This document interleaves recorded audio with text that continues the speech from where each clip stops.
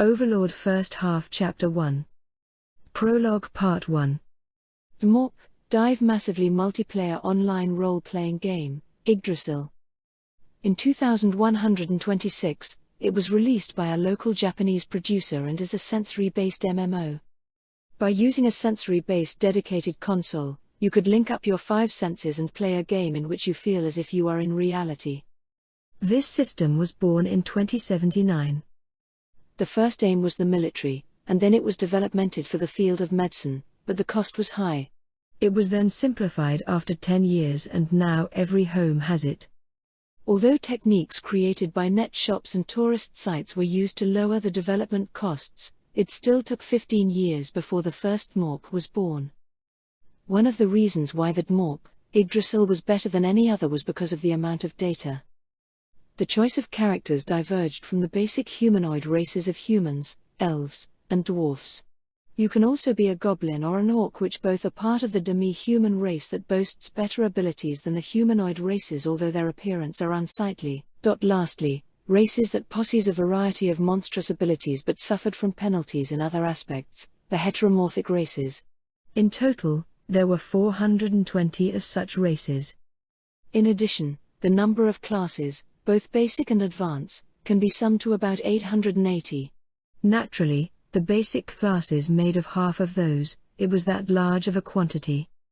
And if you satisfied the basic conditions, you could have a taste of multiple ones. The classes could only go up to level 15 and the maximum limit was level 100.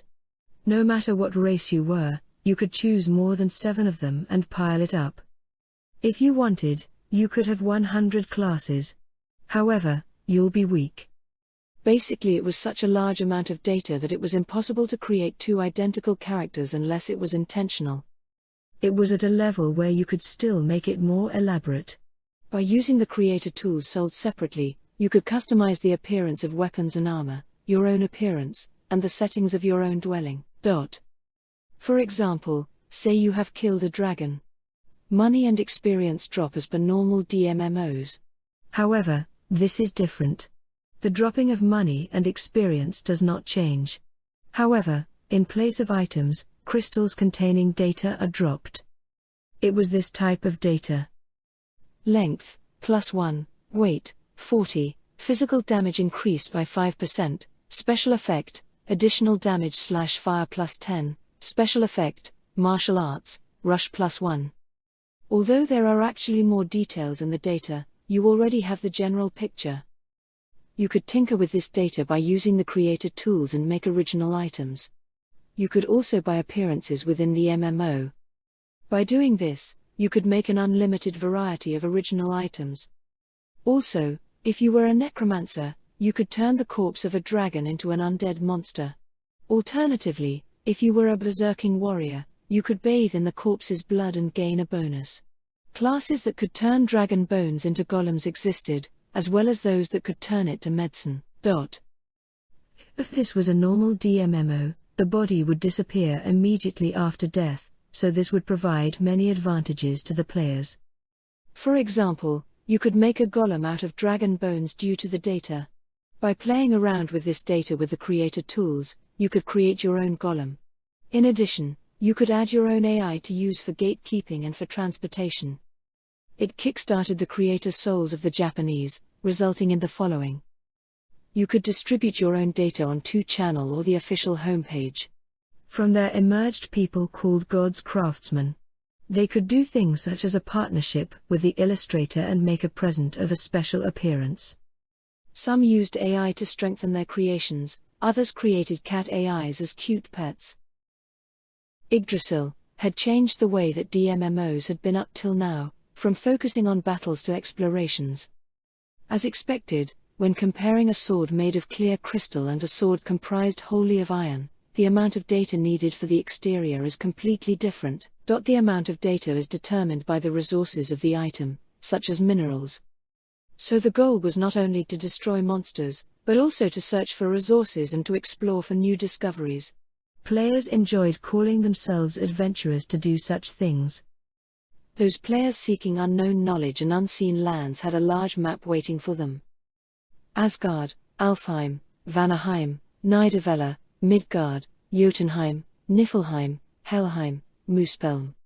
There were 9 worlds, each with their own particular traits, each were 2 to 3 times the size of Tokyo. It was common not to meet other players at the frontier for a week. A DMMO that promised unlimited enjoyment. The creators made a famous remark, a DMMO where strength is not everything, which perfectly embodied the game. With such explosive popularity behind it, it had reached a level of acclaim where Yggdrasil and DMMOs were considered as one and the same in Japan. However, that was from a time long past. The Great Underground Tomb of Nazarick. It was a large tomb with 8 floors, an infamous dungeon. Once, there was a union of 6 guilds with players and NPCs totaling up to 1,500 people. It was the first time in the server that such a large group of people aimed to get to the lowest floor. Then, they were all wiped out. It was a place where such a legend was born. However, the level of monsters were not particularly high. According to the rules, at best the monsters were at level 30. The level cap in Yggdrasil was 100, and since a third of the 1,500 people were at that level, they should not have been much of an enemy. On the contrary, they should have been able to tear through them like paper. However, the characteristics of the undead that appear there can heal by negative damage, and get damaged by positive energy. They are also unaffected by instant death attacks and mental attacks as well. It is a strategy that takes advantage of it. The negative damage spread across the floors, by about 1 point, and reduces the area effects on positive energy while still allowing recovery magic. In addition, there was a transportation trap system that could divide a party. That wasn't the only trap, as there were many other types strung up all over the place. Traps that blinded people and ones that poisoned the air, all for the sake of blocking the path of the adventurers. Also, coupled with the typical undead of zombies and skeletons, original monsters could be used and is one of the major factors of the crushing defeat. While having the appearance of a bloated zombie, the plague bomber detonated itself and dealt negative damage and healed nearby undead. The ghost could pass through walls and had a specialization in hit-and-run tactics to touch you with their weakening touch and deal damage. The screaming banshee had the ability to instantly kill anyone who heard it or deal mental damage. The Deathborn totem had the appearance of tens of skeletons merged together and could attack multiple times. There were tens of other undead races that waited elsewhere, all were capable of sending chills down your spine. Of course, all the enemies were comprised solely of undead, but it still was not easy to cope with them. Elementals, demons, and devils appeared more suddenly frequently than summons. Summoned monsters could be specifically chosen to be disadvantageous to the opponent. In a nutshell, you could choose those with fatal special abilities. Naturally, the deeper you go, more difficult monsters would appear. It was a wall of monsters so thick that you could not even imagine how much resources were spent for it. Now, according to what was currently known, the Great Underground Tomb of Nazarick had 8 floors. The intruders merely thought that they just had to get through 8 floors. There were actually 10 floors in total. When you enter the 9th floor onwards, the scenery of the tomb changes. It becomes similar to that of a white castle. Countless chandeliers, that emitted light, hanged from the ceiling, furniture suitable for kings and nobles were placed around. The marble floor was polished and sparkled. For those that were clueless, would they even believe their eyes? Wouldn't it be natural to think that way? This Great Underground Tomb of Nazarick, in the DMMO, Yggdrasil, was the stronghold of the guild standing at its peak, Eins Ulgaun. On the 9th floor of the Great Underground Tomb of Nazarick, the marble passage was without a single speck of dust, and a set of large mahogany doors were opened. In it, a giant round table made of obsidian was placed, and surrounded by 41 gorgeous chairs. However, most of them were empty. The once full seats were now only occupied by 2 people. Sitting in one of the seats was a humanoid figure clad in a jet black robe fringed with gold and purple. It was not a normal human. It had a close resemblance to a dried-up corpse, with skin covering a little bit of its bones. A dark red light flickered in its empty eye sockets. Another one was a lump of black mass making a doro-doro sound.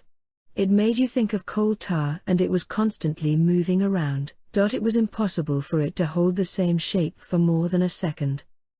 The former was an undead that was pursuing magic, an existence that was the strongest amongst the liches, an overlord. The latter was an elder black ooze, an existence that had the strongest acidic abilities amongst the slimes. Their figures occasionally appear in the hardest dungeon, their names infamous among the adventurers. The first of the infamous figures, the overlord, spoke. Of course, its mouth never moved. Really, it has been a while, Hirohiro-san. It really has been a long time. I believe it was since you transferred jobs? It seems so. Actually, even now I'm in the middle of a death match. You are? That's terrible. Are you okay? My body? It's in tatters. The elder black ooze prodded its arm, looking very much like a strange dance. I had no time to rest at all. I'm being whipped like a slave at my job. You are? It's really terrible. Their conversation turned to complaining about their jobs. To join Einzelgaun, you had to satisfy several conditions. One was that you had to be a functioning member of society. Another was that you had to be of the heteromorphic race. Their conversation went on for a while and stopped. It was a silence caused by them wondering what should happen next. Oh no, sorry for having you listen to all that. What are you saying? I'm very happy that I could meet with everyone after such a long time. Hearing you say that takes a lot off my shoulders. Ma, I really want to stay until the last moment, but I'm too tired. Ah. That's true. Take a good rest, okay? And what will the guildmaster be doing? I will be here until the end. Someone else might come. I see, thanks for everything up to now, Momonga-san. The reason why this game was so fun was all thanks to you. Momonga, as the overlord, made a large gesture in reply. That is not true at all. It was because everyone was here. I didn't really do anything special. I believe that it's not true, thank you. I will be taking my leave now. Right. Thanks for everything. Just like that, the last of the 6 people to visit the guild disappeared. Momonga gazed at the seat where Hirohiro just was. Making a gesture like he was shaking off something, he slowly rose to his feet. In the direction he was facing, there was a staff. It had the motif of a caduceus, with 7 snakes entwining around it. In each of the snakes' mouths were different colored gems. The grip was made of a clear crystal that sparkled a bluish-white light. Anyone could tell that it was a first-class item. It was a guild weapon of which a guild could only own one, the symbol of Einzelgaun. Originally the guildmaster was supposed to own it, but it was decorating this room instead. The reason was because it was none other than the symbol of the guild. It was for the sake of making this weapon that everyone cooperated and spent their days on adventures. The teams separated and competed to collect the materials. Everyone argued over the appearance, pushing for their own views and making it one bit at a time. That was the golden age of Einzelgaun, a story from that time. While reaching out his hand, he stopped in mid-motion. He stopped at this moment as, the staff that everyone made, this brilliant piece of his memories, he felt that he was about to throw it to the ground. But he should not leave it here in the end. There were people who came despite their bodies tired from work. There were also those that gave up their family time, causing them to have a fight with their wives. Also, there were those who laughed while saying they took a paid leave. There was a time where they would just talk about it for one whole day. Lots of stupid ideas were made. They planned adventures to collect treasures. They also ambushed an enemy guild's castle and conquered it. There was also once when they brought down the strongest class of boss monsters. While they were defeating monsters, they were also attacked by other players. Now, everyone was gone. Out of the 41, 37 had quit. Momonga could not remember the last time the other 3 had came. It was a guild in ruins, but it had its golden age. It was the crystallization of that sparkling lustrous time. And that was why he did not want to pull it into the current remains of that. However, he was thinking of the opposite. Ainz ul Gaun respected the use of majority vote. He, as the guildmaster, merely did the clerical work of communicating with everyone. And that was probably the reason. He wanted to try out the power wielded by the guildmaster for the first time. Hesitating, he reached out with his hand, and took the staff of Ainz ul Gaun. The moment his hand touched the staff, it released a wavering blackish-red aura. Sometimes, an anguished expression of a human appeared and crumbled a moment later. We really added too many details into this thing. The supreme staff that he had never held even once after its completion finally fell into the hands of its intended owner. While feeling the drastic increase in his status, he felt lonely. Shall we make a move, symbol of our guild? No, let us go, symbol of our guild. Part 2. Momonga exited the room.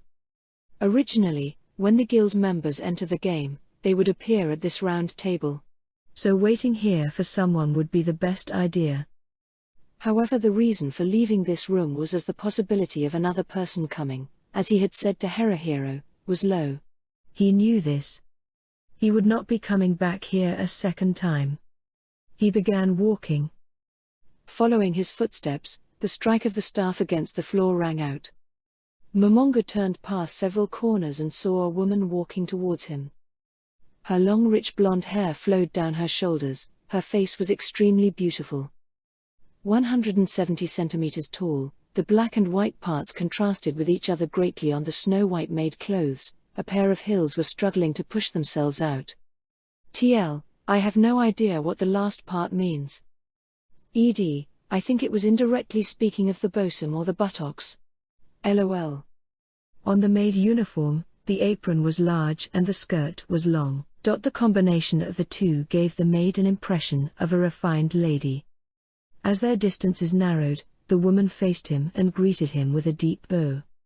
He raised his hand lightly in reply, and stopped walking. He gazed at the maid's uniforms. It was made with extremely fine detail.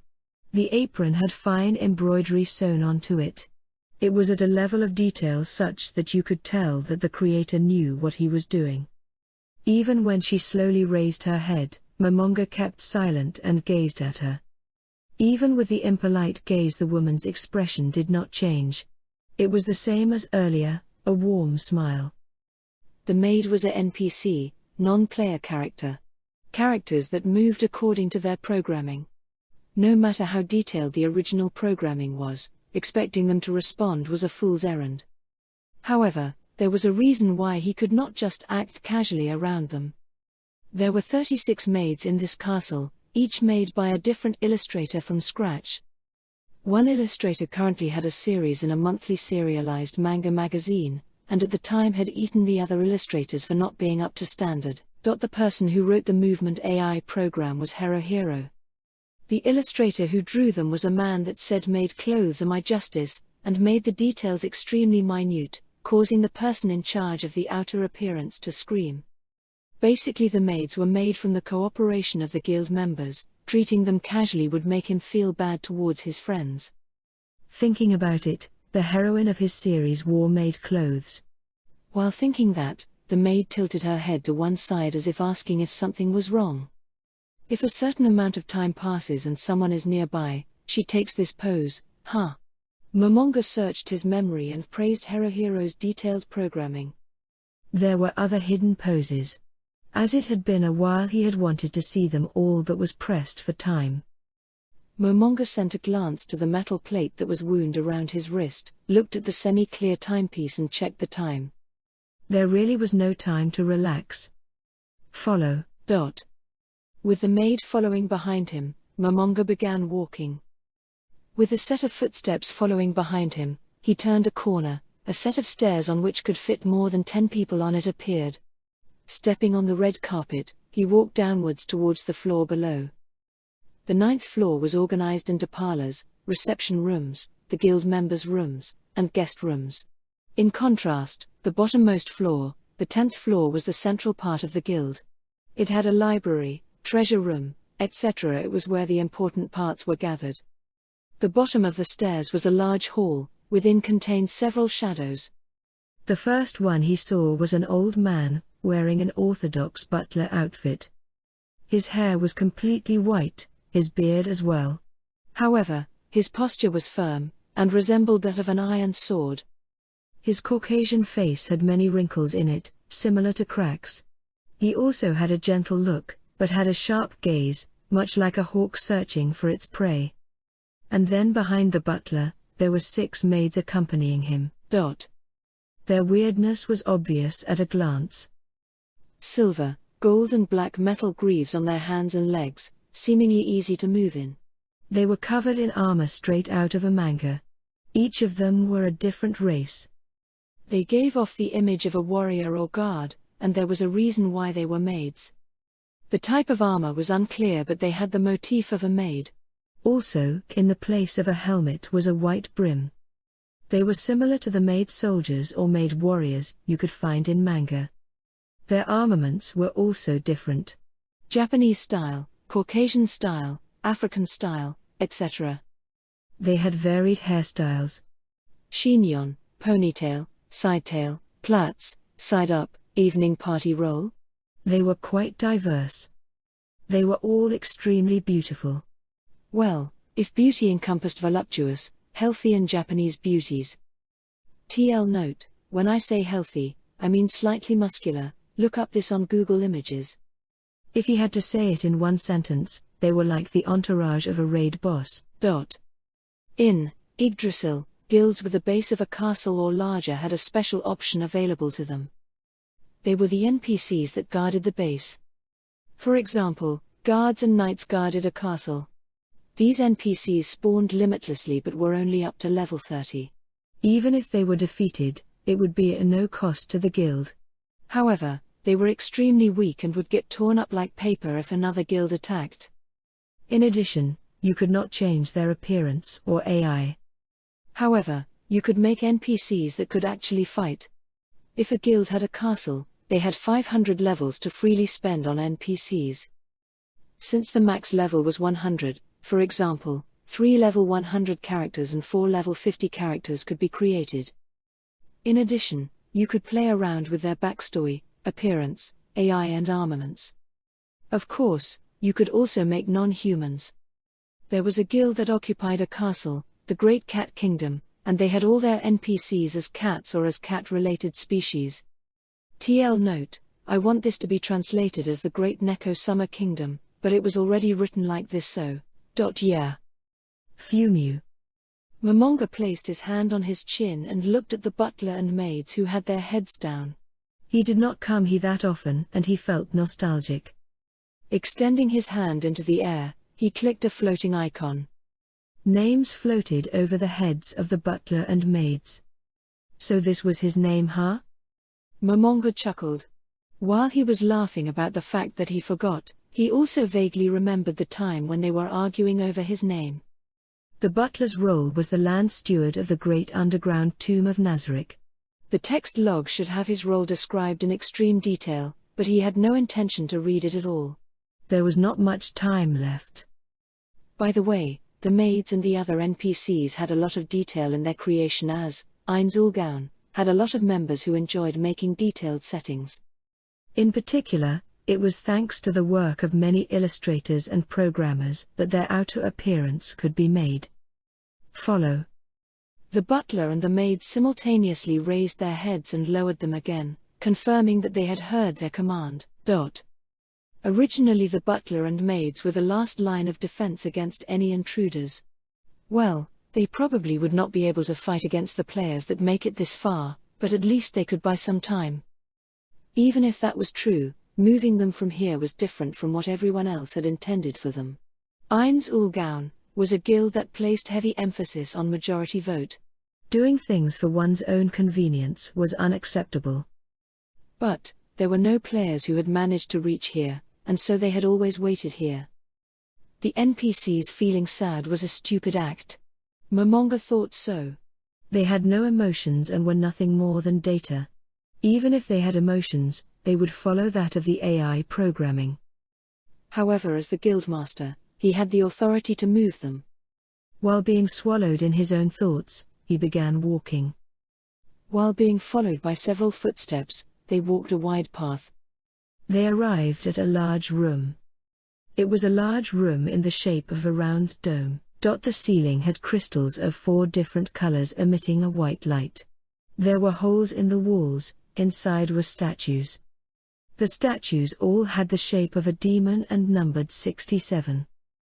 This room had a name on its name tab, Lemigeton.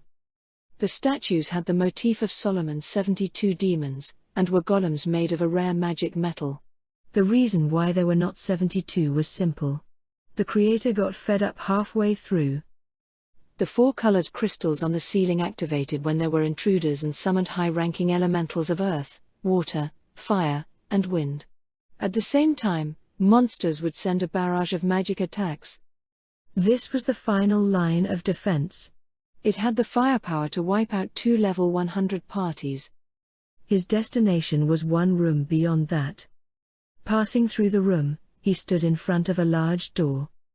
On the right side of the 3-meter-tall door was a statue of a goddess, and on the left was a statue of a demon. As expected, this door did not move, but it seemed probable that a trap had been set up. They won't move, right? Momonga felt a bit worried and touched the door with his hand. Naturally, he did not have a complete understanding of everything in this labyrinth. It was possible that someone left it as a parting gift before they quit. Mostly because there were 2 people who would do that sort of thing. In the end, there were no traps and the door was opening by itself. However, the massive doors, befitting their size, slowly opened. Beyond it was a wide and tall room. A room which could comfortably fit hundreds. A ceiling so tall you had to stare upwards to see. The throne room.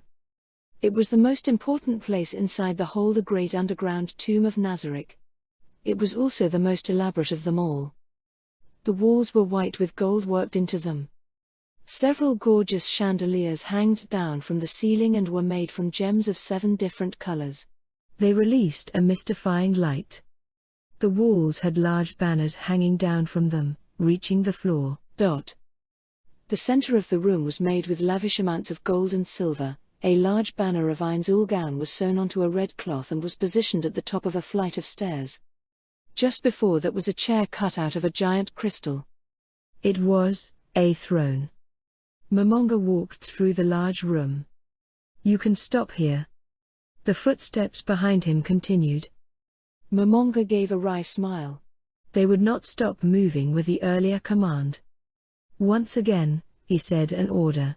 This time he did not get it wrong. After all, NPCs are just programs.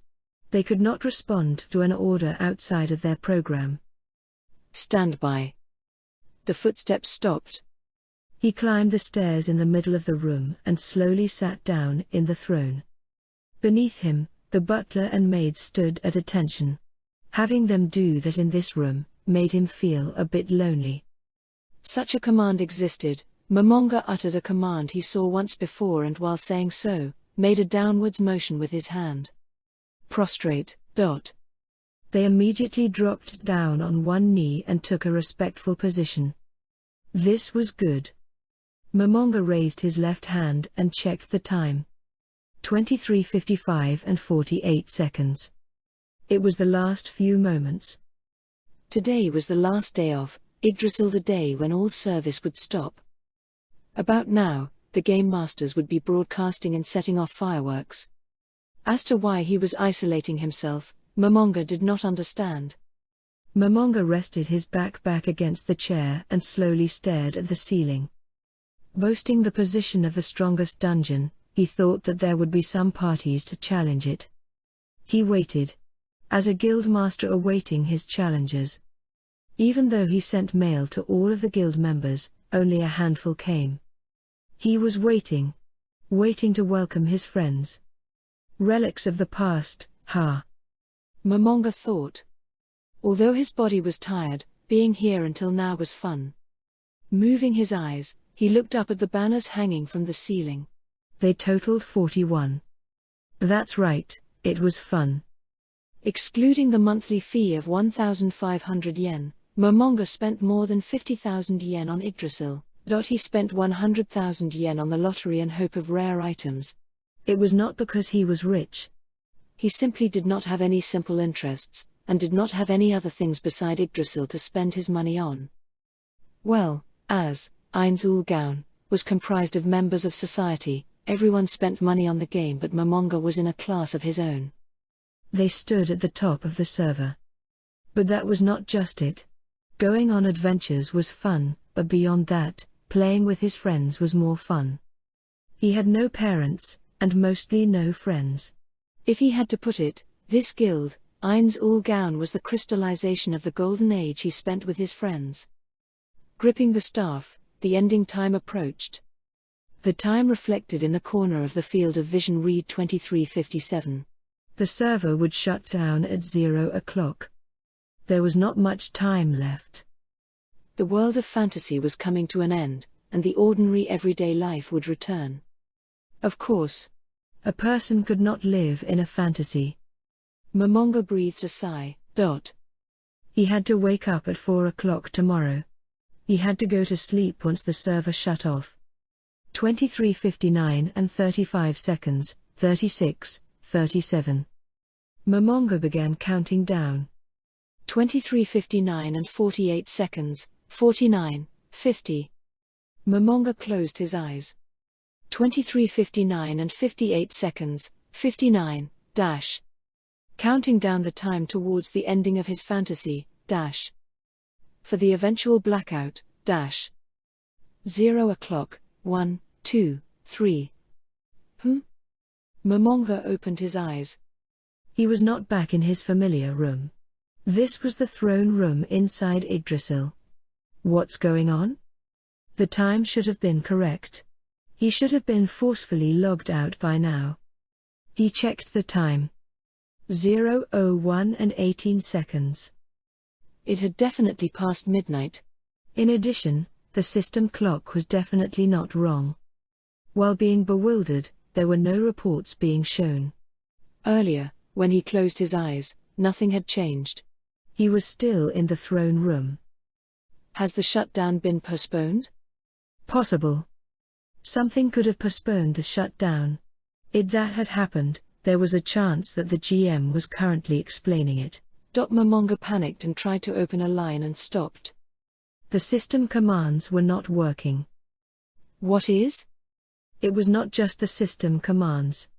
The system that gave you an overview was also not appearing. Momonga frantically tried out other functions. Shout, GM call, system force termination input. None of them had any response. It was like he was completely removed from the system. What is going on?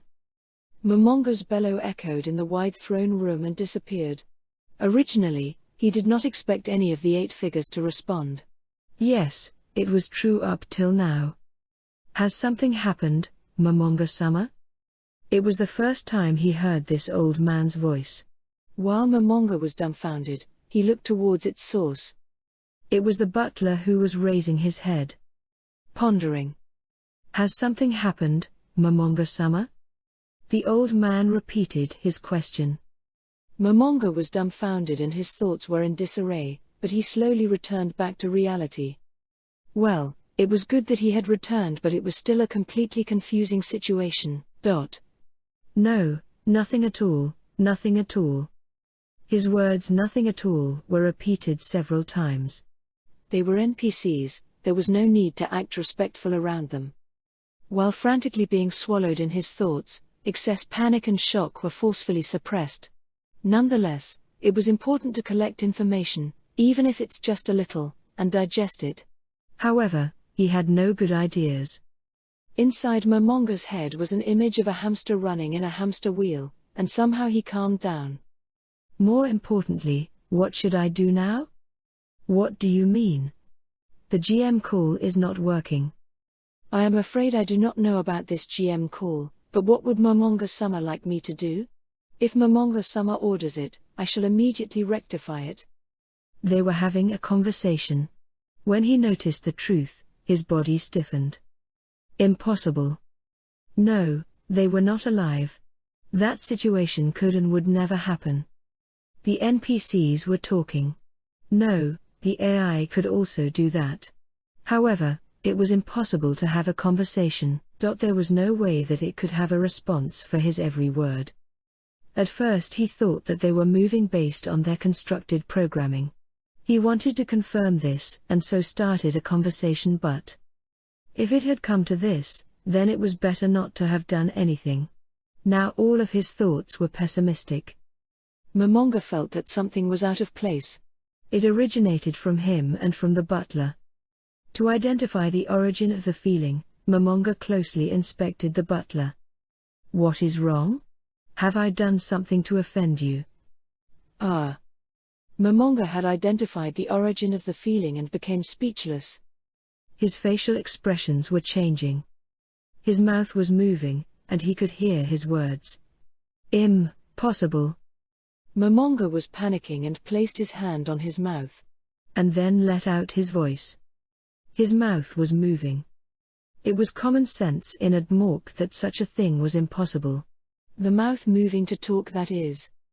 The expression on one's outer appearance was fixed. The only way to do it was to create a macro with specific expression tabs. By registering it, the appearance can change in accordance to the expression. Note, the word macro is said here. I searched it in Google and it means a single instruction that expands automatically into a set of instructions to perform a particular task. I don't know if this is right. Can I hear a second opinion? You could make 5 patterns in which they could talk and have changing expressions. But it was difficult to make the words and the mouth movements match. Also, only the mouth could move, the face remained static and could not be changed. Assuming that the butler had such a macro, then what about Momonga himself? He did not have this. In addition, his movements seemed alive. Impossible. A long time had passed since he came and he could feel his common sense shattering. And at the same time, he suppressed an urge to yell. What should I do? What would be the best thing to do? It was a situation impossible to understand. Even if he got angry, no one could help him. The first thing he should do was information. Sebas. Yes. The butler, Sebas, lowered his head. Is giving orders fine? I don't know what's happening, but can I assume that all the NPCs in this tomb are loyal to me? Or is it only Sebas? Anyway, taking into account the others apart from Sebas, there was no one else he could send to go outside. Leave the great tomb and examine the surroundings. If you encounter any intelligent beings, invite them back here. Comply to the demands of the other party if needed. The search radius is 1 kilometer. Avoid combat if possible. Understood, Momonga-sama. Is it possible to leave the great tomb? Momonga mumbled in his heart. More importantly, understanding the current situation was priority. Take one of the maids with you. If you get into a fight, immediately retreat with the information. It shall be done. That's one objective down. Now, what should I do next? While gaining knowledge was indispensable, there were other necessary things apart from that. Momonga let go of the staff of Ain's wool gown. The staff did not fall down. In fact, it hovered in the air as if it was waiting for someone to pick it up. It was a spectacle that completely ignored the laws of physics. To Momonga, however, it wasn't surprising. In Yggdrasil, even low-quality items had this effect. Sometimes, anguished faces of humans appeared in the ever-changing aura, the pitiful remnants of which Momonga collected in his hands and ignored. He was used to it, or not. However, even with those macros, Momonga had a wry smile on his face. He then snapped his fingers and drove those thoughts away. Momonga collected his thoughts and pondered. The next thing was contacting. Whatever was the case, it was important to contact the GM. The person who would know the most about what had happened would be the GM. How should he contact them? Originally, You could shout or use a GM call and immediately contact a GM. However, both were currently unusable. Other functions. A spark of inspiration appeared in Momonga's mind. Message? It was a magic that allowed one to contact others. Originally it could only be used under special situations or in specific locations, even now it probably could not be used. However, it was a magic that allowed you to contact other players, so he was not too sure if it could be used to contact the GMs. But could magic be used in this situation as per normal? Anyway, it was important to confirm this fact. Momonga was a magic caster. If he could not use magic, his battle abilities were chopped down to a 1/3 of his original. Although the current situation was unclear, it was of utmost importance to check if magic could be used. If that was the case, then a wide area would be needed. There was one place that could suit his needs. Once there, he could investigate various things. There was one more thing. It was to confirm something similar to his own power. It was to confirm his own authority. Whether or not the authority of the Guildmaster of Ainz Ul Gaun was maintained. All the NPCs he had met up till now had loyalty towards him. However, there were 5 other existences in the great underground tomb of Nazarick that could rival him. He had to confirm their loyalty. Firstly was to check if the Legematans golems only listened to his orders to secure a safe place. Then he had to check the loyalty of other strong NPCs. But if that was the case, Momonga looked down upon the kneeling figures of Sebas and the maids. Was their loyalty still unshakable? If the boss did stupid actions, his subordinates would immediately lose confidence in them. This would probably stay true here. Or maybe if he re-entered their loyalty, they would not betray him. If their loyalty had changed, what should he do to reclaim it? Maybe rewards? There were a lot of valuable treasures located inside the treasury. He should still have quite a bit of Yggdrasil currency. Of course, he was not sure about their salary. Or maybe the superiority of their ruler. However, he was not sure what would constitute a superiority. Maybe assisting in the improvement of the dungeon. Or maybe power? The staff of Ainz Ul Gaun flew into Momonga's open left hand. Overwhelming strength?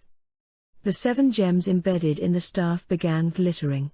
They appeared to be about to use a powerful magic. Well, I'll consider it later. He let go of the staff. It floated around, as if sulking, and fell to the floor. Anyway, he had to act like a ruler. There was no hostility currently raised against him. Not letting your weak parts be visible was a common action of humans. Momonga stood up from the throne and raised his voice. Excluding the maid following Sebas, contact the floor guardians. Inform them to come here, no, the 6th floor, the amphitheater. The reporting time is 1 hour from now. Afterwards, go to the 9th floor and guard it. There is no need to contact Aura, I will do it myself. Yes. While the maids lowered their heads, only one did not do so. Before he arrived at the throne room, it was the first maid that he met. He remembered that the housemaids had a level of 1. They had no fighting strength. Ah, you. Master, what should I do? TL note, should I put Gos Yuujin Summer here or keep it as master? Ed note, I prefer the Gos Yuujin Summer raises right hand. You will stay here.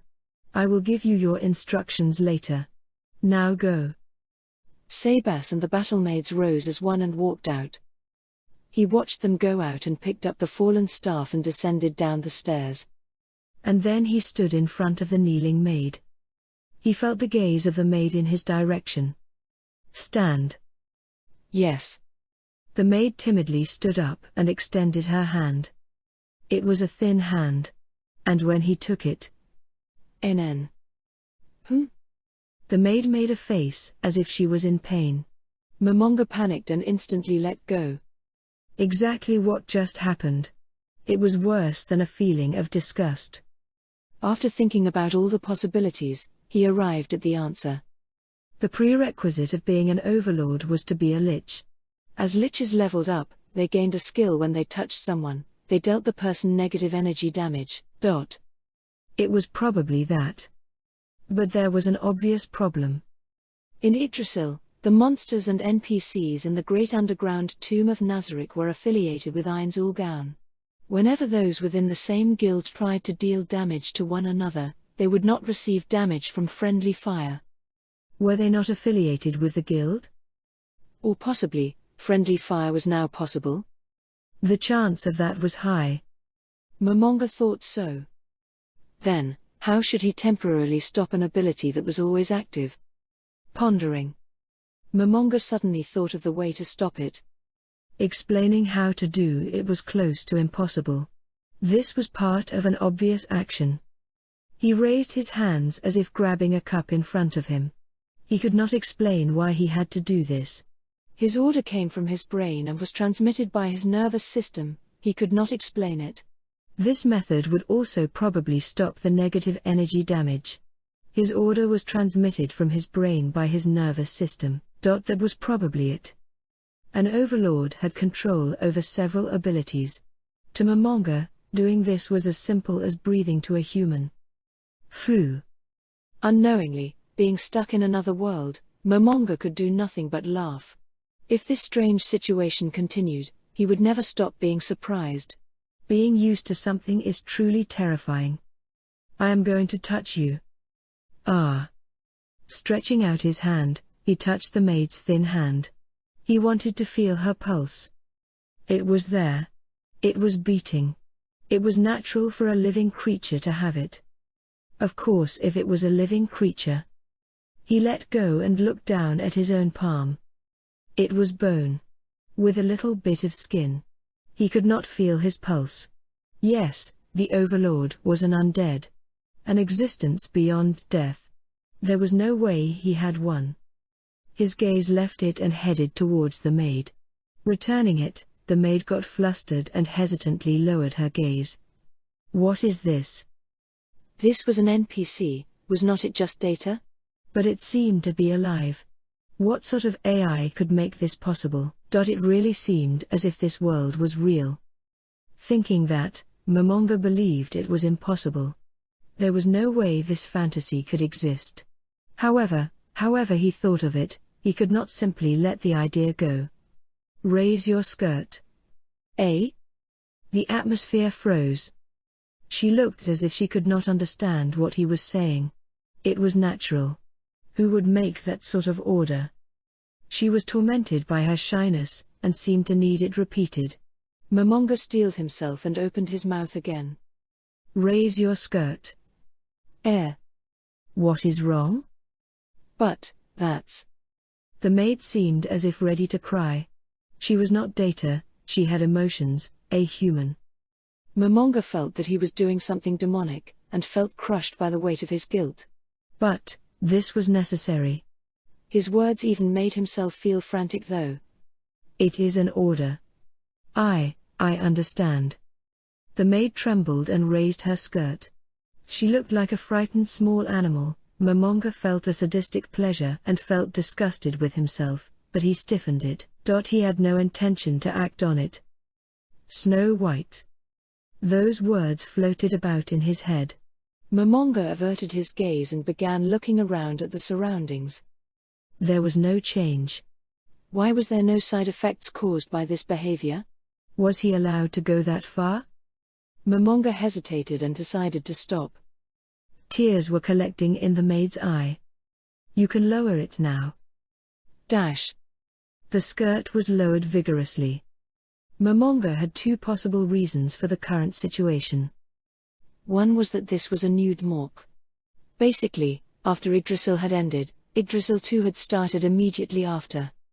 However, after this the chance of that being true got extremely small.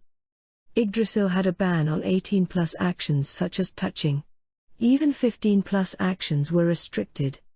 A violation would result in the violator's name being exhibited on the company homepage and his/her account would be shut down. There was a possibility that he who had just performed an 18+ action would be recorded on the log and legal action would be taken against him. If this was the games, Yggdrasil's world, such actions would be impossible to do and measures would be taken. Firstly, if the company had seen this, they would have stopped him. However, that did not happen. In addition was the DMORC laws, without getting the consent of the user, forcing them to play the game was considered as kidnapping. If they were forcing players to play the game, then they would immediately be reported. It would not be strange for them to be taken to prison if players could not log out. In addition, it was mandated to record a week's worth of events onto the console, causing the developers to be easily caught. If Momonga did not come to the company, someone would come looking for him, and the console would be handed over to the police. Would they even do such a criminal act if there was evidence available? While it was true that if this was Yggdrasil 2 or a patch it would be a grey area, there were no merits for the company in doing such a dangerous thing. If that was the case, then the current situation was, not a product of the game company. He could not think of any other possibility. Even if he changed his way of thinking, he could not think of any other possibility. The problem was that everything was unclear. But there was one other possibility left. The possibility that the game had turned into reality. Impossible. Momonga believed so. It was absurd, and irrational and could not possibly exist. However, the longer he thought about it, the more it seemed that it was true. And then... I am sorry. Momonga lowered his head. This was a human. What exactly happened he did not have a clue, but he understood one thing. The NPCs had emotions. You could say that she was very similar to a human. Or maybe, she was a human. No. Momonga-sama must have had his reasons. Sob. The tears were falling. It was natural. If he himself received this sort of order, he would probably do something similar. Momonga collapsed in his self-loathing. But, how should he stop her tears? He could act like his old superiors and he would be able to desperately apologize. He even felt that prostrating himself would be appropriate. But he could not do that. Until he fully understood his own position, he could not show anyone weakness. When he lowered his head earlier, the maid made a slight commotion. Anything more would be bad. Don't cry. You can go. Yes. The maid lowered her head, and her footsteps slowly left the room. While watching her figure, Momonga breathed a tired sigh. The arena. The ring of Ain's Ul gown. It was a ring on Momonga's right ring finger, a magic item that all members of Ain's Ul gown owned. The ring did not have any strong abilities. Out of all Momonga's other equipped rings, it was extremely weak. When compared to a ring that would allow you to revive at the base when the player dies instantaneously without penalty, it was lacking. However, as for why he was wearing it, under certain conditions, it was the most frequently used of the group. It had the ability to transport the user anywhere with the Great Underground Tomb of Nazarick. Apart from certain areas, other convenient transport magic would be obstructed within the Great Underground Tomb. The only place you could not access using it was the throne room. In addition, you could not enter the treasury without the ring. After confirming that he had control over the Lemegeton golems, he readied himself and activated an item. The world blacked out for a moment and the scenery changed. It seemed that the item usage check was a success. He was used to it, as he saw it often enough in Yggdrasil. The place Momonga teleported to was a gloomy passageway. Just in front of him was a closed lattice door. From there, a white light shone through. Momonga walked through the wide and tall passageway. The passageway was lined with torches, causing shadows to dance around the walls. As he approached the lattice door, it raised itself upwards.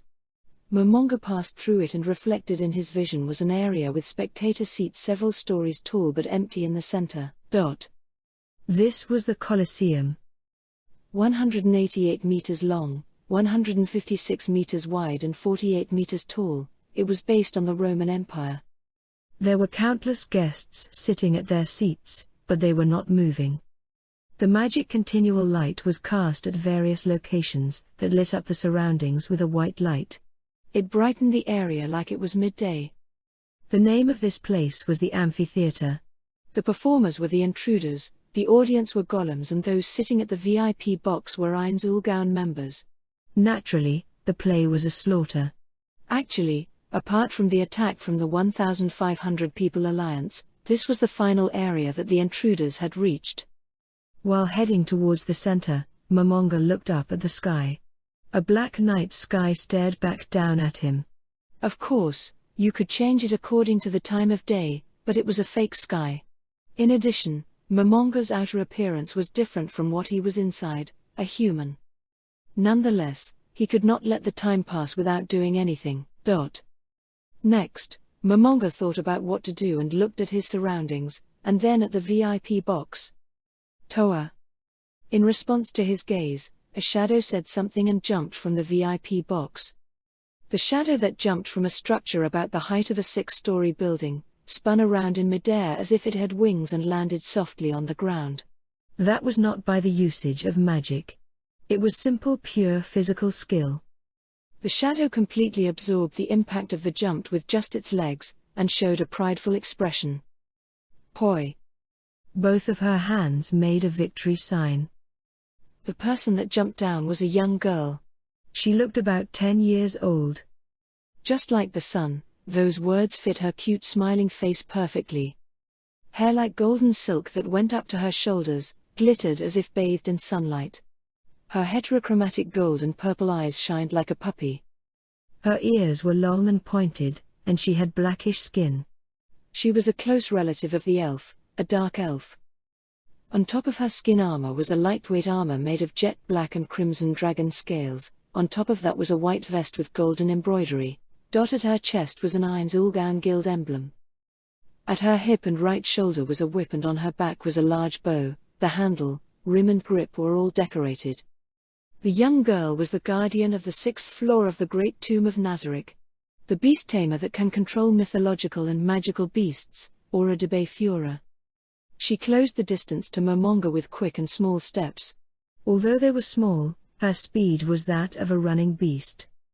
The distance between the two closed in an instant. She braked hard with her feet. Her shoes were plated with mithril and made a zah-zah-zah sound as they kicked up dust. Momonga reckoned that the cloud would not reach him, and he admired the scene. Phew. Although she was not perspiring, she acted as she was and wiped her forehead. She smiled just like a puppy. Welcome, Momonga-sama. Thank you for coming all the way to my floor. Her face was a smile and he could not feel any hostility. Sense enemy also had no response. Momonga let his gaze leave the band around his right wrist, and removed the power collecting in the staff in his hand. If he had gotten into a fight, he planned to retreat immediately, but it seemed that it was not necessary. You seem healthy. I am healthy. But I have had too much free time on my hands.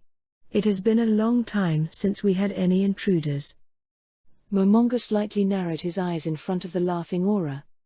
When the 1,500 people alliance came, they had invaded until the 8th floor. Basically all of the floor guardians died. What happened to their memories of that time? While he could believe that she was not scared of death, he wondered what she thought about it. Yggdrasil simply caused you to level down whenever you died. While it was the game's setting to have you forfeit your levels, the current him would definitely feel a loss. But if the player character was level 10 or below, the level down did not occur, which was different from the beta test, where you simply died. In addition, using the magic resurrection and raise dead would cause a decrease in level. Also, using expensive cash items could reduce the level down penalty. It was even simpler for NPCs. The guild just had to pay for their revival and their level would not be affected. This way, the level down gave players who loved to rebuild their character a way to do so. While it was true that if this was a game which relied heavily on experience, going down one level would be an extreme penalty. However, in Yggdrasil until the latter half of 90 levels it took a short time. And for that reason it was not that terrible to lose levels. This was not fearing the level down, causing the barbaric land to not be reclaimed. If you had bravery, you could awaken the engineering side in you. TL note, I have no idea what this means. Any opinions? But If this world was real, if they died, it would be the end. Was the aura here different from the aura that died in the battle, or was she revived afterwards?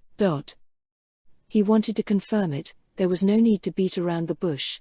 Aura had no hostility, and he wanted to conduct an experiment. More importantly, she was a NPC creation of a member of Ainzul. It would be good if he could hear all of her problems. Also, there was a chance that death in this situation and in the past could be completely different. This way to verify the facts was good, he could not confirm others so he left them for later. Firstly was to check the degree of how much the program froze. In the end, the Yggdrasil that Momonga knew, how much has it changed in the current situation? It was important to find out. A break because there are no intruders? No.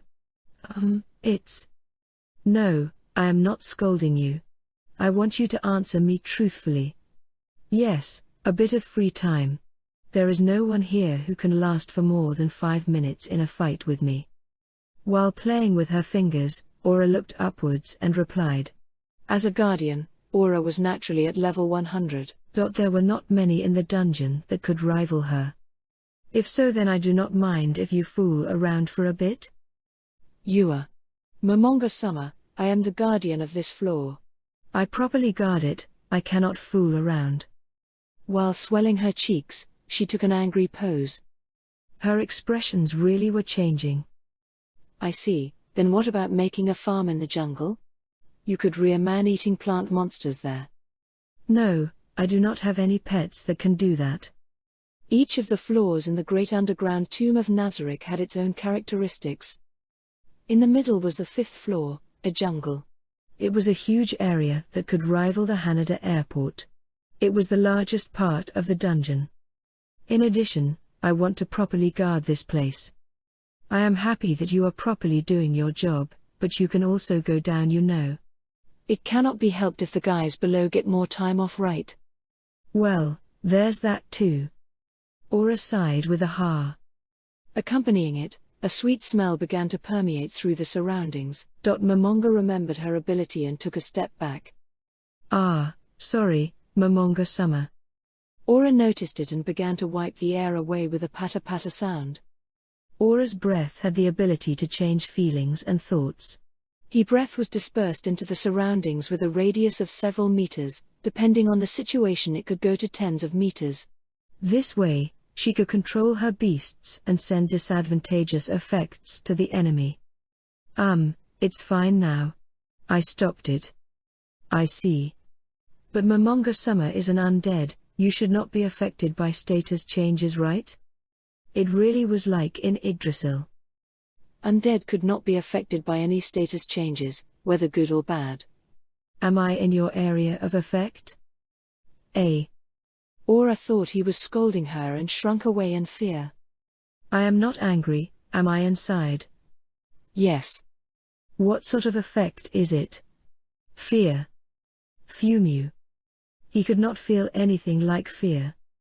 Momonga was wearing magic items for the sake of being unaffected by status changes. He removed any resistance holding equipment on his hand.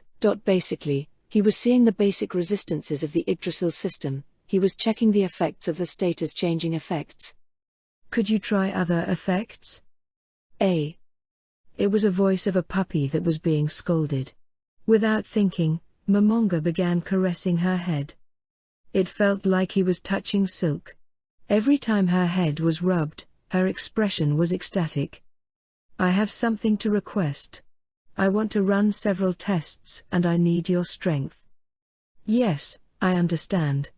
Momonga-sama, please leave it to me. He stopped Aura, who was about to roll up her sleeves. But before that, he gripped a staff. It was the same as earlier. It was the same as when he used the ring's power. He collected power in the staff. Momonga commanded power into the staff. He was using just one of the gems embedded in the staff. He used a small fraction of its power. Summon Moonwolf. Using a summoning magic, 3 beasts appeared from the air. They were Siberian wolves that were releasing a dim silver light. Summoning monsters using magic had the same effect as in Yggdrasil. This was why he did not act surprised. This wolf was transportation speed was not complete, it was an essential member of a surprise attack, a level 20 class monster. It did not have any particularly strong abilities, but it was suitable for his current objective. On the contrary, it needed to be weak. A moonwolf? Yes. Added into the effect range. Is it okay? I do not mind. He was overbearingly pushing forward with the uncomprehending aura. If he could not enter the area of effect, he would not be able to guarantee the accuracy of the results of this test. This problem of this test was that aura's ability would not start up. To avoid that, he used a third party to at the same time receive the effect. For that purpose he used a moonwolf. Aura released her breath into the air. Momonga did not feel that he received any changes. Midway, he turned around and relaxed as there were no effects whatsoever. The moonwolf, which was also within the range, was affected, as there was no way that aura's ability would not work on it. Anyhow, it seemed that Momonga did not receive any status changes. That was basically due to Yggdrasil had special rules for when heteromorphic races summoned monsters, and would gain abilities much like that of monsters. The monster abilities Momonga had as an overlord were high-class undead creation /8 per day, low-class undead creation /12 per day, negative energy touch, desperation aura, cold, acid, electric immunity, high-class, damage immunity, high-class, magic resistance, wave of death, impure protection, high-class, retreating resistance, physical damage, reduction in strength and magic. TL note: this is what happens when you do not give names to skills in katakana. A very confusing mess. Also, he had his class levels as well. For example, Momonga had his Master of Death instant death strengthening magic, his True Necromancer's Undead Ruler and Undead strengthening skill. Undead had special base abilities. Immunity to critical hits, immune to status change, food and drink unnecessary, poison, sickness, sleep, paralysis, instant death immunity. Death magic strengthening, oxygen unnecessary. Ability cost damage immunity, energy drain immunity, recovery with negative energy, night vision. And there was more. Of course, he had weaknesses. Frailness against light or holy damage, fire damage increase. Naturally, he could remove these with items. These were the basic abilities of being an undead. He could also gain them from leveling up as well. This was quite useful information. My thanks. Yes, it was not much of a job though. Return. The figure of the three moonwolves disappeared similar to how they first appeared. Long ago, I thought that aura's abilities did not affect those from the same guild. Watching aura's surprised face, Momonga understood that it was not the case. Was I wrong? Yes. I can only change the area of effect at will. You have probably gotten it confused with that. Friendly fire was now permitted. He could not let this become a painful experience in which he could the way area of effect magic worked. Momonga mumbled to himself and thought about it. The quiet aura was fretting and eventually opened her mouth. Why did Momonga Summer come to my floor for? Yes, no, it's different. I came today for training. Training? Aura's eyes almost popped out of their sockets. What was a magic caster of the highest class, the leader of the great underground tomb of Nazarick and Aura's master saying? Momonga got that feeling. Yes. At Momonga's reply, he lightly hit the floor with the staff, and Aura understood. Momonga felt happy that everything went according to plan. Understood. That staff of legends? Is it really okay for me to see it? I do not mind. However, you can only sit and watch, then you can observe the power of the strongest magic. Aura became happy. What sort of powers did a legendary staff have? Momonga posed the question to himself. If there was a difference in perspective, it could become troublesome. He had to be careful to not make any problems. One more thing, Aura. I have summoned all of the guardians to assemble here in an hour. Then I have to make preparations to. No, there is no need. Just wait here until they arrive. Really? All of the guardians? Then is that girl is coming too? All the guardians.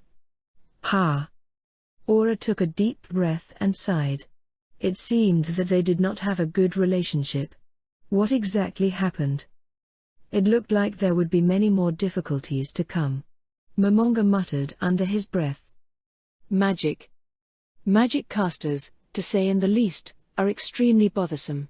It was a class where you had to plan extensively into the future, is what some Yggdrasil players said. Firstly, magic in Yggdrasil had a ridiculously large number of spells that could not be changed or made by the creator tools. There were 3,000 of them. Of course it was impossible to use all of them. They were separated into 4 types. Those that call upon God's miracles are the clerics and priests. Placing heavy emphasis on their faith stat, magician, wizard and secret arts user, arcana. Prioritizing on their magic power stat, the talismancer and the Miko. They placed heavy emphasis on their mental strength stat. Lastly were those that placed heavy emphasis on other stats. TL note, if you have any ideas for what I should replace this with, please write in the comments below. Ed note, instead of emotional strength, how about mental strength? And the means secret arts? I'm not sure. For each class, different spell lists were available. A wizard could use tier 1 spells of a certain type, and could go up to tier 2. However, arcanas could use tier 1 of this type but could not go up to tier 2. GS, are tiers and ranks different? They use tier in the lane. TL, they are the same, I just wrote them differently, so I can change them later. GS, noted. This way, when the players level up along with their chosen class, they can choose 3 new spells from the class spell list. Hence, level 100 players could use 300 different spells. However, this has been counted as a separate system and the stacking of classes are different from the level of magic one can use. And for that reason level 100 characters who had bad Faith series classes and could use only up to the 4th tier of magic when they could have gotten up to the 6th tier. Simply put, having a level 60 wizard and a level 40 cleric would not let you use the highest 10th tier magic of the Faith series. And the most number of spells the highest level 100s could learn was 300. Whether this was few or many, magic casters could only accept it. But it was extremely few. At least, when compared to the total number of spells that could be learnt. Firstly, in order to learn magic, you must first fulfill the prerequisites. Selected classes, special events, using certain items, etc. and then, being able to use the selected magic type. Similarly to how one learns a language, you need to learn the prerequisite magic. And for that purpose, there were players who devoted 1/3 of their total magic to the prerequisites, and there were players who tended to give up learning as they could not clear the prerequisites. In addition, and for those who were becoming specialists, there was a problem about what to choose. It was extremely common that the magic that they wanted to learn was not within their field. It was not rare to die and recreate one's classes. Also there was the tricky problem of handling the stats. For example, the magic fireball. Its attribute was considered magic.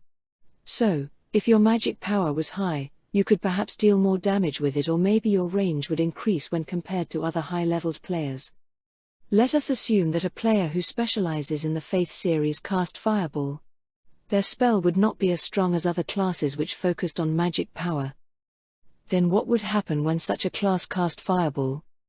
The damage and distance would be inferior to those that focused on magic power. This was the decision tormenting the minds of Yggdrasil players. If the magic casters were just planning to fulfill a certain objective, then 300 was a sufficiently large number. There were magic casters who wanted to just fight monsters. Many ordinary Mork players chose to specialize in using buffs and attacking. Solely dealing damage to the enemy was the way to go. Magic casters were also looking for a way to handle multiple scenarios. If you were hoping to simply destroy strong monsters with overwhelming strength, then you could not do that. However, due to the overwhelmingly large number of spells that you can learn when compared to normal dmorps, unlike regular dmorps that only have magic for battle, there is magic that can be used for a variety of situations. For example, metal detection magic from the lower to the higher tiers existed. It could also refine and purify it. Magic that let you peer into the ground, and magic that let you turn dirt into low-ranked metals. There was countless transportation magic. Long-range transportation with a chance of missing, long-range transportation with no chance of missing, transportation which caused a flashy effect for no meaning whatsoever, transportation that swapped the position of two objects, transportation that gathered all the party members. Transportation that brought you to the closest town, short-range transportation that could be cast for an unlimited number of times within a certain time period. There were many others. Another would be sensory magic, sensing of nearby enemies, detection of enemies who had erased their presence, sensing of the enemy's magic casts, knowledge of special items, sensing of opposing magic. There was countless magic that gave you sensory abilities. By using one's head to cast the attack magic, there were countless magic that made it easy to change the flow of a battle. For that purpose, learning 300 individual magic, if you thought about dangerous situations, you could not feel that it was a lot. In fact, you would feel that it was too few. In addition, in order to make the choice of choosing your magic rare, when you leveled up and chose your magic, even though you chose it, you could not cast it that often. Also, there was a large amount of data on the Yggdrasil wiki that was also easy to understand. Momonga, thanks to his cache items, had learned 100 more spells. In addition, due to his repeated PKs less than player killer and participating in special events, another 318 more. In total, he had learnt 718 spells. Instead of simple destruction spells, he had a specialization in binding magic and death magic. In addition, he chose a class that matched them, boosting the abilities. And for that reason, he would lose to a battle-focused magic caster in terms of damage, and the destruction level was also a problem. Conversely, investigation and searching magic were very important, but there were few of those, so it could not be compared. Momonga slowly pointed his finger towards the scarecrow that was set up in the middle of the arena. Momonga's many death magic spells did not have much of an effect on non-living organisms. A simple explosion spell would be best here. He sent a sidelong glance towards Aura. Her eyes were sparkling with curiosity. On her two sides were huge monsters. Their giant bodies over 3 meters tall reminded one of an inverted triangle. A skeletal structure that appeared to be the mix of human and dragon, with thick and sinewy meat covered it. Covering that was a set of scales that were harder than steel. In addition, a dragon's face and a tail that made you think of a tree. While it had no wings, it looked similar to a dragon standing upright.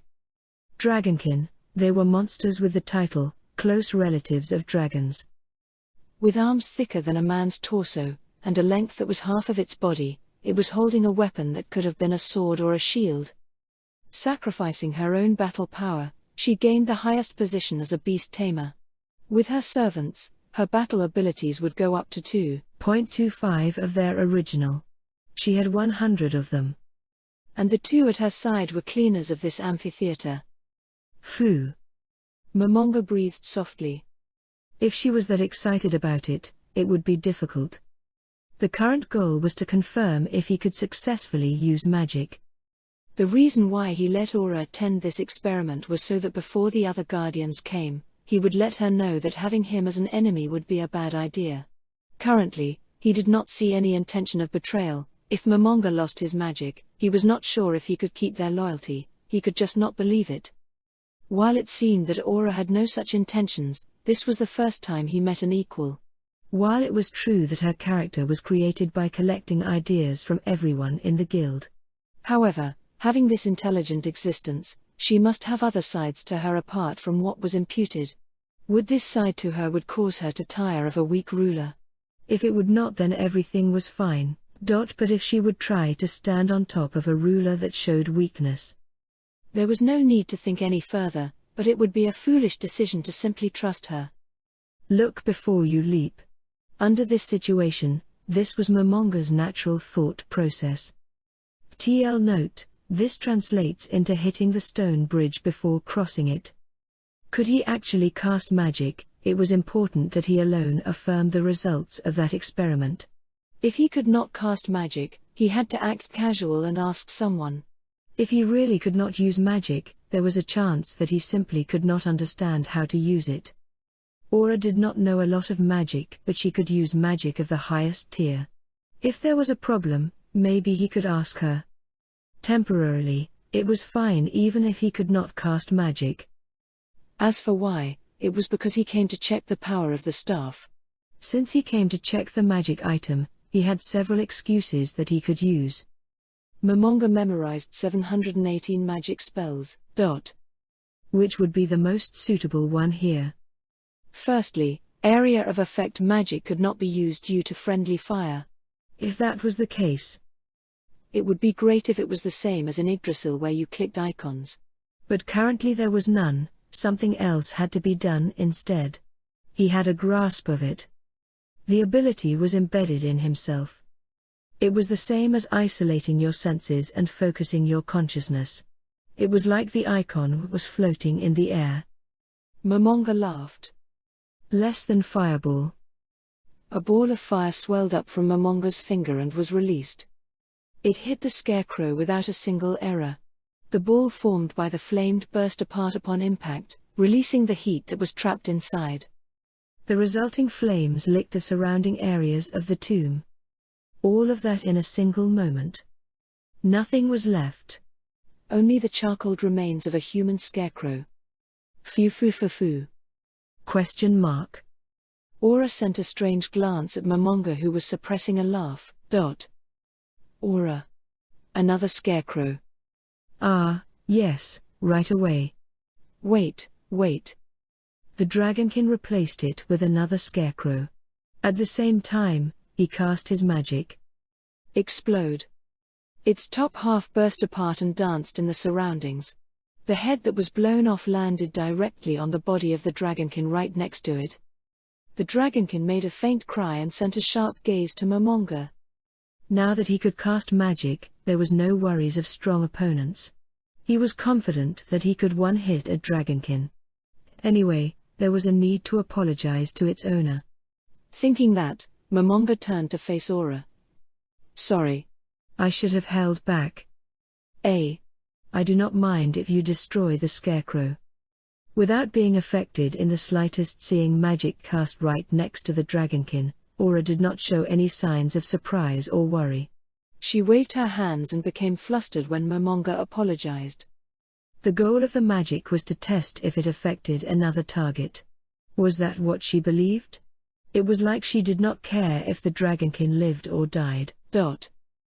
Anyway, he had confirmed whether he could cast magic. Thus, he could conclude that he had the game abilities he had in Yggdrasil. Now he should use a magic to try and contact the GM, but he should not get his hopes up. Momonga activated another magic. Message. The first one he should contact was the GM. He heard a sound similar to when he had calls on his phone when he was in Yggdrasil. If he was not in a certain locations, the sound would not be made and the call would be immediately cut. This time, how should he say it? Putting it in words would be extremely difficult. It was like extending a string of sorts, and he felt like he was searching for something. However, that feeling continued and the effect of the magic ended. It was expected yet disappointing. Both emotions swam strongly through his head. Momonga recast the same magic. His target was not the GM. It was other members of Ain's all down. However, you could say that so it was like that, or perhaps you could say it was natural. No one answered. Momonga breathed softly and stifled his feelings and moved on to the next item. It would not be bad to try to contact Sebas, but anyway for now. Power collected in the staff and was released. Summon Primal Fire Elemental. He stabbed the staff forward and formed a large ball of light, in the middle of which held an extraordinary whirlpool of fire. It increased in speed and size with a diameter of 10 meters and a height of 15 meters. There was a large blast of purgatory flame and blistering hot winds swirled through the surroundings. The two bodies of the dragonkin held Aura, guarding her from the hot winds. Momonga's robes fluttered with the heat waves. It would not be weird for heat on this level to cause burns, but Momonga had absolute flame resistance and thus it had no effect on him. The tornado of flame ate up the atmosphere and grew larger, and released a shine like that of molten iron, and took up a humanoid shape. Primal Fire Elemental, an elemental spirit of the highest class. It was a level 80 monster. You are. Aura's voice was filled with admiration and looked up at it. In front of the highest class of spirit that he had never summoned before, Momonga had the face of a child that had received a toy that it had always wanted. Do you want to try fighting it? Aura was bewildered for a moment, and then put on an innocent smile. Maybe it was a bit too much to call her a chi. No, she was quite warped. Is it okay? I do not mind, even if you defeat it, it will not be a problem. Momonga shrugged his shoulders. The staff was an existence that allowed him to summon this monster once again tomorrow. More importantly, will it be fine? You are bad with those who use pure power, right? It will be okay. I can make myself immune to fire. I should be able to do something. Half listening, Aura began her preparations. She was probably coming up with a strategy in her head. If it is impossible, do not push yourself. Yes. A spirited reply. Aura had decided to fight and signal the two dragonkin at her side to move away. She was probably going to fight alone. Primal Fire Elemental, the wavering mass of fire began to move. Defeat Aura. If you do, stop there. Return. The giant of fire made a mass of fire in the shape of a fist and quickly closed the distance between itself and Aura. Aura held her whip with both hands and readied herself for the fight. While giving Aura a sidelong glance, Momonga had a thought fluttering around in his mind. It was, what should I do now? The problem was that he had used a bit too much magic. He still had some left, but since he was not sure what would happen from her on out, he needed to recover some. If he could, he would like to go to a place where it could recover, but magic had tiers. They were from 1 to 10. And then there was over magic, which surpassed that. The consumption of MP became extremely important at this tier and was consumed from this tier alone. Assume that a magic caster has 100 MP.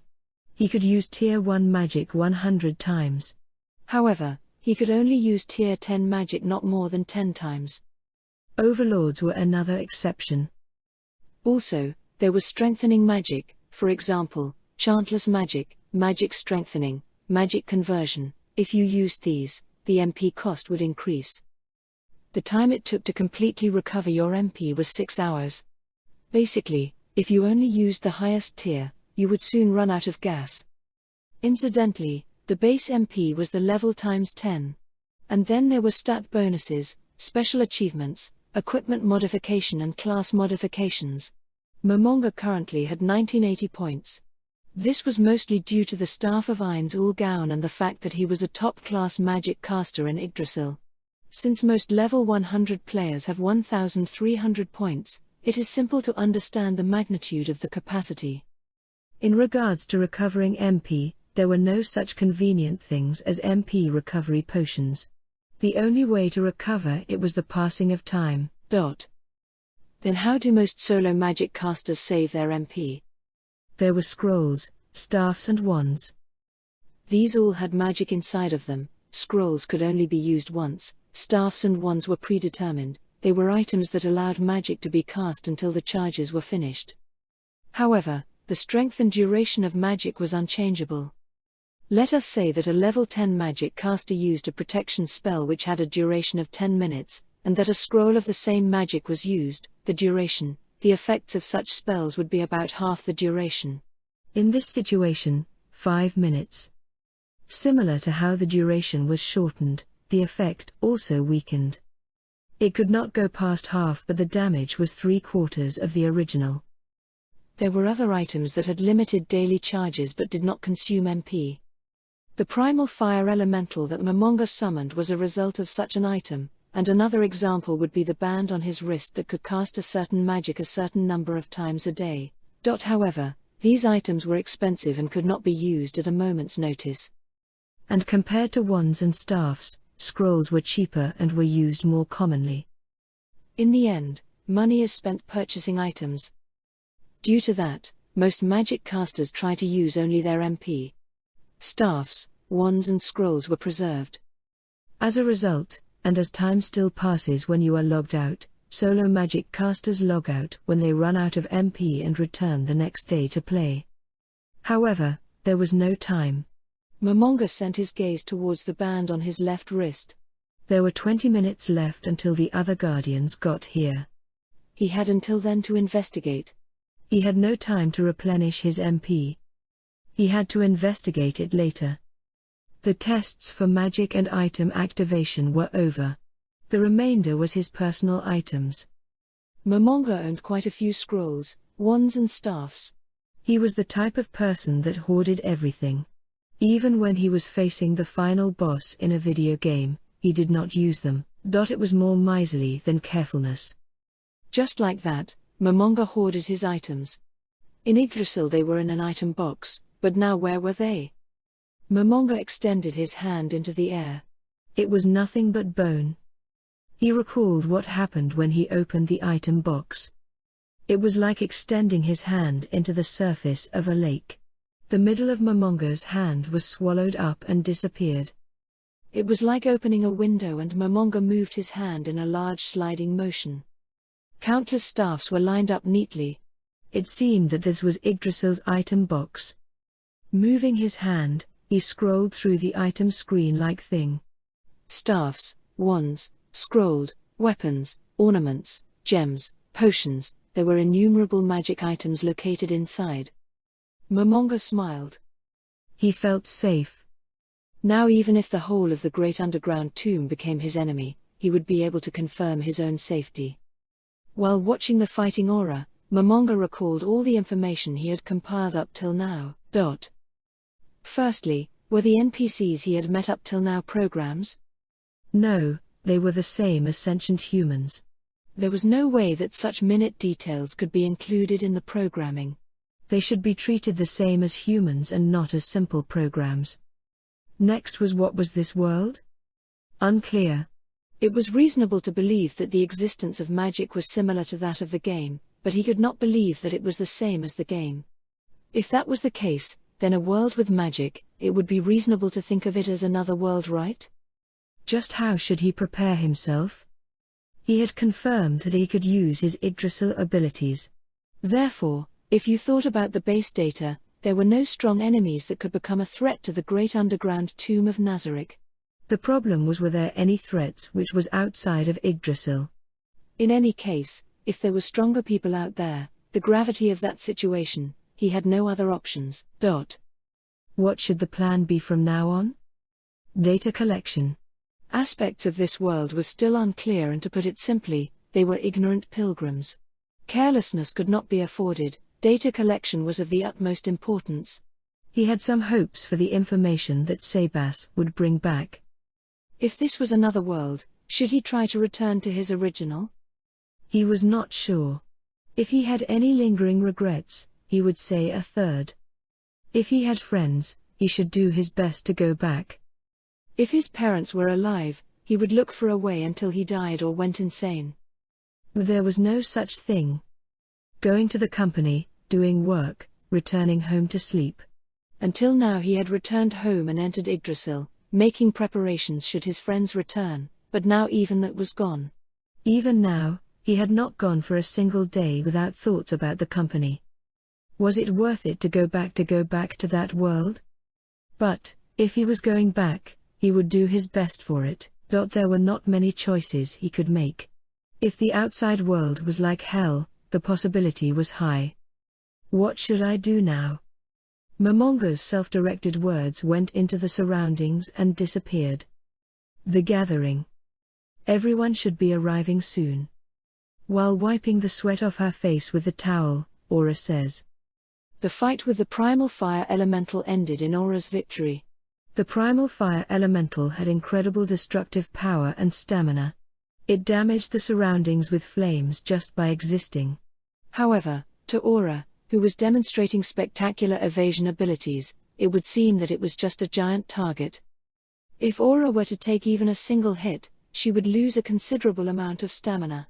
So that such a thing wouldn't happen, she had to cast several defense magic in response. To the magic caster Momonga, it was a spectacular fight. That's right. Momonga let his gaze drop onto the watch wrapped around his right arm. The scheduled time had yet to arrive, and there probably will not be any guardians that would come late. It would not be strange if a lot of time had passed. Pooh. Breathing heavily, Aura began wiping the sweat accumulating on her throat. The ones that she missed formed into balls and rolled down her dark skin.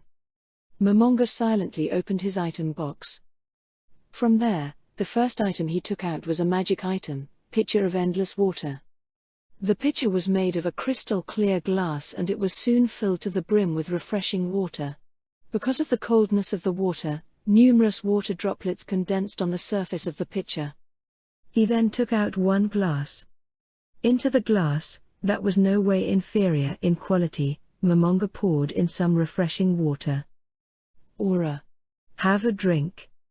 That would be being rude to Momonga-sama. While Aura was waving her hands in rejection, Momonga gave her a wry smile. Don't worry about it. You have always worked hard. I am simply thanking you for it. Fewer. To the awkwardly blushing red-faced Aura, Momonga presented the glass. Thank you very much, Momonga-sama. This time, Aura did not reject and hang the towel on her shoulder. With her 2 hands, she accepted the glass and emptied it in one breath. Puah. Need another glass? Yes, please. The glass, which had been emptied in one moment, had water poured in from the pitcher. The water in the pitcher never depleted and poured out the same quantity of water as earlier. Aura had calmed down, and this time drank slowly. While watching this, Momonga placed his hand on his own throat. It felt like there was still some skin. After obtaining this body, he could not remember ever feeling thirsty. It was the same with sleeping. He could understand that as an undead it made sense that he would feel as such. Momonga's now empty hands began to touch his own body. Compared to when he was a human, the feeling was a bit dull. When he touched something, it felt that there was a thin cloth in between. On the other hand, his senses greatly improved and his vision and listening skills were extremely good. A body made of bones would seem to easily break, however, his were all harder than steel. Even though he expected it to be different after coming here, he felt satisfied and fulfilled with his body. This was probably why he was not scared. Phew. Need another? I'm not thirsty anymore.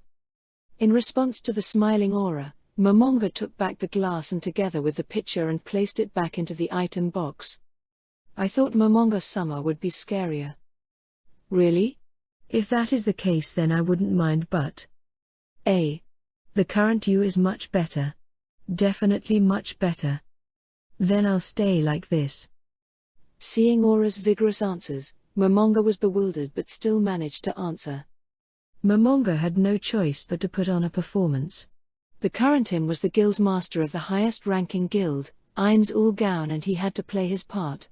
He must not show any form of embarrassment whatsoever. Would I be the only one you're this kind to?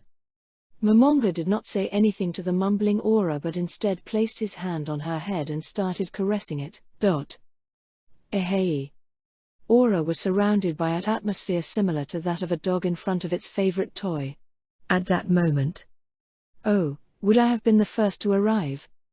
With a voice as sweet as candy, a shadow appeared. From that shadow, a woman appeared.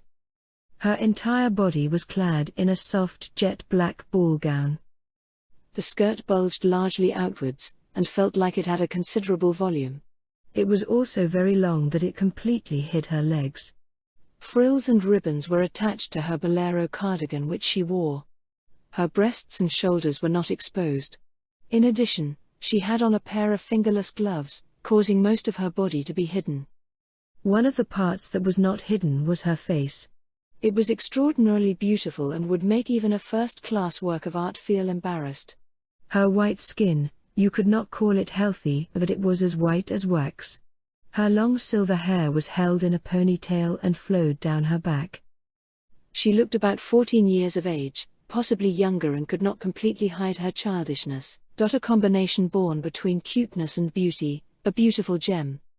Her chest did not fit her age and bulged upwards. We were told specifically not to use gait. A disgusted voice from Momonga's side was heard. No trace of Aura's previous puppy-like atmosphere could be seen, and her voice was as cold as ice with open hostility. The girl, who had used the highest-ranking teleportation magic, ignored the killing intent released by Aura. She shuffled towards Ainz and stood in front of him. The perfume she applied had a wonderful smell. "Stinks," Aura murmured silently. She was an undead but was not rotting. Although the girl could probably hear Aura's voice, nothing changed. Her eyes, like deep crimson rubies, were drowned in bliss. My lord. The only precious one I cannot control." Reaching out for Momonga's neck with her hands, she hugged him. Her red lips parted and her wet tongue was visible. The tongue that circled her lips seemed like a separate entity entirely. A fragrant smell escaped from her mouth. While this would suit a bewitching beauty, she was too young to have such a charm. Most people would smile at this. She was too short. Rather than looking like she was hugging him, it looked more like she was hanging from his neck. Not being used to women, this was completely overwhelming to Momonga. He wanted to take a step back but decided to just stand there. She was actually like this? That thought did not disappear from his mind. Shiltir Bloodfallen. The guardian of the first to third floors of the great underground tomb of Nazarick, the true vampire leader of the undead. It's been long enough. With a heavily low voice directed towards her, Shiltir finally responded and gave Aura a mocking smile. "Oh, Chibisuke, you were here?" "I failed to notice as you had failed to enter my view." Aura's face stiffened. "Shut up, fake boobs." And dropped the bombshell. "Why do you know?" Her persona crumbled. "You can tell from a glance. It's bulging out weirdly. How many did you use?" You are. As if trying to erase the said words, Shiltir waved her hands around in refusal. She had on an expression matching her age. "You don't have any. At least I have, quite a bit there." At that moment, Aura grinned broadly, causing Shiltir to take a step back. Aura casually lifted up her hand to her chest. "I'm only 76 years old. I still have lots of time." On the other hand, being an undead with no future must be tough, right? "They don't grow." Shiltir groaned and stepped back. Speechless. That was the sort of expression she made. Confirming it, Aura raised a crack-like smile. "I'm quite satisfied with what I have, Pooh. You bitch. I'll make you eat those words." Momonga heard a snap sound. A black mist spilled out from Shiltir's gloved hands. Aura readied her whip that she had used earlier. Momonga returned from his shocked state and took a deep breath in preparation to stop them. "How noisy." It was a voice that was impossible for a human to have. The warped and rigid voice immediately stopped their fight. From where the voice came from, who knows from when it was there, a strange being stood there and while releasing cold air into the surroundings.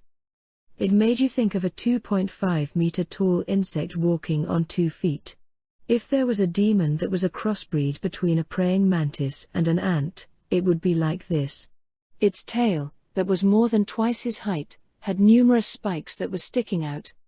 It also had a jaw that looked as if it was capable of snapping a human's arm with ease. 2 of its arms were holding a silver halberd, the remaining ones were holding a black aura-releasing mace and broadsword. The sparkling silver and hard bone armor released a cold air into the surroundings. Countless particles fell out, glittering like diamond dust. The guardian of the 5th floor of the great underground tomb of Nazarick, the ruler of glaciers Kokaitis. He hit the floor with the halberd's blade, causing the surroundings to slowly freeze. You are playing too much in front of our lord. This little girl was rude to me. Actually. Once again, Shiltir and Aura gave each other fearsome glares. Shiltir, Aura. Do not disappoint me. Surprisingly, their bodies jerked upwards, and simultaneously bowed their heads down. I apologize for my actions. AA. Momonga calmly nodded his head in agreement and faced the demon that just appeared. You came, Cocytus. I shall come immediately when summoned, my lord. A white breath escaped from his mouth. In response to that, the moisture in the surrounding air froze with a packy sound. It was a cold that rivaled with, no, beat the flames from the primal fire elemental. Just by being nearby, your body temperature would drop to the point where you would be injured. However, Momonga could not feel anything. In fact, everyone here had resistances or countermeasures for the flames, cold and acid. Since there have been no invaders recently, you must have had quite a lot of free time, right? That is true. His jaws rattled together. He was probably laughing, right? Actually, I do have things I must do, and so, I cannot relax. Oh. What do you do normally? I spend my days training. It comes in handy anytime, anywhere. While it is difficult to tell from his appearance, Cocytus is a born and bred warrior. From his personality down to his concept design. If everyone in the great underground tomb of Nazarick were rated from their weapon skills, he would be the first. Oh, for my sake? Good work. You honor me. Oh, Demiurge has arrived. Following Cocytus' gaze, there was a shadow walking in from the entrance of the Colosseum. When it had reached a certain distance, the shadow elegantly bowed and opened its mouth. I apologize for making everyone wait. Standing 2 meters tall, and with a lustrous red skin. Cut to perfection, his jet black hair flowed downwards with a radiance. Red eyes sparkling with intelligence and countless wicked plots whizzed around in his head. From his temples grew horns that would remind one of a goat, and his back sprouted a set of giant jet black wings. One would be able to tell that he was not human. In his sharp clawed hands was a scepter, and his body was clad in a majestic crimson robe, full of a king's dignity. A demon releasing flickering dark flames, Demiurge. The guardian of the 7th floor of the great underground tomb of Nazarick, and created as the commander of the NPC defenses. And with this, everyone has gathered. Momonga Summer, Gargantua has still not arrived yet. A voice with a depth that could slip into people's hearts and draw them in could be heard. Infused into Demiurge's words was an ever-present spell. Its name was Domination Mantra. It could turn those with weak hearts into his personal puppets. However, none of the people present had been affected by this. To be affected, they must be level 40 or below. It was natural that it had no effect on the high-level guardians. To them, at best it was a comfortable voice. You know about Gargantua? Of course. The guardian of the 4th floor, strategic siege golem, Gargantua. Everyone present here knows this. Gargantua was a golem created by one of Yggdrasil's rules. It was not created from scratch by Ainz Ulgaun. It could be used during sieges. However, it could never be used to protect the base. It was just that its text tag was configured to say that it was the guardian of the 4th floor.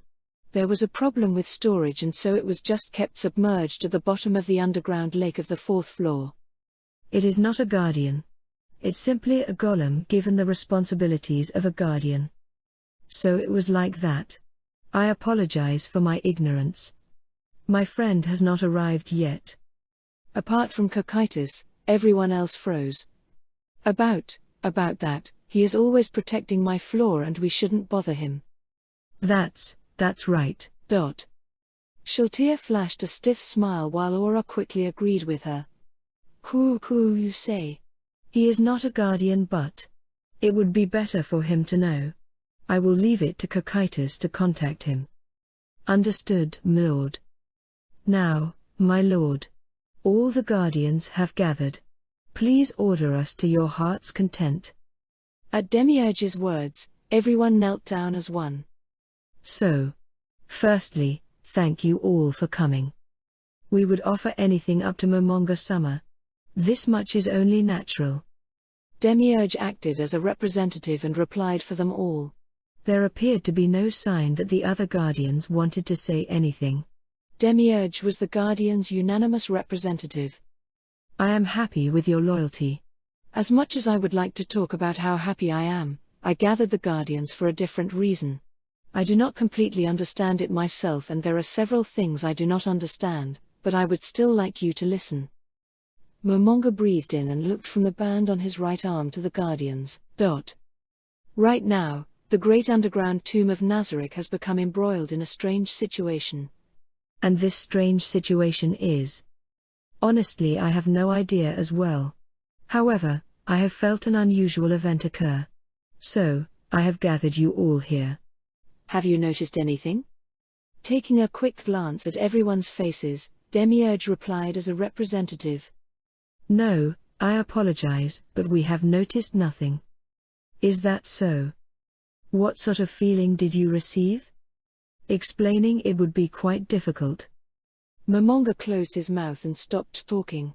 Although he noticed that the Guardians were waiting for him, he needed to describe it with suitable words. A shaking, probably.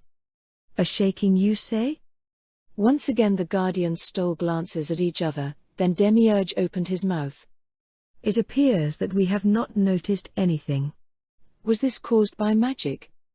Everything is unclear. Have there been any strange occurrences on any of the floors?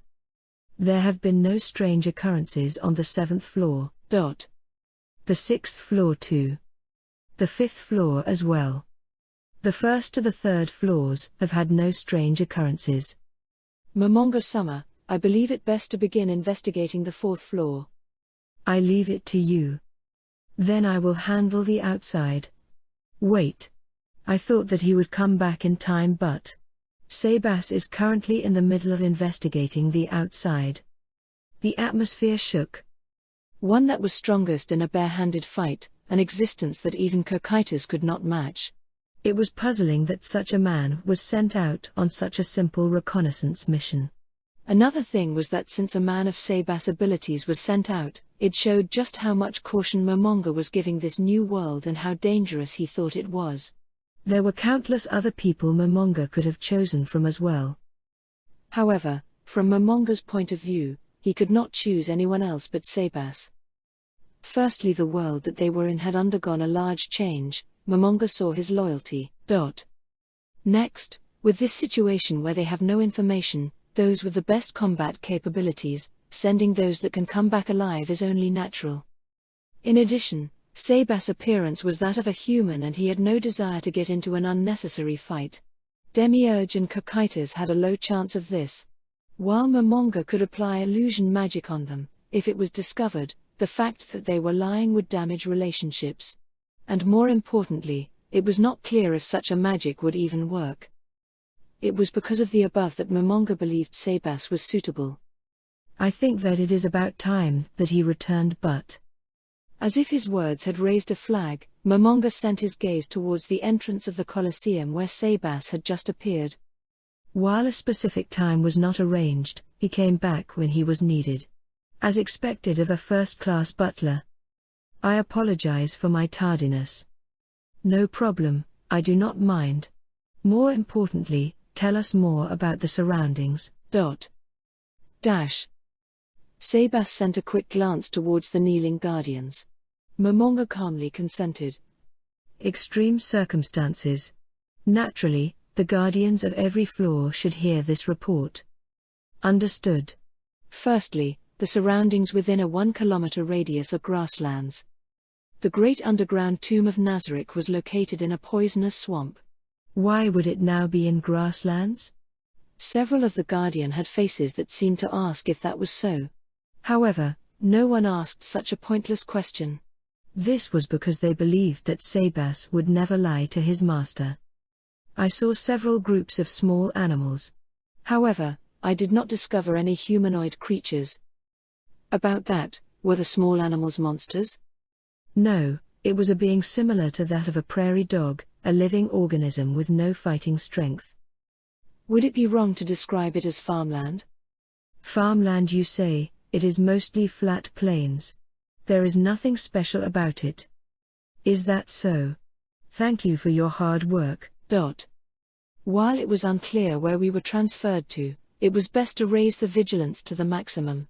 If we transferred to a person's land without notice, they would probably be angry. If they were normal, that is. However, in such a situation, we must not fight. We do not know their strength and they do not know ours. It will be troublesome for such a thing to happen. Shiltir. Yes. Guard every floor with strict vigilance. However, do not kill any intruders and instead capture them. If you can, do not injure them at all. If the intruders come, inform the respective floor guardian. Also, try to not let the guardians receive any damage. Understood. Demiurge. Yes. Send out several scouts to make a detailed report. The goal is to collect information, not to fight, so choose those that are able to keep their heads. You are forbidden from personally going out. The reason why we are not moving is because we should not antagonize possible negotiation partners. Can I think of it as such? Basically, collecting information via interrogation is forbidden. That is so. We are definitely the strongest. However, if this area has things that are 100 times stronger than us, what can we do? This situation may be impossible, but should we still press forward based on our common sense? No, it is just as Momonga-sama had explained. It is important to maintain caution. We will use scouts that we can trust. Aura. Yes. Make a house where humans can stay on the 6th floor. Why is this so? We can put prisoners there. It is just as Cocytus has said. I do not want to enter the 9th floor, and the other floors have other problems. The 6th floor is the most suitable. That is true.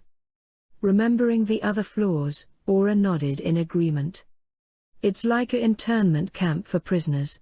We will be able to monitor them from there. Understood. Afterwards, treat the guests well. Also, do not make it look like a shack. Yes. Build a house that is evidently sturdy from a glance.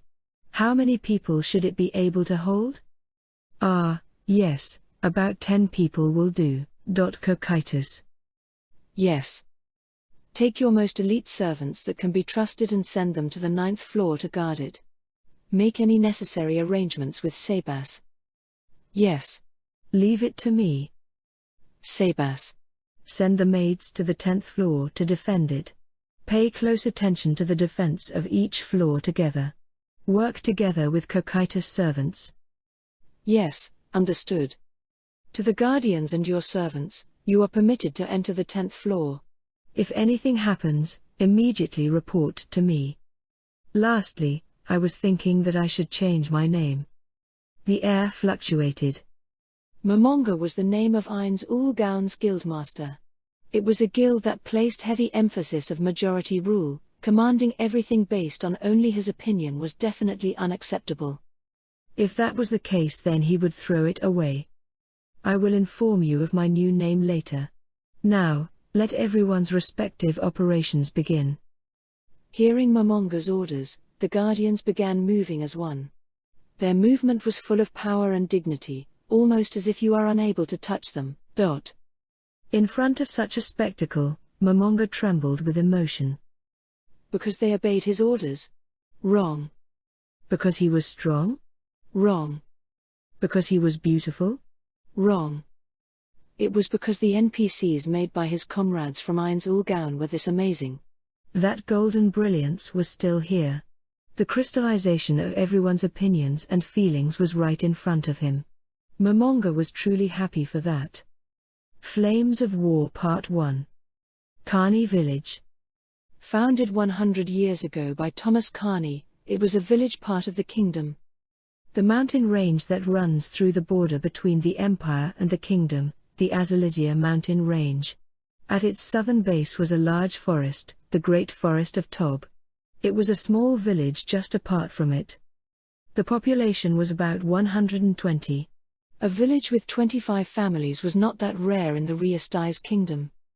The distance between it and the fortress city, Rantel, was about 50 kilometers.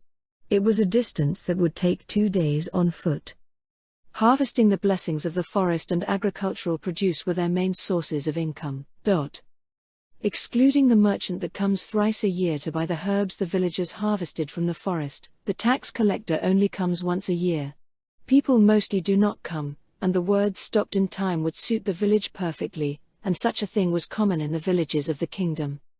Henry Emmett had lived in that village for about 16 years. The mornings were early.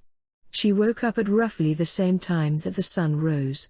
Unlike large cities where there was magic lighting, such a scene was commonplace in this village. The first thing she did was to draw water from the well near her house. Water drawing was a woman's job. When she filled up the large pot in her house with water, the first job would be over. Her mother would be finished preparing breakfast around that time, so the four of them would have breakfast. Breakfast would be an oatmeal of barley or wheat. There would also be cooked vegetables. Occasionally there would be dried fruits as well.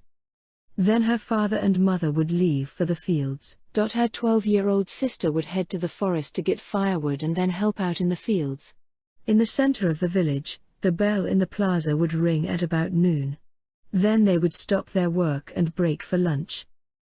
Lunch was black bread that was baked several days prior. There was also a soup that had scraps of dried meat added inside. Afterwards was more fieldwork. When the sky begins to redden, she would return from the fields to prepare dinner. Dinner was the same black bread that she had for lunch, along with some bean soup. If they had some meat from a hunter, there would be some meat in it as well. And while talking with her family in the light of the kitchen, she would stitch fraying parts of her and her family's clothes. Her bedtime was about 6 p.m. That sort of daily life. She thought that it would continue indefinitely. On that day, Henry had welcomed the morning as always, and had went to the well. Pulling up a bucket of water, she transferred the water to a small jar. It would take 3 trips to fill up the pot they had in their house. Okay. Henry rolled up her sleeves and carried the jar. Although the jar would become considerably heavier when water was added, she found it quite easy to carry. While thinking that it was fun, Henry began to return home. At that moment, she heard something and turned in that direction. The atmosphere was tense and she got goosebumps. It was the sound of wood breaking. And then, a scream? While it sounded like a strangled bird, it was different. It sent chills down her spine. It couldn't be happening. Just my imagination. I'm wrong. Words of denial flashed through her mind. Panic spread through her body. The scream came from the direction of her home. She let go of the jar. There was no way she could hold such a heavy object. Her long skirt got entangled with her legs, but fortunately she maintained her balance. Once again, she heard a voice. Henry's heart pounded in her chest. Screaming. She was not wrong. Running. Running. Running. She did not remember ever running this fast before. She ran at such a speed that she almost entangled her legs with one another. The neighing of horses. The screams of humans. Crying voices. They were becoming louder. In Henry's vision, she saw a man wearing armor swinging a sword at a villager from afar. The villager screamed, and then collapsed. The sword that was about to pierce him stopped. Mulga-san. Everyone knew everyone in such a small village. She knew the dead man well. He was occasionally a bit noisy, but he was still a good person. He did not deserve to die like this. She was about to stop, but she grit her teeth and put more strength into her legs. The distance, which she usually never noticed, was now extremely long. She began to hear roars and jeering. In the midst of that, her house finally entered her vision. Oto-san. Okaya-san. Nemu. While yelling the names of her family members, she swung the house door open. There she saw 3 frightened faces with a pouch in one hand. Those faces disappeared when they saw Henry and changed into a look of relief. "Henry, Are you okay?" ah, Henry." Her mother's warm hands held her in a hug. "Now, Henry's here. Hurry and escape." The current situation of the Emmets was quite bad. As they were worried about Henry and did not leave for fear of passing her. They did not know when she would return, and they could not just abandon a family member. And so they lost the time to escape, and now danger had arrived. They were about to leave when a shadow appeared at the entrance. Sunlight glinted off of the back of the knight's plate mail. His crest was that of the Baharuth Empire. His clenched hand wielded a sword. The Baharuth Empire, the neighboring country to the Riesti's kingdom. It occasionally went to war with the kingdom. However, the war usually only took place in the walled city of Rantel. They had never extended their reach. However, that eternal peace was broken. From the gaps in the helm, Henry felt a cold gaze counting their numbers. Henry felt his gaze licking her. It was very unpleasant. The knight gripped the sword tightly, causing the grip to squeak. He was about to enter the house when, Arg! Oomph! Her father tackled the knight who had entered. The two of them tumbled out of the house together. "Hurry up and go. You bastard!" Blood rolled down her father's face. He probably got cut when they were fighting. While her father and the knight were fighting, they fell to the ground. While her father was stabbing with his knife. And while the knight was stabbing with his short sword. While seeing her family's blood, Henry's head completely blanked out. Would it be better to help her father, or would it be better to run away? "Henry. Nemu." Her mother's cries pulled her back to reality, and her mother pulled a bitter face. Henry gripped her sister's hand and pulled. She resisted the sudden pull, but they needed to get to the great forest as soon as possible. The screams of horses, shouts, the clashing of metal. And then, a sour smell. The places around the village, they dived into Henry's nose, ears and eyes. Where were they from? While experiencing this, they ran. When running through a wide place, you should make yourselves as small as possible. With this in mind, they kept to the shadows of the houses. Her body was frozen by fear. Her heart was pounding in her chest. It was not just from the running. The small hand within hers was moving as well. Her sister's life. Running slightly in front, her mother was about to turn a corner when she stiffened, and then quickly retreated. Her hand gesturing at her to run. The moment she realized the reason, Henry's mouth narrowed, and she stifled her crying voice. She gripped her sister's hand and ran away. She did not want to see what happened next. The edge of the village got closer. The running Henry heard the noisy sound of clanging metal. It was a constant sound. She prayed and looked behind her. It was just as she had thought. The worst case, a single knight was chasing after them. Just a little more. She suppressed her feelings which she wanted to throw up. She could not waste effort on them. She was breathing heavily. She felt that she could collapse at any moment. If she was alone, she would probably have stopped a long time ago. The presence of her sister gave her the strength to move. She took a glance back. The distance between them had not changed. Even while wearing armor, there was no decline in his speed. Sweat dripped down her body and she felt cold. If this continued, she could not escape with her sister. "Let go." Henry heard those words. "If you're alone, you might escape. Do you want to die here? It might be safer to escape alone." Shut up, shut up, shut up." Henry grit her teeth while spitting out those words. She put more strength into her grip. She was a terrible sister, thinking about these sort of things. "Hurry, run." Yes. Why did her sister who about to cry not do so? It was simple. It was because she believed in Henry. She believed that her sister could get them out of this. Ah! Taking large strides to match her own, her sister lost her balance. Henry was also pulled down by her. Quickly stand. Yes. However, a lot of time was lost. Henry heard the creak of a chain right next to her. The knight had stopped to catch his breath. The sword in his hand was wet with blood. It did not stop there. His armor and helmet also had bloodstains.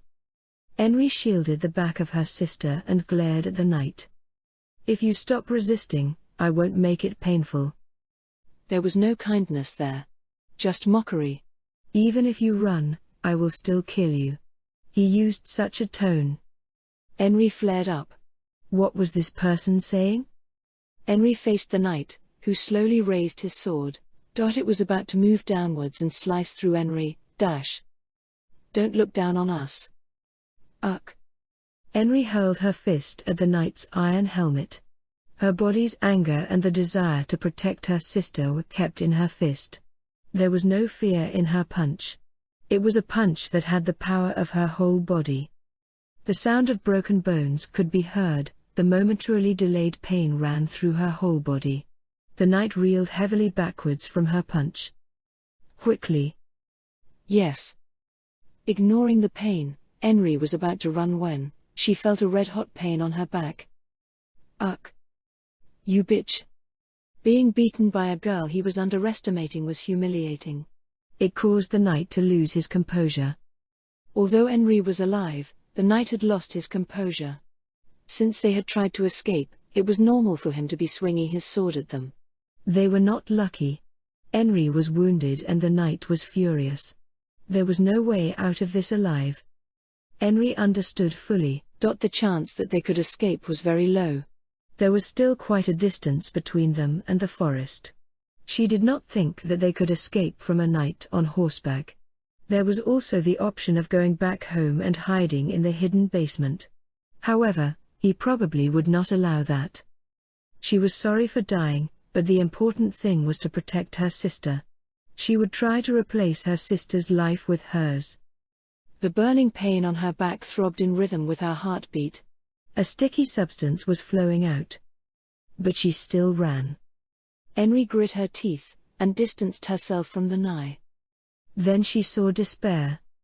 There was darkness. It was the embodiment of death. An undefeatable existence.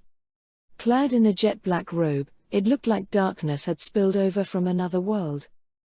A face of nothing but bone, his empty eye sockets held a shimmering red flame, as if searching for prey. Divine and yet terrifying, the staff he was clutching had collected all the beauty in this world. The air froze. In the presence of the ruler of despair, even time itself froze. Henry forgot how to breathe. It would kill herself and her sister. That was why she could see it. The figure of an envoy appeared from another world. Henry thought that. At least until the movement of the knight behind her stopped. Car. She heard the breath of someone who could not even scream. Who had urinated? It could have been herself, or it could have been her quivering sister, or maybe it was the sword-wielding knight. She no longer felt any pain. In fact, she could not feel anything apart from fear. Is there a better way to phrase this? I cannot come up with anything right now. Slowly, the fleshless bony fingers moved. It extended past Henry and as if to grab something, formed a splayed hand at the knight. She wanted to avert her gaze, but she could not move due to her fear. If she looked away, it seemed that something even more terrifying would happen. Ah! The sound of metal and screaming combined to make a harsh sound. Her heart was beating too fast, it seemed that it would stop at any moment. Grasp heart. At the moment when the embodiment of death made a gripping motion, a sound of clattering metal could be heard from behind her. Moving her eyes away from death was indeed scary, but she lost to the small curiosity in her heart and sent her gaze to the knight sprawled on the ground. The knight was no longer moving. Dead. Yes, dead. The danger that she was running away from had left this world so simply that it was laughable. However, she could not enjoy it. Because death had changed its shape, becoming thicker. Death moved. It faced Henry. The darkness in her vision grew larger. It would consume Henry, wouldn't it? Those thoughts floated around in her brain. Henry hugged her sister tightly. The idea of escape was no longer in her head. If the person was human, then she could at least have a fleeting hope and still move. But the existence in front of her simply blew away such hopes. An instantaneous death. That was what she wished for. Her sister was hugging her waist and shivering in fear. She wanted to save her, yet she could not. She could do nothing but apologize for her own powerlessness. At least she would not be alone when she died. And then... Henry let out a dumbfounded voice. Death had walked right past her. Flames of War Part 2. While sitting in a lavish chair, Momonga watched a 1-meter-tall mirror. However, it was not reflecting his figure. Planes. The mirror was like a television, showing a different scenery. He extended his hand and shifted it to the right. Like a camera, the scene slid with his finger. The staff would be a bother, so he put it back in the item box. The mirror of remote viewing.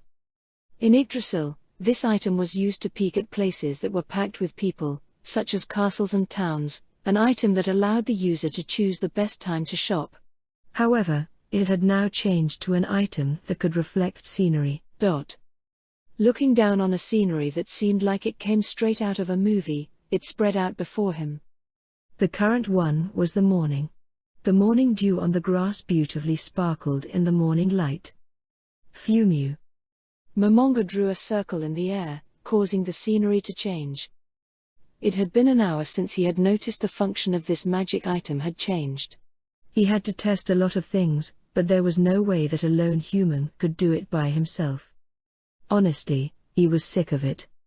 Since he became like this, he had no desire for sleep. And so he was constantly finding Wally, but it was lame how the scenery was always plains. How the heck do you change the viewing distance? While thinking about how great it would be to have an instruction manual, Momonga repeated his actions. Oh. After a bit of experimenting, he finally got the hang of it. The happiness he felt was like that of a programmer who had just worked 8 hours overtime and finally finished. By repeating his actions several more times, he finally got it to his desired height. I'm tired. While enjoying himself, he turned his head. Okay, next. As if gaining a new toy, Momonga moved to a bird's eye view. He tried to extend it as large as possible. First he would try to see his own base, the great underground tomb of Nazarick. In Yggdrasil, they were located in the middle of a swamp, but Sebas had said that they were surrounded by fields. The great underground tomb of Nazarick was 300 meters wide in all 4 directions. It was enclosed by 6-meter-tall perimeter walls, with 2 entrances of the front and back gate. The grounds were kept clean, and was quite beautiful, but the giant tree in the cemetery gave the entire place a gloomy atmosphere. There was no pattern to the tombstones, and the combination of the clutter and the cut grass gave off a discomforting feeling. There were lots of statues of goddesses and angels dotting the cemetery, some of which could have been regarded as art. And then there were 4 mausoleums at the 4 cardinal directions with a large mausoleum in the center. The surroundings of the central mausoleum, which served as the entrance to the great underground tomb of Nazarick, held 8 10-meter-tall armor-wearing figures. It was a sight he was used to seeing. But seeing it from above made it feel refreshing. Originally, they were supposed to be skeleton soldiers like older guards here, but they probably retreated and he could not find them. Being satisfied with what he saw, and Momonga began looking for a place with humans. A bit of time passed, and a village was reflected in the mirror. It was about 2 kilometers southwest of Nazarick. It was near a forest, with wheat fields dotting its surroundings. The word pastoral would fit it perfectly. Momonga zoomed in on the village and felt uncomfortable. A festival? It was morning, and yet people were entering and leaving their houses, and running around. They were all rushing around. Expanding his view, Momonga frowned. The people who he thought were villagers were dressed shabbily, and there were people dressed like knights waving swords around. An ordinary scene. Every time the knights swung their swords, a villager would fall. The villagers could not mount a resistance. They just desperately fled. And then the knights would chase them down and kill them. The horses the knights were riding were in the fields, eating the wheat. This was a massacre. Momonga felt like vomiting. TCH. Spitting out his disgust, he was about to change the scene. This village has no value. If he went, he would only see corpses. Then there was no point in watching further. He did not gain any sick pleasure from watching murders. Momonga was not an ally of justice. His level was 100, but this world's normal level might be 10,000, just like what he had said to Demiurge. He could not recklessly charge into such a situation. If Sabas or Demiurge was here, he could have sent them, but the only one in this room was Momonga. In addition, the knight might have some reason for killing the villagers. Illness, crimes for example. He could think of many others. If he repelled them, he might make an enemy of the country the knights were from. There was too little information. If there was information, it might have been worth it to go and save them. However, there was no worth in saving that village. The price of life varied with the location. In present-day Japan, the price would be high. However, if you go to Africa, it will drop significantly. To those that do not know a world where all life is equal, there is only one sentence that can be said. Between an important person and a complete stranger, who would you save? It is very easy for your life to be stolen. This should be kept in mind at all times. Yes. Momonga was not an ally of justice. Although he had maintained a facade of calmness, he was actually quite angry. He moved his hands, and a different part of the village was shown. There, two knights were trying to separate a knight and a villager. He was forcefully pulled away and made to stand with his hand restrained. In front of Momonga, the villager was stabbed with a sword. Once, twice, thrice, he was stabbed repeatedly by the angry knight. Then, he was kicked and sent flying. Blood sprayed everywhere as he rolled on the ground. That was of course, a coincidence. While in Yggdrasil, no one could detect the user of the mirror. The villager and Momonga's eyes met. It might have been just him, but while blood filled his mouth, he forced his mouth to move.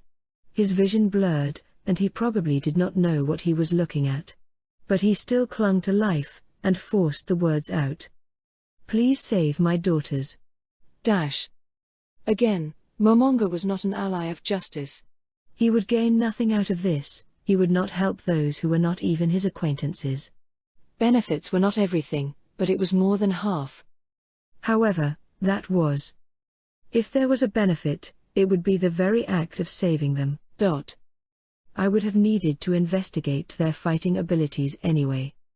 Who were those words for? Murmuring, Momonga took a bird's-eye view of the situation. He looked closely for places where some villagers were still alive. When he found one young girl had just knocked back a knight. And she took the hand of another smaller one, probably her sister, and were about to run off. He opened the item box, and took out the staff of Ain's all gown. In that period, the girl's back was cut. Momonga's face distorted in disgust. Momonga instantly chanted a spell. Less than greater teleportation. His view changed, and changed to the place where he was looking at earlier. There were two young girls. The older sister probably, the older one had hair that extended all the way to her chest. Her tanned and healthy skin was dyed white in fear. Her black eyes had tears in them, and if her face was not a terrified one, she would be considered quite cute. The younger sister had her face buried in her sister, her frightened body was trembling. She was probably terrified. No, it was natural. It would be weird if she was not. Passing over the two girls, he sent his gaze towards the knight behind them. He was probably surprised by Momonga's sudden teleportation. His hands were trembling. Momonga had been living a life estranged from violence. The closest was fighting in Yggdrasil. Although he had never experienced a life and death situation, he was currently extremely calm. His empty hand splayed itself, and reached out. Less than grasp heart. It was a magic of the 9th tier. A magic where you grip and crush the opponent's heart. If it was resisted, the opponent would be temporarily stunned. It was one of the instant death spells that Momonga used well. Especially since there was a beautiful corpse, data left behind. The knight collapsed. His resistance was too low. So he died. Momonga gazed coldly at the collapsed knight. The unexpected thing was, he did not feel anything from killing a human. The beauty of an undead body? Or maybe the rage against the knight? No, it was something different. Momonga did not know what it was. Coming this far and yet not being able to take the last step, he felt such a frustration. Momonga began walking. Since he had killed the knight, the girls would have been afraid. So he went right next to them. At that time, the older one let out a bewildered voice. Momonga did not know what it meant, but he felt no need to find out. Anyway, he should first confirm the safety of this place. He looked at the back of the older one with her torn clothes, and saw blood flowing down her back. While doing so, he hid them behind himself. And then he glared at a knight that had just existed from the side of a house. The knight noticed him as well. Frightened, he took one step back. You can chase down girls and yet you can't against a different opponent? While mumbling, Momonga thought about the next spell he should use. The earlier one was quite a high-tiered spell. And thus he could not confirm how strong the knights were. What sort of effect did his magic have on the knights? The strength of this world, this was a good chance for him to find out. Finally, although I feel bad about forcing this experiment on you, won't you be so kind as to play along? Magic arrow. 10 balls of light were created, and rushed towards the knight, creating an afterglow. The first blew him away, the second lifted him into the air. The remaining floated around the lifted knight. And then, like in a fighting game, comboed him. Like a broken doll with its limbs outstretched, the knight fell to the ground. Naturally, he did not move. Momonga had prepared himself for another round, but was perplexed. Magic arrow was a first-tier magic, the lowest tier. While it was true that the number of arrows increased according to the level, and the magic was quite convenient, but it was difficult to one-shot a level 10 monster. Then these knights were below level 10 in Yggdrasil. He could not think of anything else. Power left his body. Too weak. Of course, it was possible that only these two were weak. But it was still difficult to regain his earlier worry. Anyway, if it became dangerous, he would immediately cast a transfer magic. It could also be that their defenses and body strength was non-existent but their attack power was extremely high. Momonga could possibly be instantly killed. These thoughts flooded his mind. In Yggdrasil, if you hit the neck, it would be counted as a critical hit, and the damage would greatly increase. If it was the real world, you would surely die. Momonga's lost worry had changed into caution. If he was careless, he would die like an idiot. Firstly, he should investigate their abilities. Momonga cast his special ability. High-tier undead creation, Death Knight. Momonga created one undead monster due to his special skill. It was possible for him to create a strong undead, but he created an undead that was used as a convenient wall whenever he went solo. The Death Knight was the best one of those undead monsters that he could use as a wall. Its level was 35, but its defense was equivalent to that of a level 40 monster. However, its attack was that of a level 25 monster. When Momonga adventured out, it would be instantly killed by a powerful monster, but the fact that it could endure one hit was enough for a magic caster like himself. And so the monster he would create would be this, Momonga decided. In Yggdrasil, the moment he summoned a monster, it would cause the air in the surroundings to boil and then appear. But it seemed to be different in this world. A black mist oozed out of the sky, and fell on and wrapped around the knight who had his heart crushed. The mist swelled, and swallowed the knight. And then the knight, which could no longer be thought as human, jerked, and while staggering, stood up. It made a gobori sound, and a black liquid flowed out of the gaps between the knight's helmet.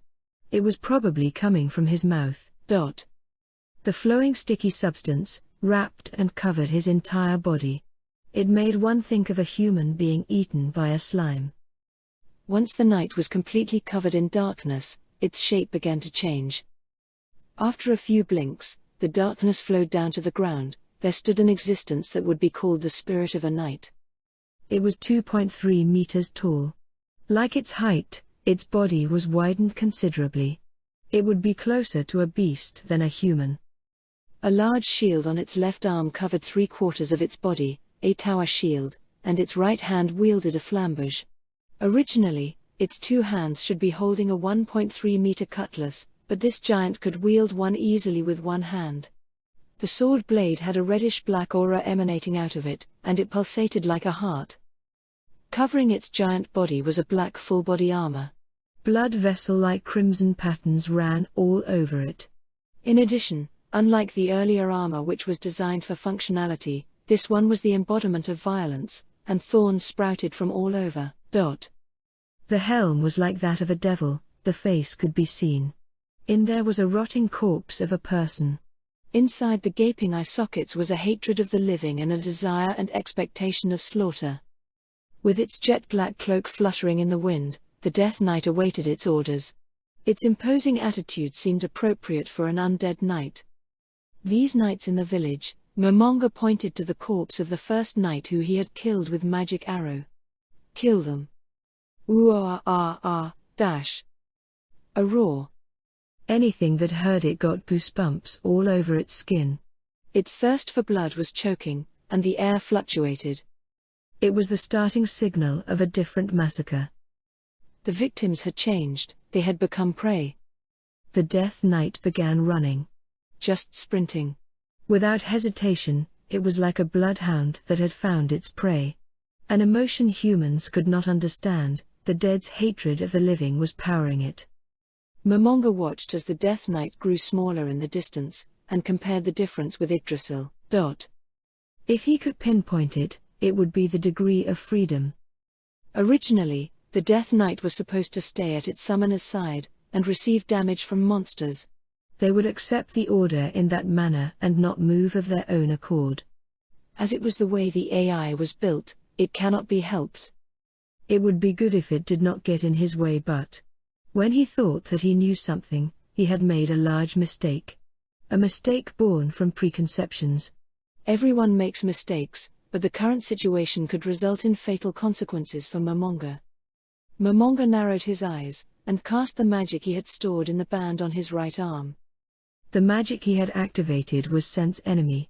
There were no enemies in the surroundings. Now. Momonga turned and looked back. The earlier two girls noticed Momonga's gaze and shrunk their bodies away, even trying to hide themselves. The reason probably was the figure of the Death Knight that had appeared. Or maybe it was due to its roar. That was well, as the one who had killed the knights before their very eyes, he could understand their fear. Convinced as such, Momonga faced the older one and extended his hand. I will heal your wounds. An action with that thought in mind. As a person who was familiar with the game Yggdrasil, Momonga was not surprised by the appearance of an overlord. Even if he stood in front of other players, no one would be scared either. It was because everyone knew that it was a game, and they had information that such appearances and monsters existed. However, just imagine. What would happen if the person did not know? What if it was the real world? What would happen if a monster that could easily kill a human extended its hand towards you? There was only one reaction. The space between the older sister's legs were wet. The younger one as well. There was a pungent smell of ammonia in the surroundings. Waves of fatigue, which should no affect him, crashed into him. Momonga had no idea what to do. But they seemed to be hurt.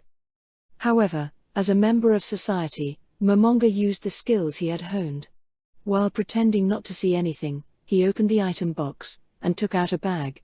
Named the Infinity Haversack, it could carry up to 500 kilograms of weight. Although the item box allows you to store an infinite amount of items, when items were placed inside this bag, a shortcut could be used to activate the item. However, the item box does not allow this. Put the items that you want to instantly use inside this bag. This was a fact that even a greenhorn in Yggdrasil knew. Momonga held one of such an infinity haversack. There should be a potion inside there somewhere. He put his hand inside and unhesitatingly took out a red potion. Minor healing potion. Recovering 50 horsepower, it was a medicine that was often used in the beginnings of Yggdrasil. However, this item was useless to Momonga. As for why, it was because this recovery potion had positive energy, and would deal damage to the undead Momonga. A poison. The only reason why he held on to such a thing was as when he went on adventures with his friends, his party members would use them. Drink. Momonga thrust out the red medicine, causing the older one's face to be filled with fear. I will drink it. So let my sister. Oni-chan. The younger was about to cry and was trying to stop the older one. The older one was apologizing and was trying to take the potion. Were they mistaking it for poison, or human blood or something? What is this? Although people were still dying and being killed. Although Momonga was an understanding person, what sort of comedy was this? Rage boiled up inside of him. Hurry up and drink. While I'm playing around here, other villagers are dying, you know. As a response to those words, the older one widened her eyes, and drank it all down in one gulp. And then, she showed a surprised expression. She touched her right hand, and then her back. She was surprised by the lack of pain. No way. She probably could not believe it. She was touching her right arm over and over. If the healing potion has been drunk, effects will appear. Momonga engraved that information into his memory. Then the next question was born. What would happen if applied directly to the wound? Further testing will need to be done. Is the pain gone? Yes. The older sister made a blank face. If it was just this level of wounds, then a minor healing potion would have worked, huh? Momonga moved on to the next question.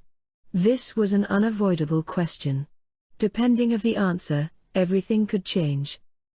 Do you know about magic? A. Have you seen humans that can use magic? I am asking you that. No, I have not seen any. Momonga clicked his tongue and stifled his annoyance. It was fine if magic had remained a secret. However, make no mistake. If Momonga and the others were the only ones able to use magic, then it would be troublesome. If that was the case, then he would have to limit his use of magic. Having to suppress an advantage he had did not make him happy. The older one looked like she was about to say something, and so Momonga used his jaw to signal her to continue. But what? I have heard that there are such people in the towns. I see, then this will be quick.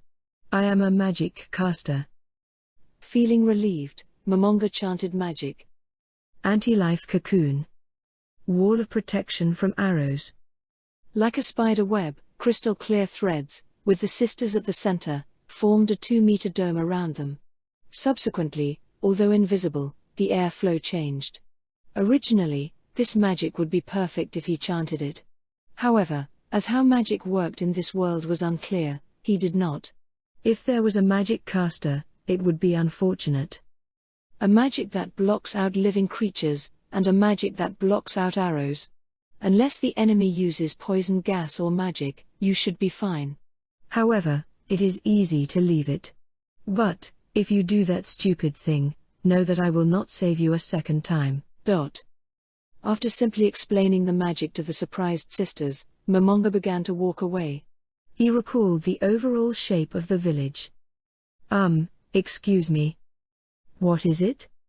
He was about to walk away when he was stopped by the older one. Momonga swallowed his desire to yell. They were victims. They might have lost their family. Probably their acquaintances too. How could he vent his frustrations on them? Yo, your name? The girl gulped and asked. Would you please tell us your name? He was about to introduce himself, but then shut his mouth. How should he introduce himself? Momonga was the guild master of Ainzul Gown. Now, what was he? The master of the great underground tomb of Nazarik's name was. Momonga thought. My friends. What would everyone think of monopolizing that name? Would they be happy? Or would they frown? Since he came here, he wanted to say it. That name cannot be used for one person. He immediately composed himself. That name reflected the existence at the highest peak. If it went to ruins, then he would again make it a legend. I will turn our guild into a legend. I am the ruler of the great underground tomb of Nazarik, Ainzul Gown. Despair. There, the hunters became the hunted. The air shook. In accordance with it, the monster in front of my eyes, the Death Knight advanced. I unknowingly took 2 steps back. My armor trembled, and the harsh clattering sound entered my ears. The tip of the sword I was holding shook.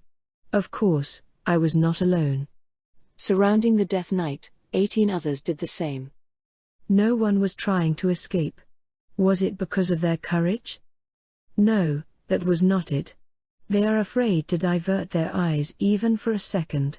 The moment their eyes get diverted, it would swing its sword. That was understood by the intuition that every living creature possessed. The sounds of teeth clattering with each other could be heard. Lonsdale Grant cursed his faith in God.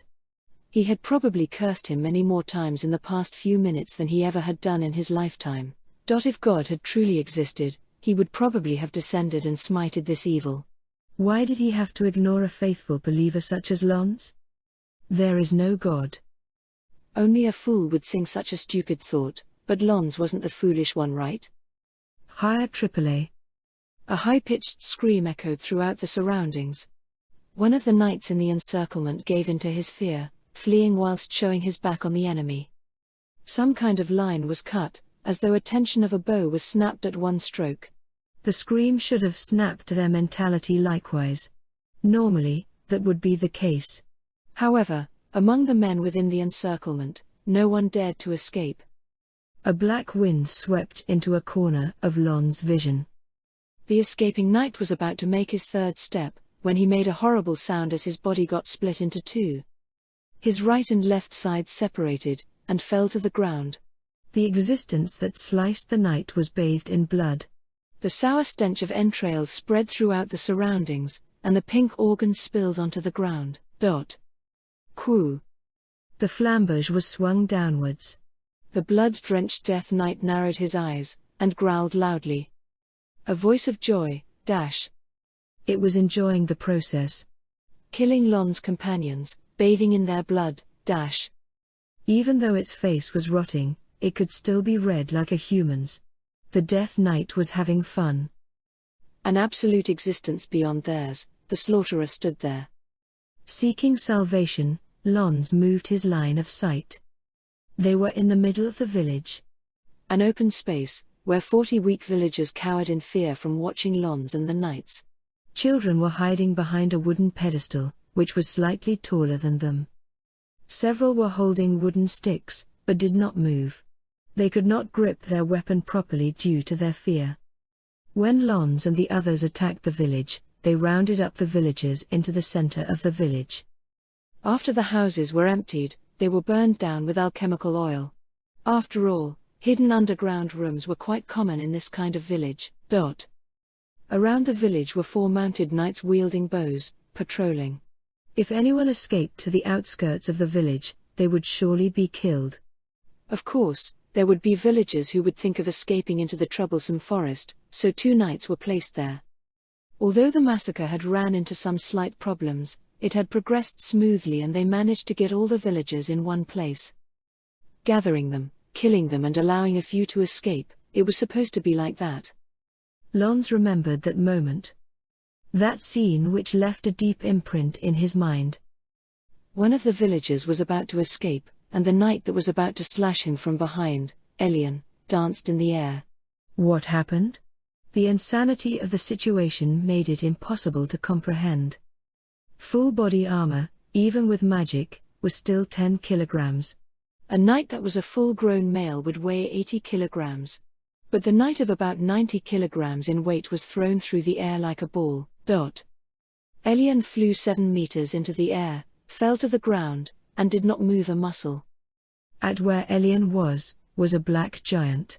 The giant shield that had blown Elian away was slowly being lowered. That was the beginning of despair. At first someone slashed at it while panicking.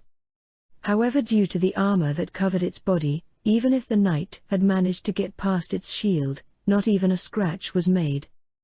In addition, the Death Knight was not using its sword, and it was waving its shield around like it was playing. No, while playing, it had blown away the knights.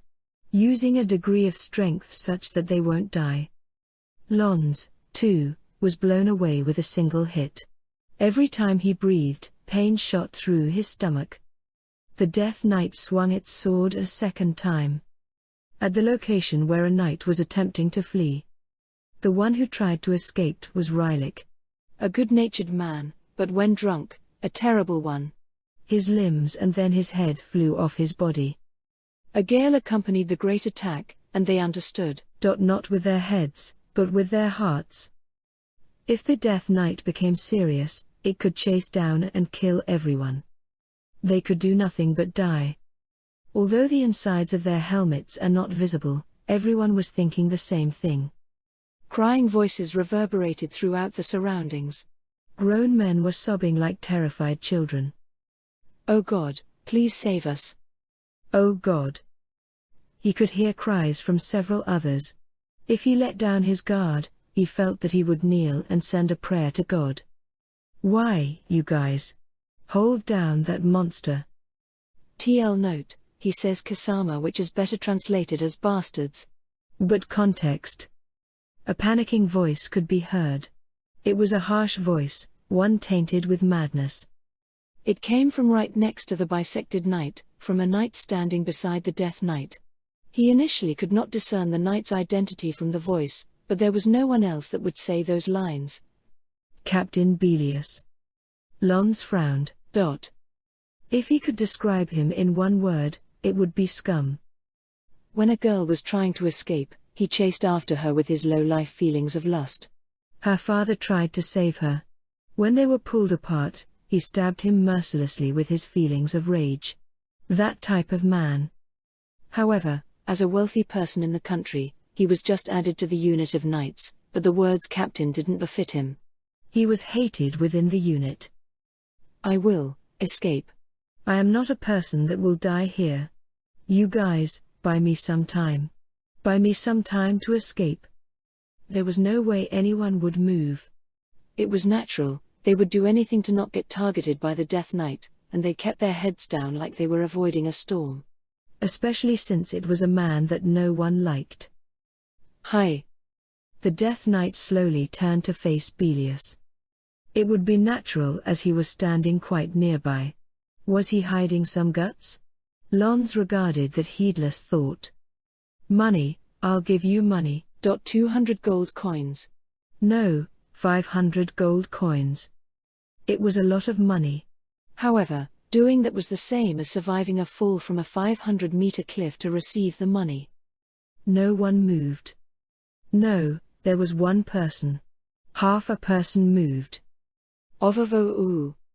The right side of the knight that was split in two moved, while spitting out blood, and grabbed Belius' ankle. "Ogia aaaa." Belius screamed. The bodies of the surrounding knights, and the villagers who saw this, their bodies stiffened. If it was Momonga, Ainz, he would not be surprised. Squire Zombie. Dying by the hands of a Death Knight would make you into its eternal servant. In Yggdrasil, the moment a Death Knight killed a monster, an undead of the same level would spawn at the same place. Those that knew the game Yggdrasil, it would be nothing to care about. But to those who did not, it would look like an act of the devil. Belius' scream stopped, and collapsed like a puppet with its strings cut. He had probably lost consciousness. The Death Knight simply walked up to him, and stepped on his chest with its body armor. You could understand the force behind that leg just by looking. A clasp split open, and the metal creaked. Oh, ooh-ah-ah. The screams of Belius, who had just regained consciousness from the pain. Sabe me. Plevs. I'll do a vithind. His two hands tried desperately to remove the leg, but it would not budge from his chest.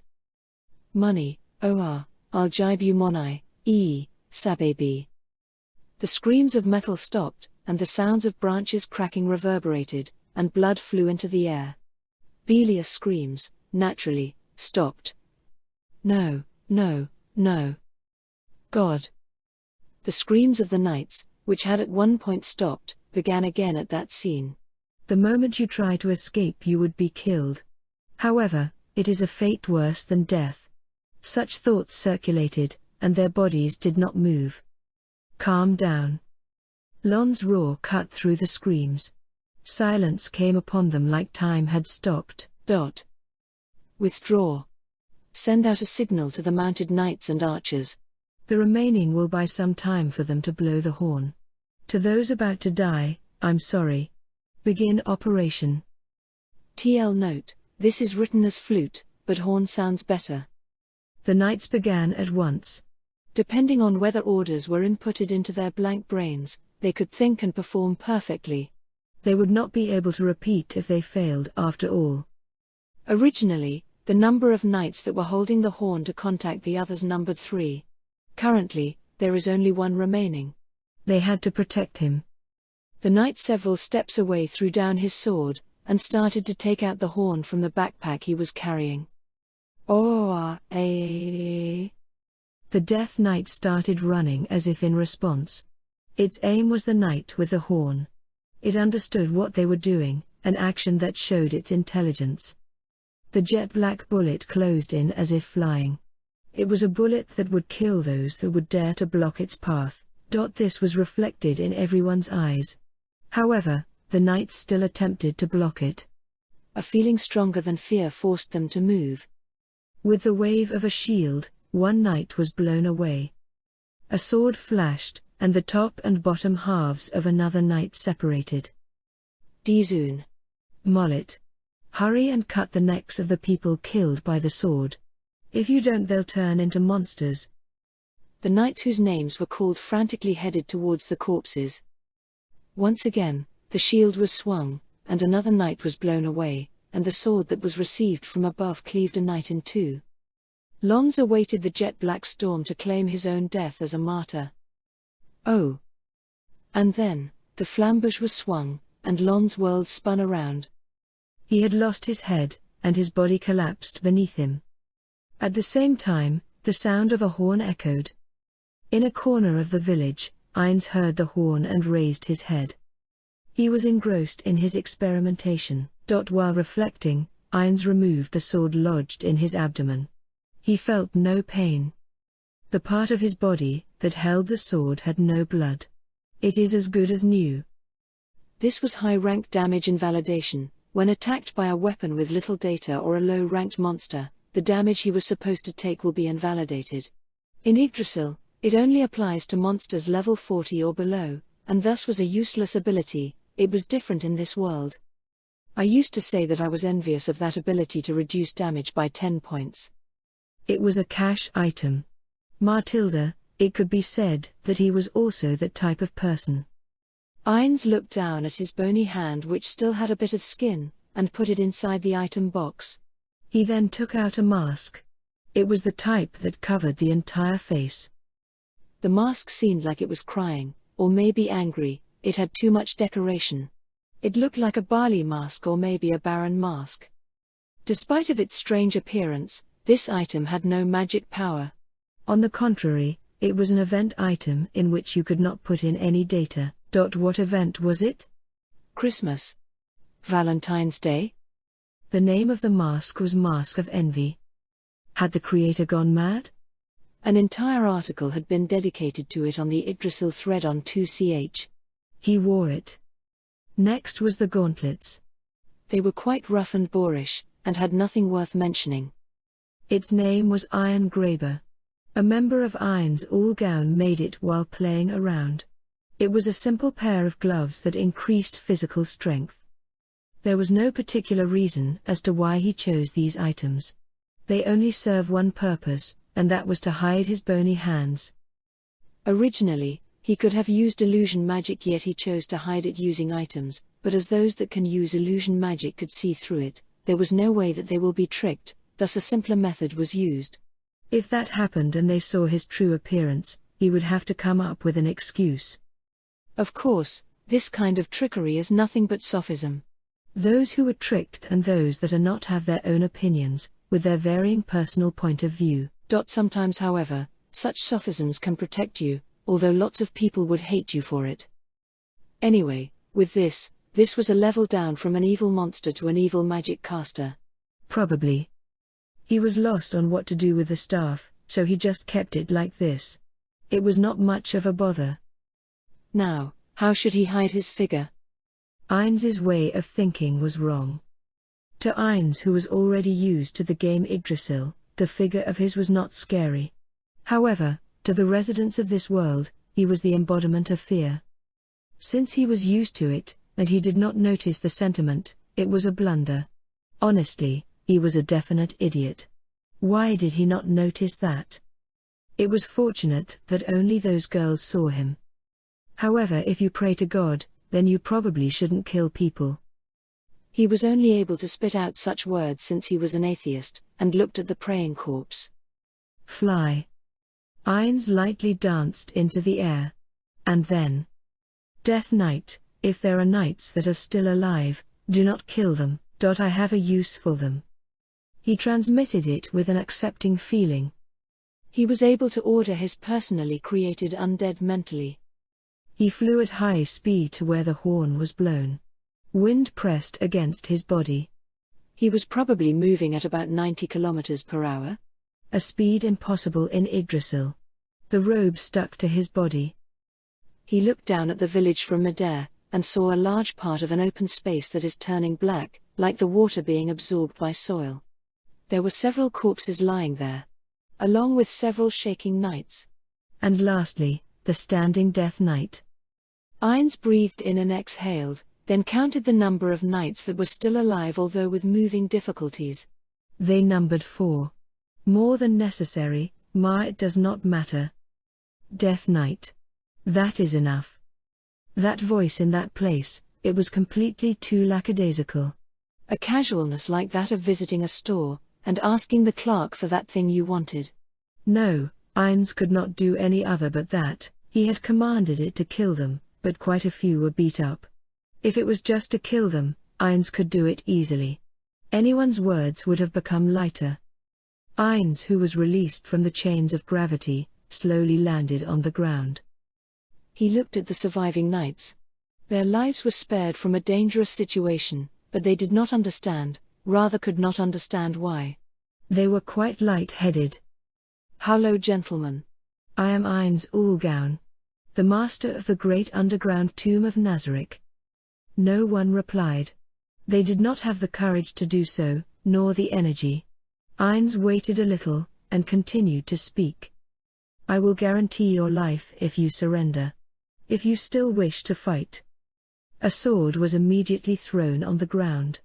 More followed, and before long, 4 swords were quickly thrown down. You look tired. However, in front of the ruler of the great underground tomb of Nazarick, your heads are a bit too high. The knights had no energy to resist his words. They quietly kneeled and bowed their heads. That was not the figure of subjects, but of prisoners. I shall permit you gentlemen to return. And then, tell this to your superiors, your masters. Ain's walked, and using the hand not holding the staff, knocked off the helm of one of the kneeling knights, and sternly stared at his tired face. While paying attention such that no one else can see, he moved his mask slightly, such that his skeletal face could be seen. The knight's eyes were muddled with fatigue and they wondered what they were looking at initially. Then they turned to surprise. 2 kilometers northeast of this village is a plain. There is a place called the Great Underground Tomb of Nazarick there. I am its master.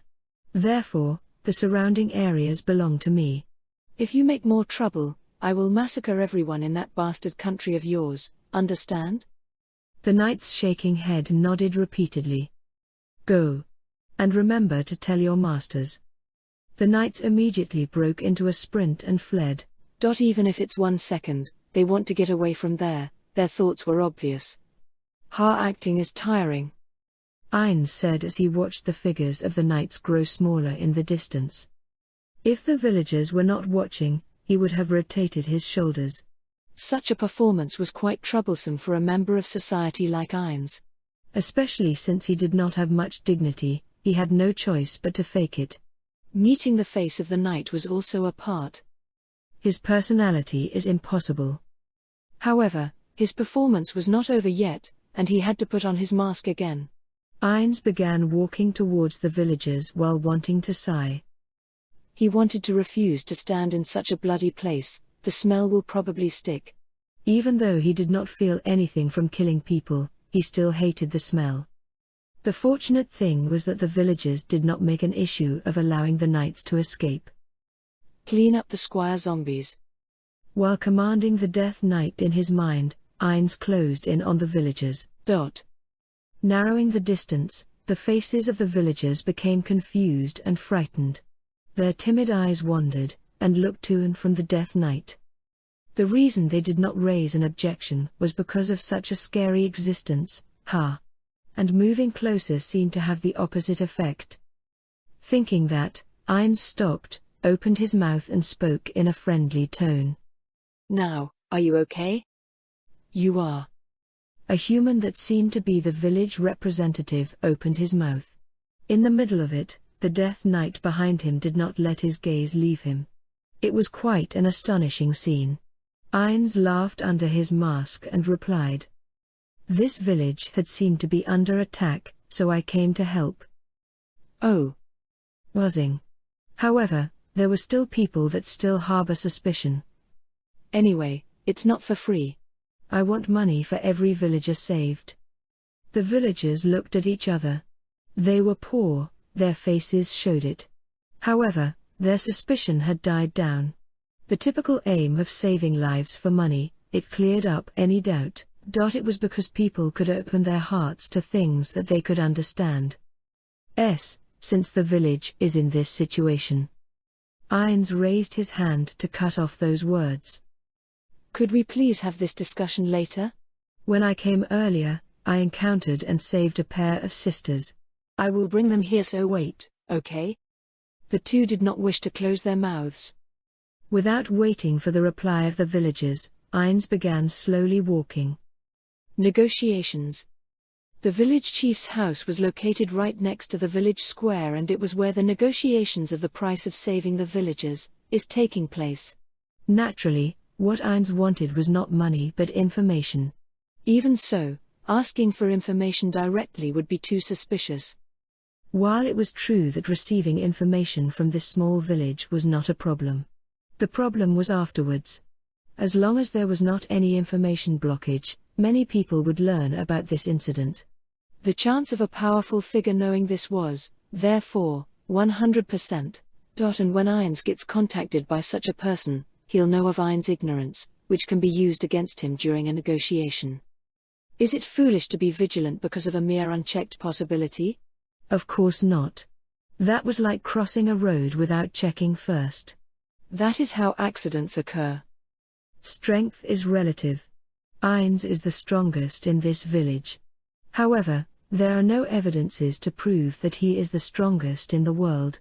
Hence, precaution must be taken. There might be beings that would be able to kill Ainz. Why, Ainz Ulgaun is a guild that knows no defeat. He could not let the guild name be thrown into the mud. The sunlight that filtered in from the windows chased the shadows into the corner. Ainz moved his gauntlets on the shabby table and moved his arm like he was blocking out the sunlight. The table rattled, showing its poor quality. He placed the staff in the corner of the room to prevent it from being a bother. He recalled the surprised faces of the villagers. He did not think that it was good to stand out here. Because he did not rectify his Yggdrasil common sense, he had committed many blunders today. I have made you wait. The man sat in the chair opposite. Behind him, a woman stood. The chief was about 40 years old. He was a man with wrinkled skin due to years under the sun. His build was very solid, and it was clear from a glance that he had worked hard in the fields. He had a lot of white hair, about half of his head was painted white. Probably the past 10 minutes had aged him more than his entire life, not that it was useful in any way. His clothes were made from cotton and were dirty and shabby, but they did not stink. Behind Ainz was a woman about the same age as the chief. She was probably a beauty when she was younger, but long years in the field had damaged her looks. Freckles spotted her face, and she was now a thin and skinny middle-aged lady. Her black hair was up to her shoulders and was frayed. Being tanned by the sunlight, she had a dark atmosphere surrounding her.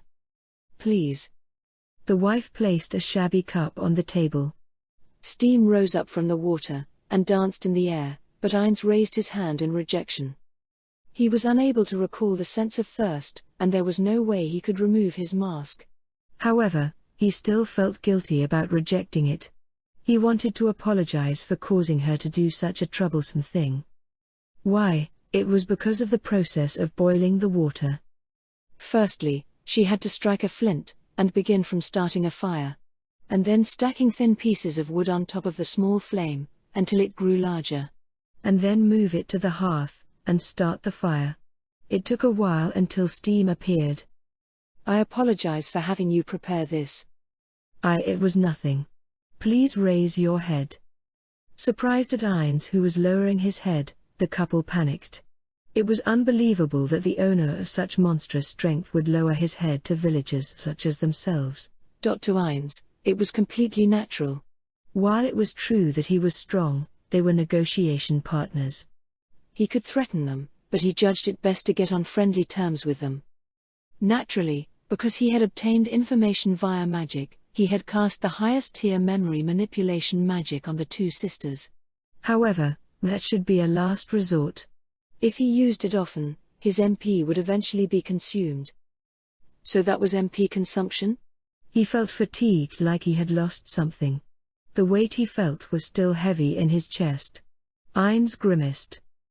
By altering his equipment with gauntlets and a mask, changing tens of seconds of memories felt like half of his MP was used. A huge loss. TL note, I think he is saying that without his usual gear, his MP consumption rate increases. Looks like I need to investigate the effects of magic. Now, I apologize for the suddenness, but shall we begin the negotiations? Yes. The chief gulped. Ainz worked his head at a high speed. Because the villagers were watching the knights, he could not use it, but if no one was around, he would have enjoyed using magic like charm person to answer his questions. However, in the end, it was impossible. So, he needed to gain information straight from other people. Troublesome. I will get straight to the point. How much money can I gain? Well, since the village is like this, most of what we can give you will be copper coins. Copper coins? He raised his surprised voice.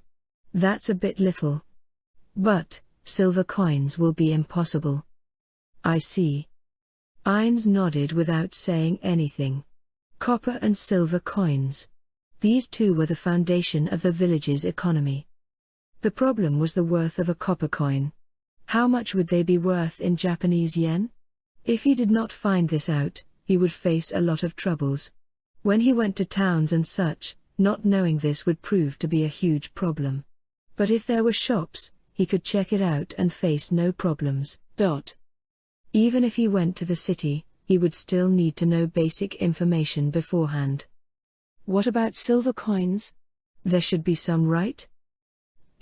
No, we do not have any gold coins in this village. He had guided the conversation here, but the story conveniently unfolded before him. This man was quite fit to be the chief of the village. Or maybe the work of a village chief did not really exist. The image of a CEO which he had built up over a lifetime, had just crumbled in Ainz's mind. However, what if I buy stuff from you? It would have to be in copper coins. Gold and silver coins are. The chief went silent and shook his head. Then, what should we do? I am in no way a philanthropist. While acting like he was in deep thought, Ainz opened the item box. Inside was the coins of Yggdrasil, and he took 2 of them out. The first coin had the face of a woman engraved on it, the other a man's.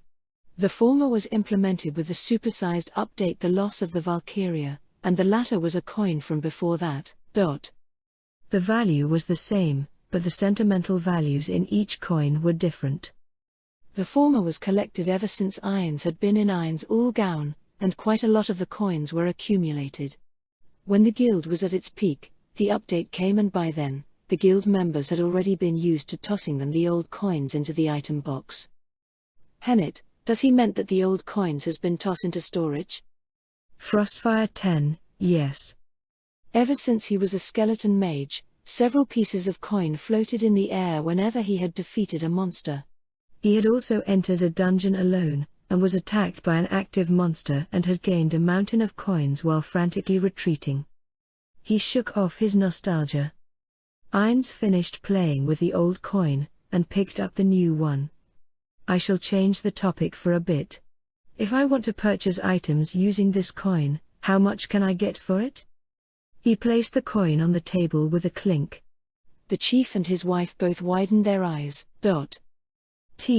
This is a currency from long ago. Can I not use it? I believe you can, but please wait a moment. The chief left his seat, and went into his room, and brought out something. If he could say it in one word, it would be a balance scale. They took out a history book. From there, they tried to guess what coin it was. They somehow compared the sizes. Satisfied with that, they then placed the coin on the scale, and a weight on the other side. What was it again? Was it coin weighing? Ainz searched his memory for the processes happening before him. Firstly, they probably compared the size of his coin with the country's and then checked the weight. While watching, the side with the coin went down, and the weight went up. The couple placed another weight on the scale, and then the 2 sides seemed to balance. It weighs about twice as much as a normal coin. I scratched the surface for a little. Edie, you. Do not say such rude things. I truly apologize. My wife had made such a disrespectful. Enraged, the chief reprimanded his wife. Ainz understood the reason why he reproached her so strongly. I see, she thought that it was gold plating. He did not let his thought that he had learnt something more important leak into his surroundings. I do not mind. Depending on the situation, I am fine even if you smash it apart. However, you will have to compensate for it. Making deals is naturally worrying. It is logical to check the goods in question. No, we truly are sorry. The wife lowered her head and returned the coin back to Ainz. She did not have to apologize to that extent, and Ainz felt a bit guilty. He recalled his own mother. A bit gloomy, a quiet mother. Because of that, he thought, he was a bit kinder towards her. It is fine. This is natural when you are making a deal. No, but to the person who had saved our village. I am not a person that would save a village for free. Basically, I am a trading partner. And so I do not mind. The eyes of the 2 showed their relief. It was not at the level of trust, but they seemed to have opened up to him a little. After seeing the gold coin, what do you think of it? It is like a work of art, right? Yes, it is really beautiful. Which country was this from? Now it is gone, yes. It was a country that has long disappeared. I see. Would it be fine if I think of one of these is worth more than 2 of your gold coins? That may be so. But I am not a merchant, so appraising this work of art is a little. Ha ha ha. Matilda, that is true. While laughing, he returned the coin back to just before his eyes. The chief and his wife had the same stiff smiles that they had since the beginning. Ainz made the decision to move on to the next step. I actually have several of these coins, and could I use them as if they are worth 2 gold coins? He took out several pieces of gold coins from his robes, and dropped them onto the table, and a clear sound rang out. In the middle of that, Momonga was not looking at the table. Instead, from beneath his mask, he was watching the couple's expression with a serious look. I should be able to use these immediately, Ma. I just need to make change. Buying stuff with gold coins is quite painful. Naturally, feel free to inspect them, as you please. Please. No, thank you for your offer, but unfortunately we cannot afford such. Understood. His satisfied gaze left the troubled face of the village chief. Ainz put the coins in his hands, and returned them into his robes. Now, let us return to the reward. I shall speak frankly, and get to the point. How much can you give me? The same question as earlier. However, the reply was returned more smoothly than before. Ainz Summer, honestly this village has lost most of its workforce. While it is true that we can give enough money to satisfy you. However, we have to worry about the season changes, and so it will be difficult to prepare much. How about supplies? Supplies will be the same. Well, as our population has decreased, we are currently short-handed. It is probable that if we give you supplies now, in future, we will become extremely poor. Fumu. Ainz acted like he was in deep thought. Everything up to here was fine. He could only pray for what happens afterward. He let a bit of time pass, and replied. I understand. I do not require a reward. Oh. Due to the chief and his wife's surprise, their eyes widened. Ainz raised his hand, in an appeal to continue. I am a magic caster of the great underground tomb of Nazarick located about 10 kilometers northeast of here. Recently, I have come out. Oh, was that the case? However, I thought that was mostly plains? By my magic. I see. The chief leaked out a voice of admiration. Next to him, his wife nodded her head. He let his negotiation partner come to a selfish understanding by leaving parts left unsaid. But, there was a possibility of doing a bad job and make it troublesome, but nothing else could be done. So, your appearance is that of a magic caster? Yes, Matilda, something like that. While touching the mask of envy, Ainz spoke vaguely. Did the magic casters of this world really have such suspicious appearances? Or did they think so because of ignorance? Ignorance is really convenient. He took advantage of it. Has the chief seen magic casters apart from me? Yes. Long ago, when I was a child. When the village was visited by some adventurers, there was one robed figure among them. I believe he was called a magic caster. How, then have you seen magic such as mine? No, while it is unfortunate, I have not. They immediately left the village afterwards. It seems that they came for the rare medical herb in the forest. What about my mask? He spoke in a way that could have been mistaken for a laugh. The chief made an expression that he was recalling the past. It was almost like he wanted to forget about the present. No, I have not seen such a mask. However, it gives off a strange atmosphere. I remember feeling fear like from when I was a child. I see.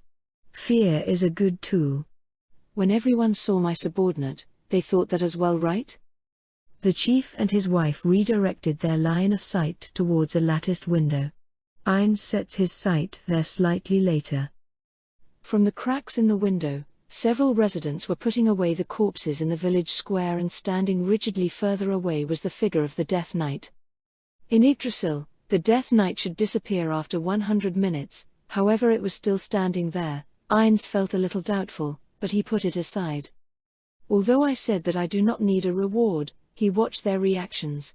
Magic casters use a lot of various things as tools. Fear, knowledge. It is, so to speak, tools of our trade. However, I currently have a lack of information. And so, I would like to acquire such information. Furthermore, I would like the fact that I am buying information to be kept secret. I will take this in place of a monetary reward. I do not need anything. No such convenient words exist. It just means that nothing expensive will be requested. People are scared of things they do not understand. During negotiations for the reward for saving the villagers, money is not necessary, even not the sharpest of people would feel something off about it. If that was the case, it was fine to sell something which could not be seen. Basically, they were selling tools of his trade to Ainz. If they thought that it was an equivalent exchange, no one will feel suspicious. And they would feel relieved that they are equals. The chief and his wife took up serious expressions and nodded. I understand, I will not ever reveal this to anyone. I as well. I shall believe you. He extended his gauntlet-clad hand. The chief made a startled face, changed to an understanding one and gripped his hand. Ainz was relieved that there were handshakes. If he saw eyes that asked what he was doing, he could do nothing but cry. While there was trust, it was not serious. If this was a business, information would flow from business and flow from human nature. If the chief keeps his promise, then no information would leak from him. If it did, then he would do this. The next time he came to the village, he would make an effective card to play. Although he somehow felt that he would not be betrayed. There were reasons, of course. If they are greedy, then they would jump at the chance to exchange stuff for the gold coins. Secondly, when he dropped the large amount of the 2 gold coins on the table, they had a surprised look, but their eyes were not blinded by greed. In addition, the chief's wife was very much like his dead mother. A mother Konha. Troubled, Ainz smiled from behind his mask. However, no one was able to see his smiling face, which was a bit of a waste. Also, ever since he came to this world, he was kinder than before. Although skeletal. Even so, it is strange that you would still choose to associate with someone who has a monster like me. Magic casters make fear into weapons. I have heard that before. And one of the people among the 13 heroes is a necromancer. That person really is terrifying. How, the 13 heroes? Power burned in Ainz's eyes. He had heard another important piece of knowledge. He needed to learn more in detail. Ainz wrote that in the memo in his heart, and closed it. Knowledge. What the hell was that? What is it? Has something happened? No, something personal. My apologies. I have bothered you. Immediately, Ainz, who had just made the sudden outburst, returned to his usual facade. If he had a human body, he would probably be perspiring. The chief looked bewildered, and then immediately returned to his former expression. Already, inside the chief's head, magic casters are strange people, or maybe he had become slightly different from one. Was that unexpectedly fortunate? Ainz thought about it. Shall I prepare more beverages? No, I am fine. He raised his hand in rejection of the chief's question. Steam no longer rose from the cup of hot water which the chief's wife prepared earlier. Ainz had not touched it with his mouth nor hand. If she had prepared any more, he would have felt bad. The wife was not inside this room. She had work outside, various cleaning to do, and left. There were only the chief and Ainz inside this room. After placing the staff of Ainz ul Gown inside the item box, the first thing he heard about was the surrounding countries. And the answer to that was the names of countries he had never even heard of.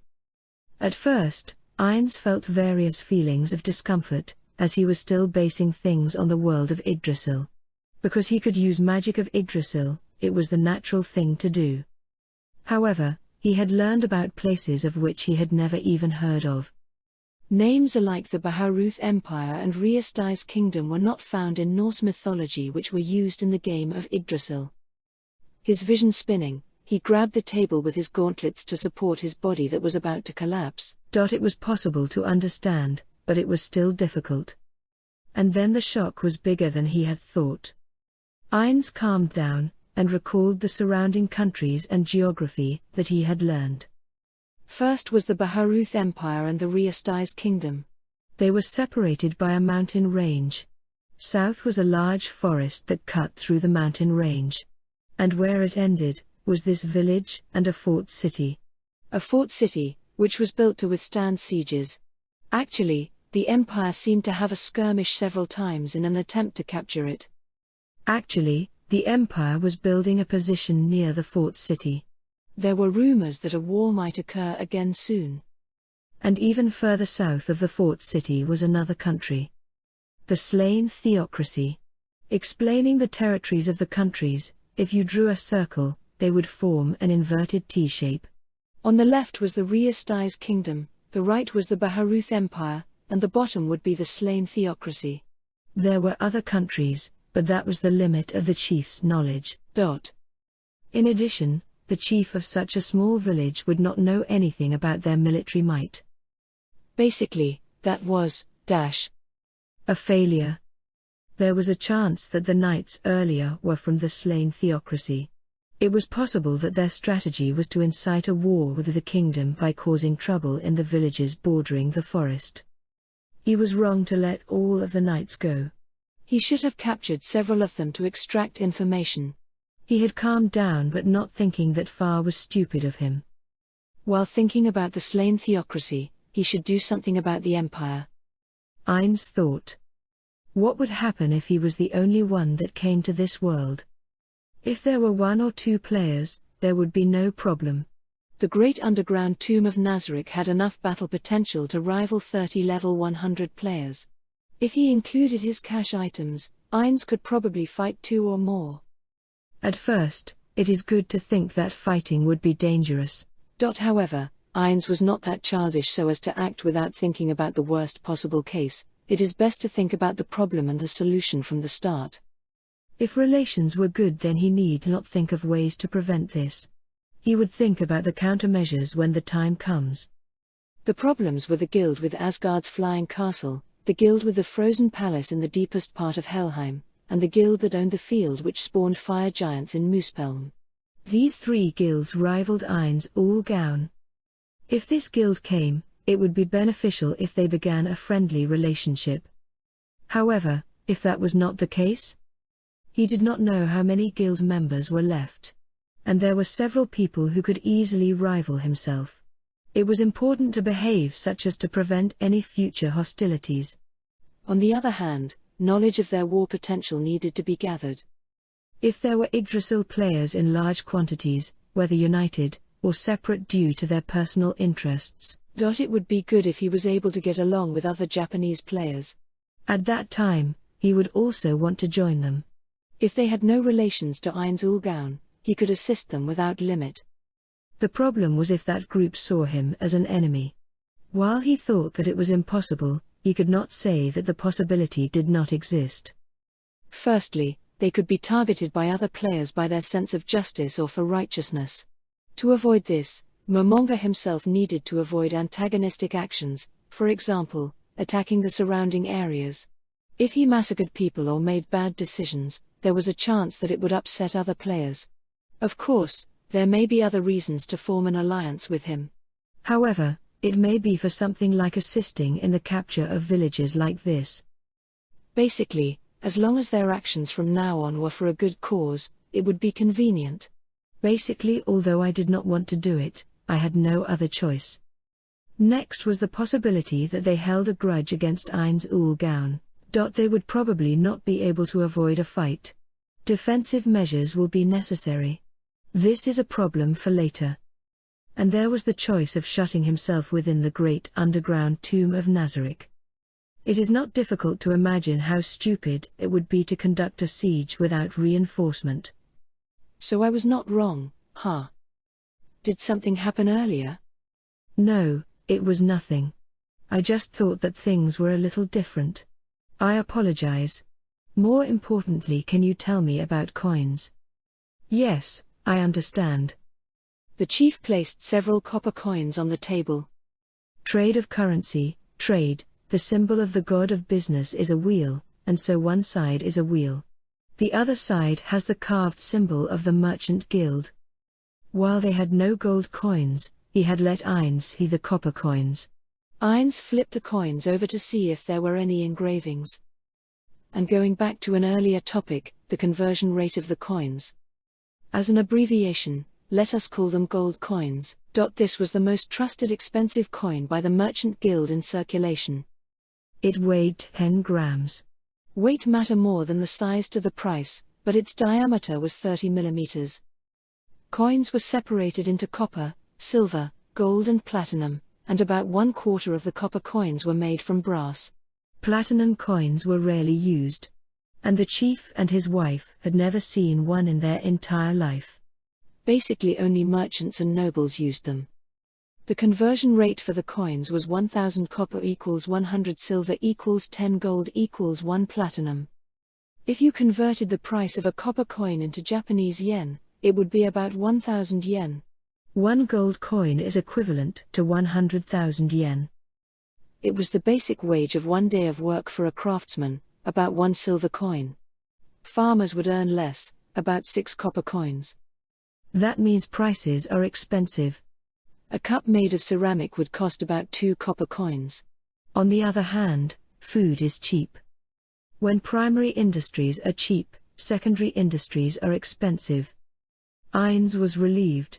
His feelings of being a financial burden were relieved. Yggdrasil currency of 1G would seem to be about 1 billion. It seems that there was no need to touch the treasures that his friends have left behind. While it may seem that 1 gold was a lot of money, top-class weapons in Yggdrasil's player shop were at least 100 million. And if something was over enchant data, not even 1 gold could buy anything.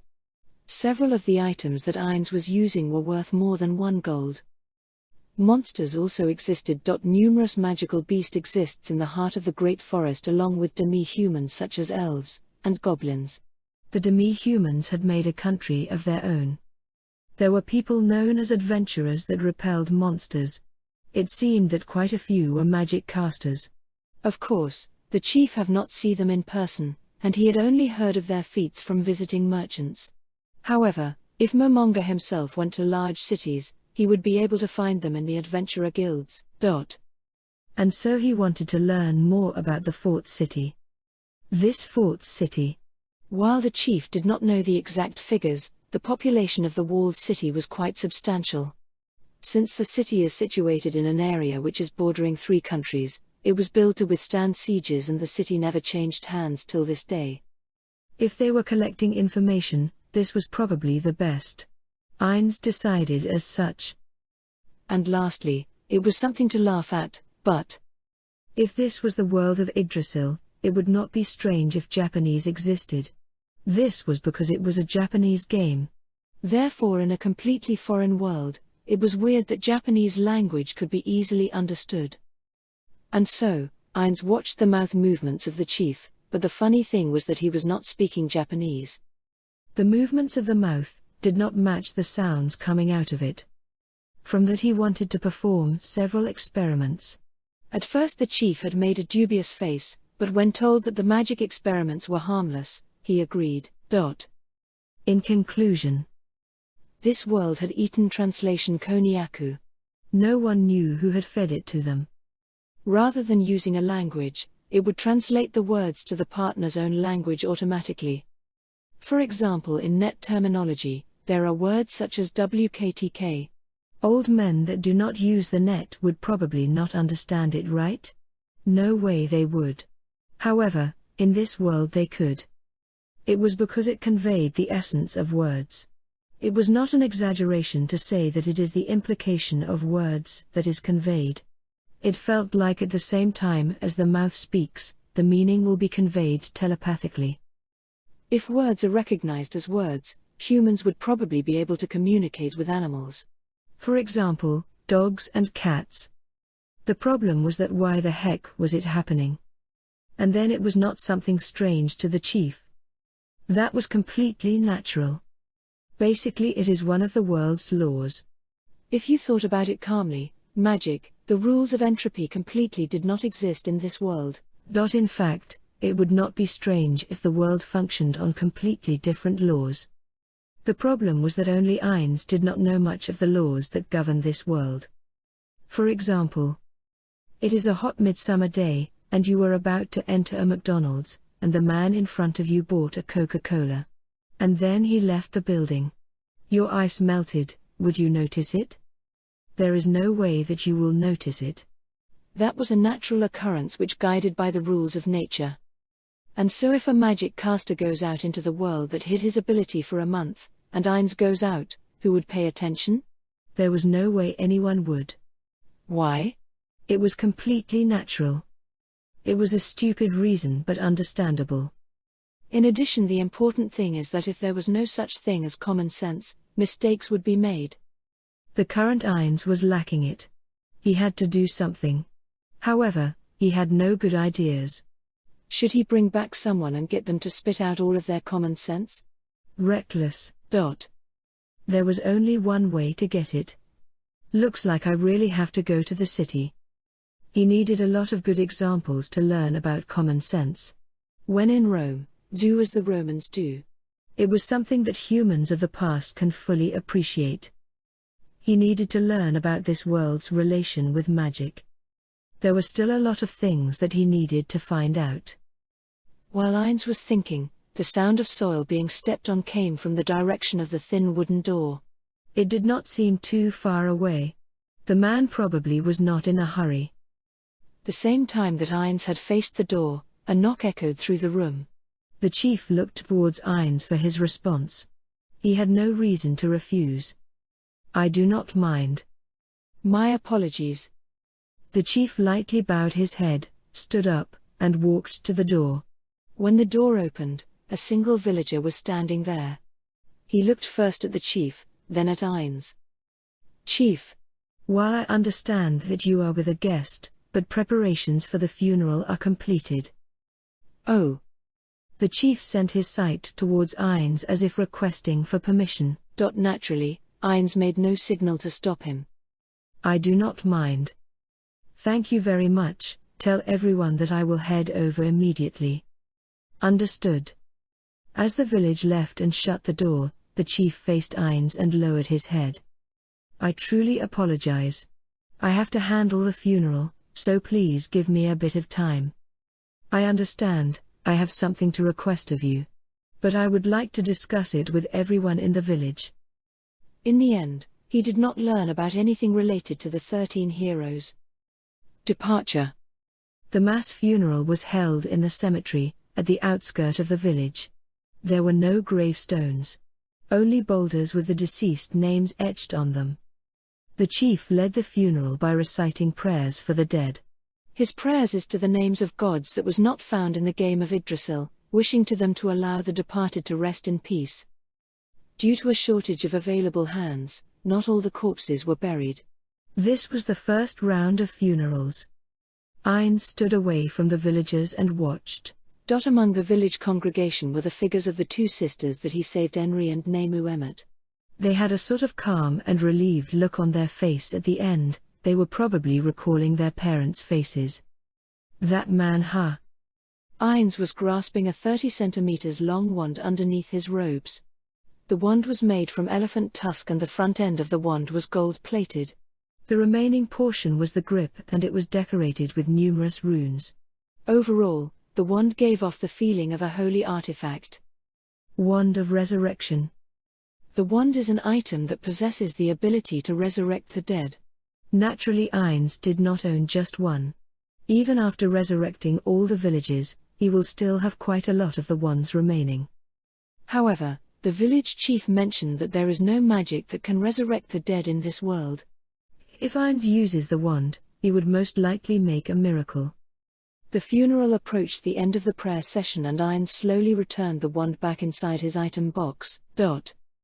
Ainz can easily resurrect the dead. However, he did not do so. This is not because of any religious sentimentality, but because he thinks that there is no benefit to it. A magic caster that can bring death and a magic caster that can revive the dead. It won't be hard to imagine which one will bring more troubles to him. Although he could have requested the villagers to keep his ability as secret as per terms of resurrection, he doubted that this can be kept a secret for long. The power to resist death. It was something that everyone would yearn for. If there are any changes to the situation, he might do it, but there was currently too little information. Basically, he was watching lives that he could save being thrown away for his sake. Underneath the mask, Ainz displayed a ridiculing smile. He saw Nemu and Enri crying loudly. Ainz was walking on the small path that leads to the outside of the village. The Death Knight followed him from behind. Although he was interrupted by the funeral ceremony, he had used quite some time to learn more of the common knowledge of this world and news about his surroundings. By the time he had left, the sky was darkening. Now, I will be leaving. Ein's summer. Please come to the village again. This time we will properly thank you. No, that will be unnecessary. If Chief Dono still has some stuff and brings it to my place, it will be a lot of help. Naturally, next time it will be money. Understood. Then until that time. The smiling village chief shook hands with Ainz by grasping his metal gauntlet. It seems that he had already warmed up to him. Ainz was content by the village chief's warm hospitality and began walking. Leaving the chief's house, there was a villager with a determined look on her face. Ainz's eyes widened beneath his mask. He did not think that this girl would come again. There was Henry Amott. Is it fine? Yes. Have you ridden a horse before? Yes. At the corner of the village square were two of the captured horses from the knights. One of the horses were carrying luggage while the horse was armored. However, why are people with riding experience plentiful in this village? Long ago, someone from this village participated in a war. As a reward for good service, many goods were provided. Among them were horses. He taught the children how to ride them. Thus many children in this village are capable of riding horses. When he asked the chief, he immediately responded. I see. From among several people gathered, he had chosen her. Although it was harsh to hear, she was chosen because her death will not affect the village the most. Men could be used to rebuild the village. When compared to a young girl who lost both of her parents, there was a difference. Then, as promised, 200 gold coins. Ainz gave a leather sack, given by the chief, which contains gold coins to Henry. The sack weighed 4 kilos. Henry opened the sack to confirm the contents before passing it to the chief. Please do. Okay. The chief solemnly nodded and Ainz opened his mouth in continuation. Please rest assured. If you do not return, I promise that I will bring you to see your sister about once a year. Chief Dono, that is acceptable, right? Yes. Understood. 200 gold pieces. It will be a huge sum to the villages if it reaches 400 gold pieces. To a pair of orphan sisters, the sum was required for their long-term living maintenance. Of course the sum will be a bit much if the elder sister dies, leaving behind the growing younger sister. This is worrisome to the Ainz, who greeted them. He breathed a sigh of relief and Henry's shoulders relaxed. Ainz put the goat skin parchment written by the chief into the scroll case. I will be in your care. Yes. Henry received the scroll case and placed it on her hip. Then, I will be leaving. A lot of thanks for various things, Chief Dono. No, I as well, thank you very much. Ainz Summer. No one in this village will forget what you have done for us. The chief bowed deeply as he waved goodbye, and Ainz responded. At that, Henry bowed her head in a panic. Henry walked towards the two horses. That is Matilda, not much need for that. The two arrived in front of the horses. Ainz took out 2 small horns from his infinity haversack. These were magic items that were previously prepared during the return from the funeral. It had no distinguishing features, normal horns. However, each horn has magic that is capable of summoning a goblin troop. It was an item that could summon 12 level 8 goblins, 2 level 10 goblin archers, 1 level 10 goblin mage, 1 level 10 goblin cleric, 2 level 10 goblin riders and wolves, and 1 level 12 goblin leader, a horn that was easily for sale. Since they were weak yet numerous, they would be a bother while hunting, and so it was not used. Since it was dangerous, it was listed on 2ch as a dangerous item. This item, when blown, summons monsters for about 1 hour. If something occurs, you can give orders to the monsters summoned from this horn. If your work is finished, and you still have not used it, you can keep it if you like. Thank you very much. Henry examined the item several times, then place it within her pockets. Then she observed Ainz with a strange expression. What is it? Why, you really are the one that came to save us, right? What do you mean? You. It might have been a different person with the same mask. Ainz only inserted the memory of him appearing in a mask and gauntlet when he modified the sisters' memories. The remaining portion were left untouched, but Ainz made a weird motion with magic, and made a face like he missed something. However, he felt lethargic when he heard her words. That tone of voice is... Ha! It is basic to change your way of speaking when talking to different people, normally. He used the same scary voice as earlier and Henry jumped in shock. I truly apologize. It's fine. I'm not particularly mad. Ainz grasped the bowing Henry and forced her up. Many villagers that were waiting outside were hoping that Ainz will forgive Henry. The hand that was grasped by the gauntlets probably hurt. Henry rubbed the part of her hand that Ainz had grasped. I will be praying for your safe return. Yes. She was heading towards one of the Empire's strongholds within the region. The chief mentioned that the Empire constantly attacked the village. The reason Henry was headed there was to convey the foolishness of the Empire's actions and to announce the annihilation of the Knights by Ainz. It was to inform the Empire about the existence known as Ainz. One was the issue of the Knights that he spared. It is likely that because of his own decision, news of him will undoubtedly spread around in the nearby areas. However, he felt that it is better for him to regulate the news of him that was being spread. Since he had saved several knights, he might be able to get a favor. However, it was not clear which country the knights were from. Why was this so? It was because it will be hard to suppress the spread of information about him. Without information about this world, it will be dangerous for him to act rashly. It might be a better tactic for him to hide himself and covertly gather intelligence. However, he had saved the village, and so he could not do it. Even if I annihilate the attacking knights, the country that sent them will most likely send someone to investigate the matter.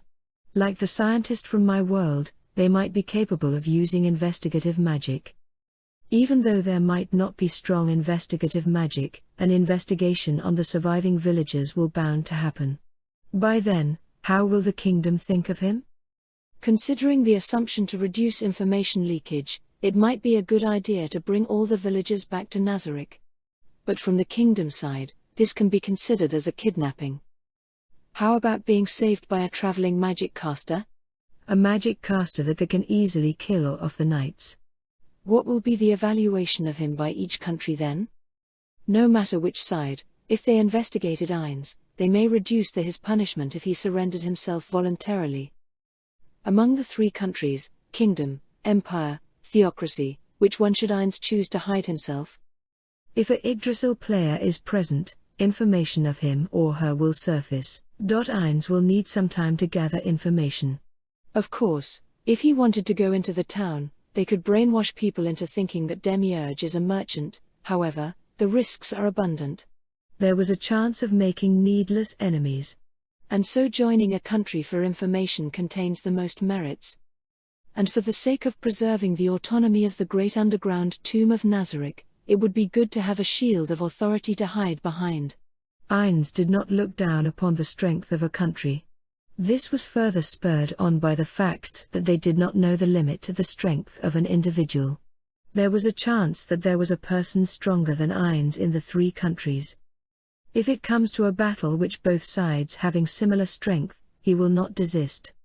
If there was an existence that was level 10,000 in one country, then another country should have someone that can rival him. Which country should he choose? It would be a decision that would bring both many demerits and merits. The problem was what sort of position he should take. He would like to destroy the slave-like positions if there were any. Also any black-hearted companies.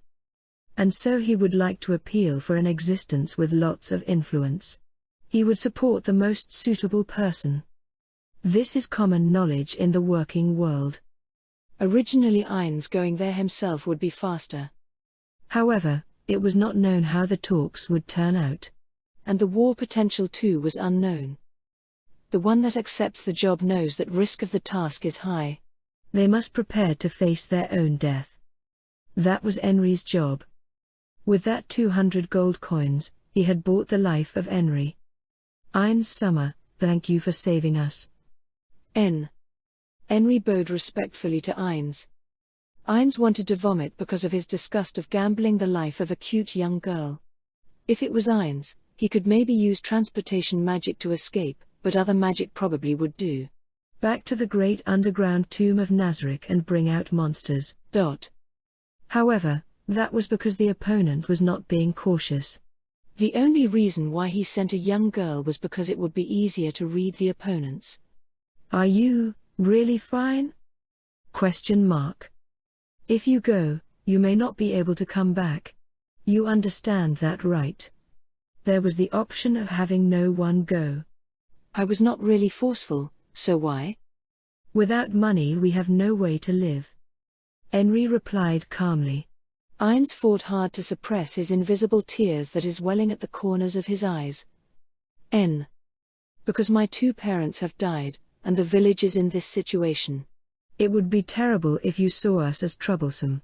And so Ain's Summer's words, to us they were a saving grace. I may not have to do this, but I may not be able to carve out a living using only what my parents left behind. That may be so. Or maybe not. If you own a sum of money of 200 gold coins, then you should be fine, right? An outsider would probably say that. Ain's would do the same. However, seeing the girl's eyes, a human that could say those words did not exist. Ain's understood the urge to prove that she is worth every penny paid. This is not a game. One cannot see the gold pieces as a game currency anymore. People are willing to risk their lives, just for a small sum of gold. Feeling light-headed, Ain's put strength in his legs. She understood that her life did not mean much. Ain's reminded himself to cast aside his doubts. His action of extending a helping hand to the adorable children was the right option. Ain's moved his sight. Under the shadow of one of the houses in the village square was Henry's younger sister, Nemu. The farewell had ended, but she was staring at her sister with a lonely expression. This could be her last farewell to her sister. Under Ain's observation, he knew that she is trying hard to carve this memory into her mind. Why won't she cry? Why won't they say farewell at a closer distance? Why will she not hate Ain's that is sending her sister on a dangerous mission? Ain's does not know. But, take this with you. Ain's took out a scroll from the infinity haversack. This is? It is a scroll that allows you to return to a specific location. Once invoked, you can directly return here. However, its function is yet to be confirmed. It might not work at all. If you face any complications that you are not able to overcome with the horn, use the scroll. Thank you. After the completion of the task, do visit my home. I will prepare a feast for you. Yes. Will it be all right if I bring my sister along? Of course. I will be waiting for your arrival. I am sure my friends will understand. The great underground tomb of Nazarick. Entry is forbidden to any outsiders.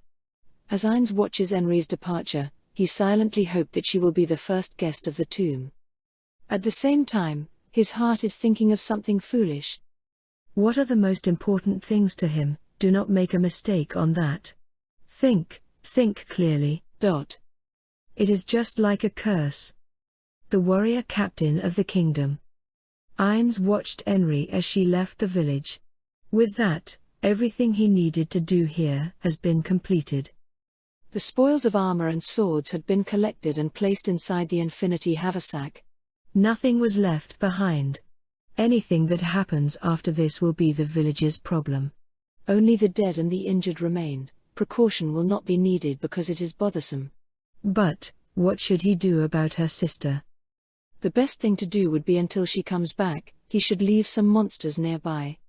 It will be best if he would contact and discuss this with Demiurge. His underlings are best suited for this type of work. Ainz decided that he needed to say some parting words to the chief, and so looked for him to the village square. At one corner of the square, several surviving villagers seemed to be discussing something with serious expressions. Ainz felt that some of them have decided on several decisions. As Ainz walked closer, he felt the sense of foreboding getting stronger. The atmosphere changed, and felt tense. Has something happened? Chief Dono.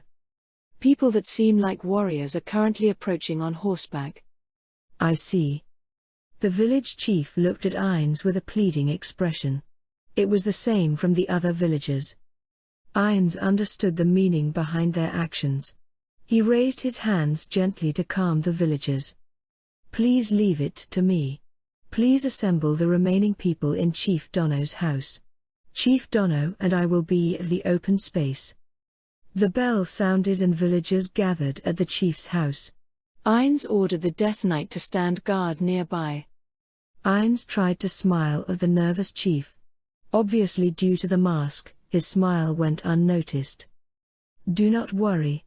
This time will be special and I will save you for free. The chief smiled bitterly. But his trembling had lessened considerably. He might be hungry too. Soon, a number of riders appeared at the central road leading towards the square. They fell into formation and moved into the square silently. Fumu. Ainz developed a sense of foreboding after looking at the knight's equipment. The previous knights bearing the Empire's emblem have matching sets of equipment. Although the new arrivals were armored, the sets of armor doesn't match after comparing them to the former. There is a huge difference with some wearing leather armor while others bear metal armor. Some do not even have helms.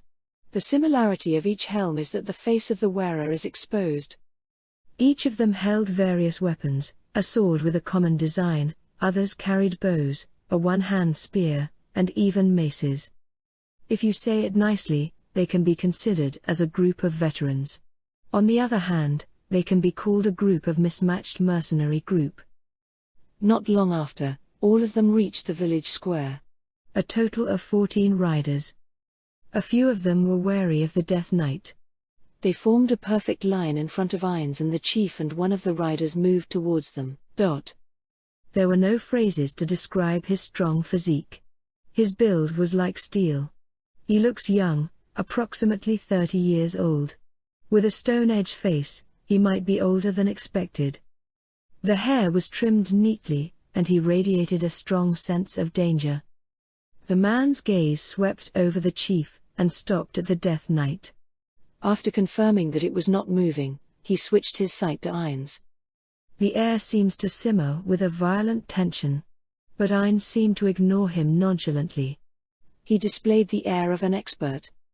Of course, this is not because Ainz cannot detect the intense gaze directed at him. I haven't felt the sense of fear ever since I had this body. Or is it because I can use my abilities in Yggdrasil that I am confident? I am, from the Riastai's kingdom, the kingdom's warrior captain, Gazif. Receiving orders from the king to repel knights from the Baharuth Empire that are causing trouble here, we have been patrolling the villages. The voice that is deeper than what was expected from his looks, reverberated in the square. A commotion seemed to have broken out from the chief's house. The kingdom's warrior captain. Ainz leaned towards the chief and whispered quietly into his ear. What sort of person is he? I have heard from merchants.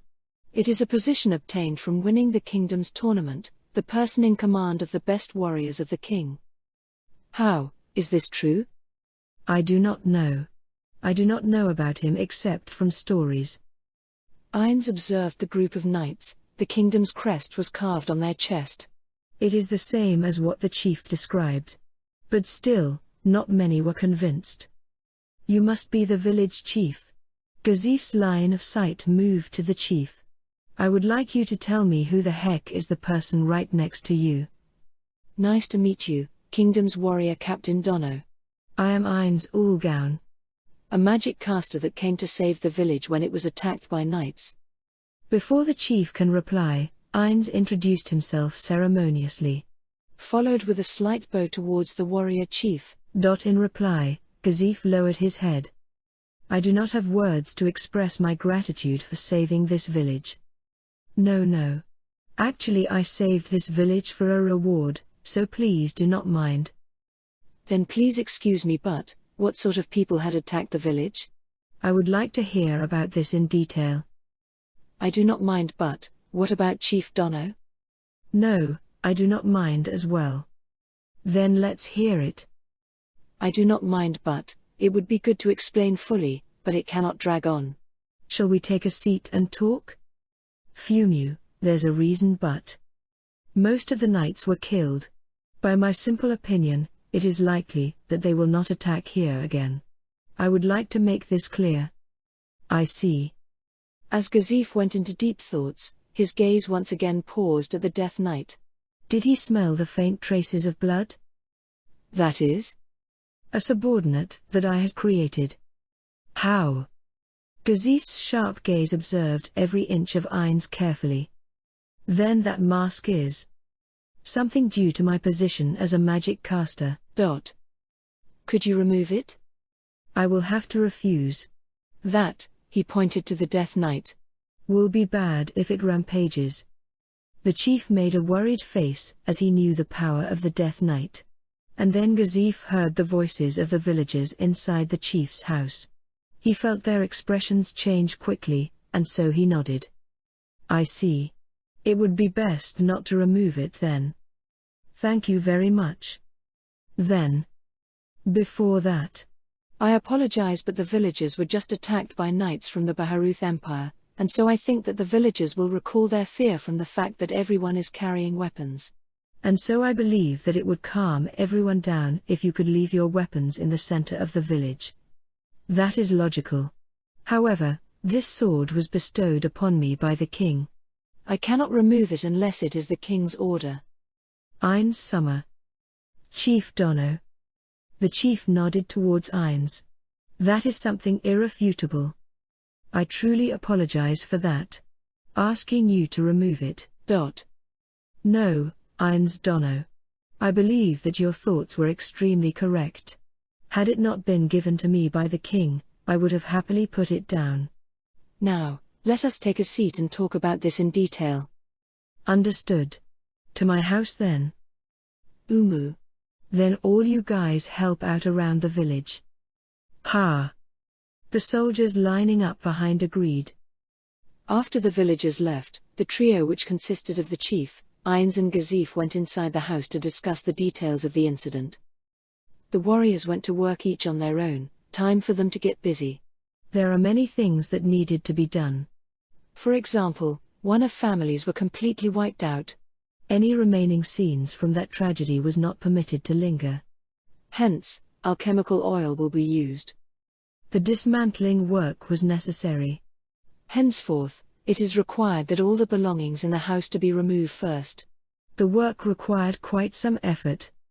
The warriors had to remove their armor, before using their limited individual strength to remove all the valuables. The job will proceed faster if they just chuck the valuables. But, these belongings is to be shared among the survivors as their owners are deceased.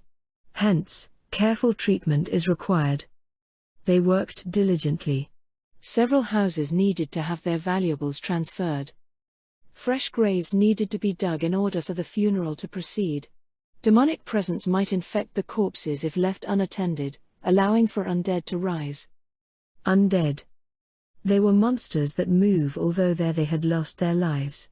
They were quite common at battlefields. However, they may also appear in various tragic scenes from bodies that were left unattended. Zombies, skeletons and ghouls are the more famous of them. The early completion of burials is vital to prevent such a phenomenon from occurring. The village had its own funeral rites. They first dug a hole, and could do nothing but leave the body inside.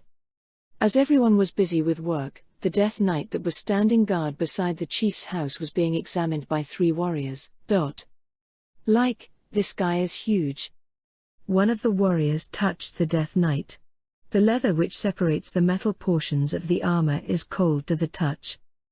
From the talk of the villagers, this guy killed many of the Empire's knights. Wow. Really? But, since it's huge, Its movements should be slow. That's true. But, does it really move? Looks like nothing but a corpse to me. Who knows? Matilda, it looks good enough as a shield. Pointing towards the large shield on the left hand, the warriors began to laugh. That was due to their self-confidence. As a matter of fact, within the kingdom, the 180 people that formed the core of the kingdom's elite knights were the cream of the crop. They were the most trusted group of the king.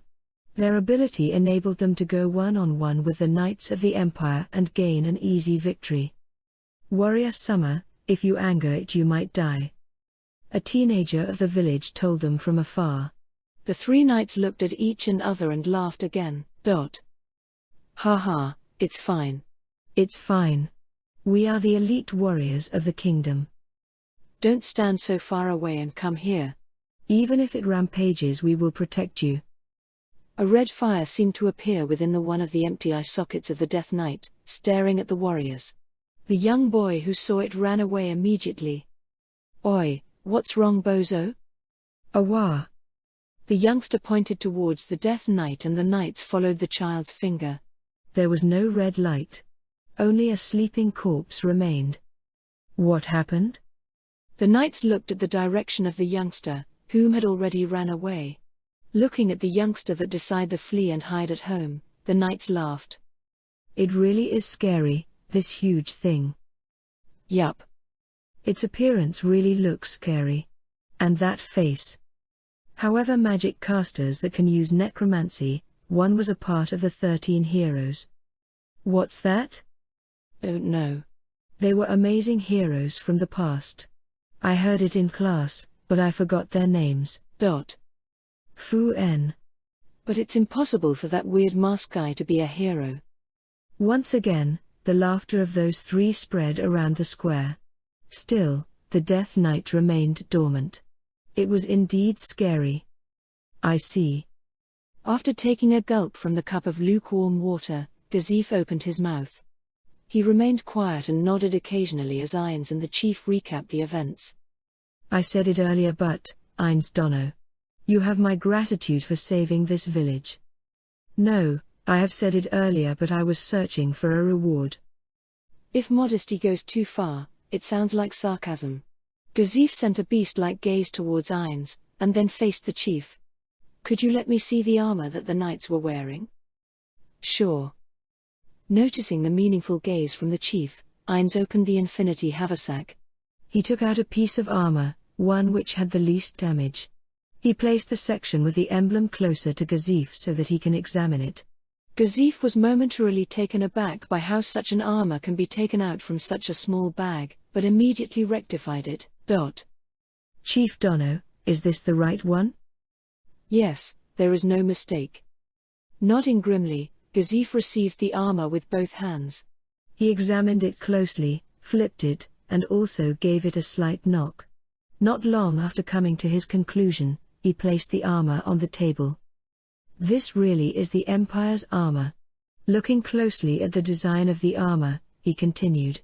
But wearing it does not give much protection in the middle. So? The chief did not comprehend the meaning of those words. He looked puzzled. There is a chance that the slain theocracy acted as the Empire's knights. Why would they? To worsen the relationship between the Empire and the kingdom. Probably. It's quite obvious. Ines took a sweeping glance at Gazif but remained silent. Based on the body language, he wanted to say something. The village chief was deeply shocked by such a revelation. Then, Gazif began to speak in a serious tone. Anyway, the Death Knights that swept up the knights, that is Ines Dono, how many do you have? This is the only one. Could you make another one if you had time? Yes. After hearing Ines's answer, Gazif slowly closed his eyes. It was hard to discern the color of his pupils. After a few seconds elapsed, he opened his eyes again. I did not think much of it in the center of the village, but it would seem to be my misunderstanding. The expression underneath the mask did not change. But even so, if it is from the kingdom's strongest, then it is natural. Ainz smiled underneath his mask and spoke casually. Gazif looked at Ainz for a moment, then changed his view to the armor after losing his interest. Now, I apologize, but I would like to take this back with me. I do not mind if you are simply buying it. Ainz and Gazif exchanged sharp glances. Of course, because of the mask the assumption could be flawed. How much is it? This armor feels quite light. Magic was probably casted on it. And so the price increases. It's like that. The atmosphere was heavy. The chief was barely able to handle it and timidly observed both parties. Currently, I do not have much, a few days, yes, Nazarick was it? Do you mind us bringing it there? That will be troublesome. Even if you come, there is a chance that I am not there. Then what about if we meet at the town? It is not bad, but... Ainz looked up at the sky, thought and opened his mouth. I have to return to Nazarick and prepare various things, and so I will have to refuse. Fumu, then what about payment in a different form? What sort of form? That is why I am asking you. The tension was building up. Between Ainz that wanted to sell it higher and Gazif who wanted the magical armor. There was a conflict of interest. Cold wind seems to blow. Then, what about this? Have a bout with my Death Knight. What? The chief shouted out in surprise. Gazif was silent as he took another drink of water. No, it was just to the extent of wetting his lips. The difference between my subordinate and the one known as the kingdom's strongest. I want to know it. But, Ainz Dono. Understood. The chief was anxious, but he kept his lips shut. However, a voice, that sounded like he was burnt, echoed throughout the room. WH. This time the one leaking a surprised voice was Ainz. After hearing that, Gazif shows a predatory smile. What is wrong, Ainz Dono? Were you just acting? You look surprised? No, but, I believe that Gazif Dono will not walk out unscathed. I do not mind. I will properly deliver my own to your subordinate. Ainz was surprised by Gazif's suggestion. Achieving a mutual agreement with this uncouth person was still possible. He might also want to investigate the extent of his strength. Based on this suggestion, Ainz himself might learn more. Hence, this is a good chance. The Death Knight was not an important pawn of Ainz. Comparing the time to summon another Death Knight and the price to learn about the strength of the kingdom's strongest, it was cheap. Under the gaze of both the warriors and the villagers, both combatants, the Death Knight and the warrior captain Gazif stood at the middle of the square facing each other. Then, as per our promise, no matter which side wins, or if any injuries arise from the fight, neither side can pursue the matter further. Ainz was appointed as the temporary referee. Many warriors voiced their opinion that they should handle it, but all of it was silenced by the warrior captain. Ainz took back the flambeau from the Death Knight, and replaced it with a broadsword that was loaned from one of the warriors. Seeing this, Gazif showed an expression that wanted to say something, but he kept quiet at the end. Ainz noticed but ignored it. Matilda, whatever I say will just be another excuse. Now, both sides, please get ready. Is it fine to have this sort of atmosphere before the fight? Ainz seemed to sweat as he spoke to the two combatants. The Death Knight was armed with a tower shield and a broadsword, while Gazif was dual-wielding a pair of bastard swords. Gazif was in no way short. There was a difference in height by about 50 centimeters between the two, not just like a child and an adult. Just by looking at that, there seems to be an overwhelming difference in strength. Can Gazif win? That was on the mind in many of the onlookers. Death Knight. Instead of attacking, focus on defending. Then please begin. The Death Knight slowly advanced while performing a series of stabs with the sword. Gazif dodged the stabs effortlessly. This was the opening signal. The clash of swords started. A tempest and a river. Which was which?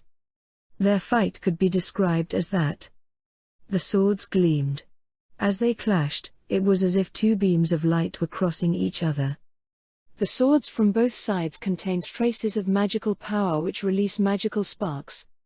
The sound of metal clashing were constantly released from each strike.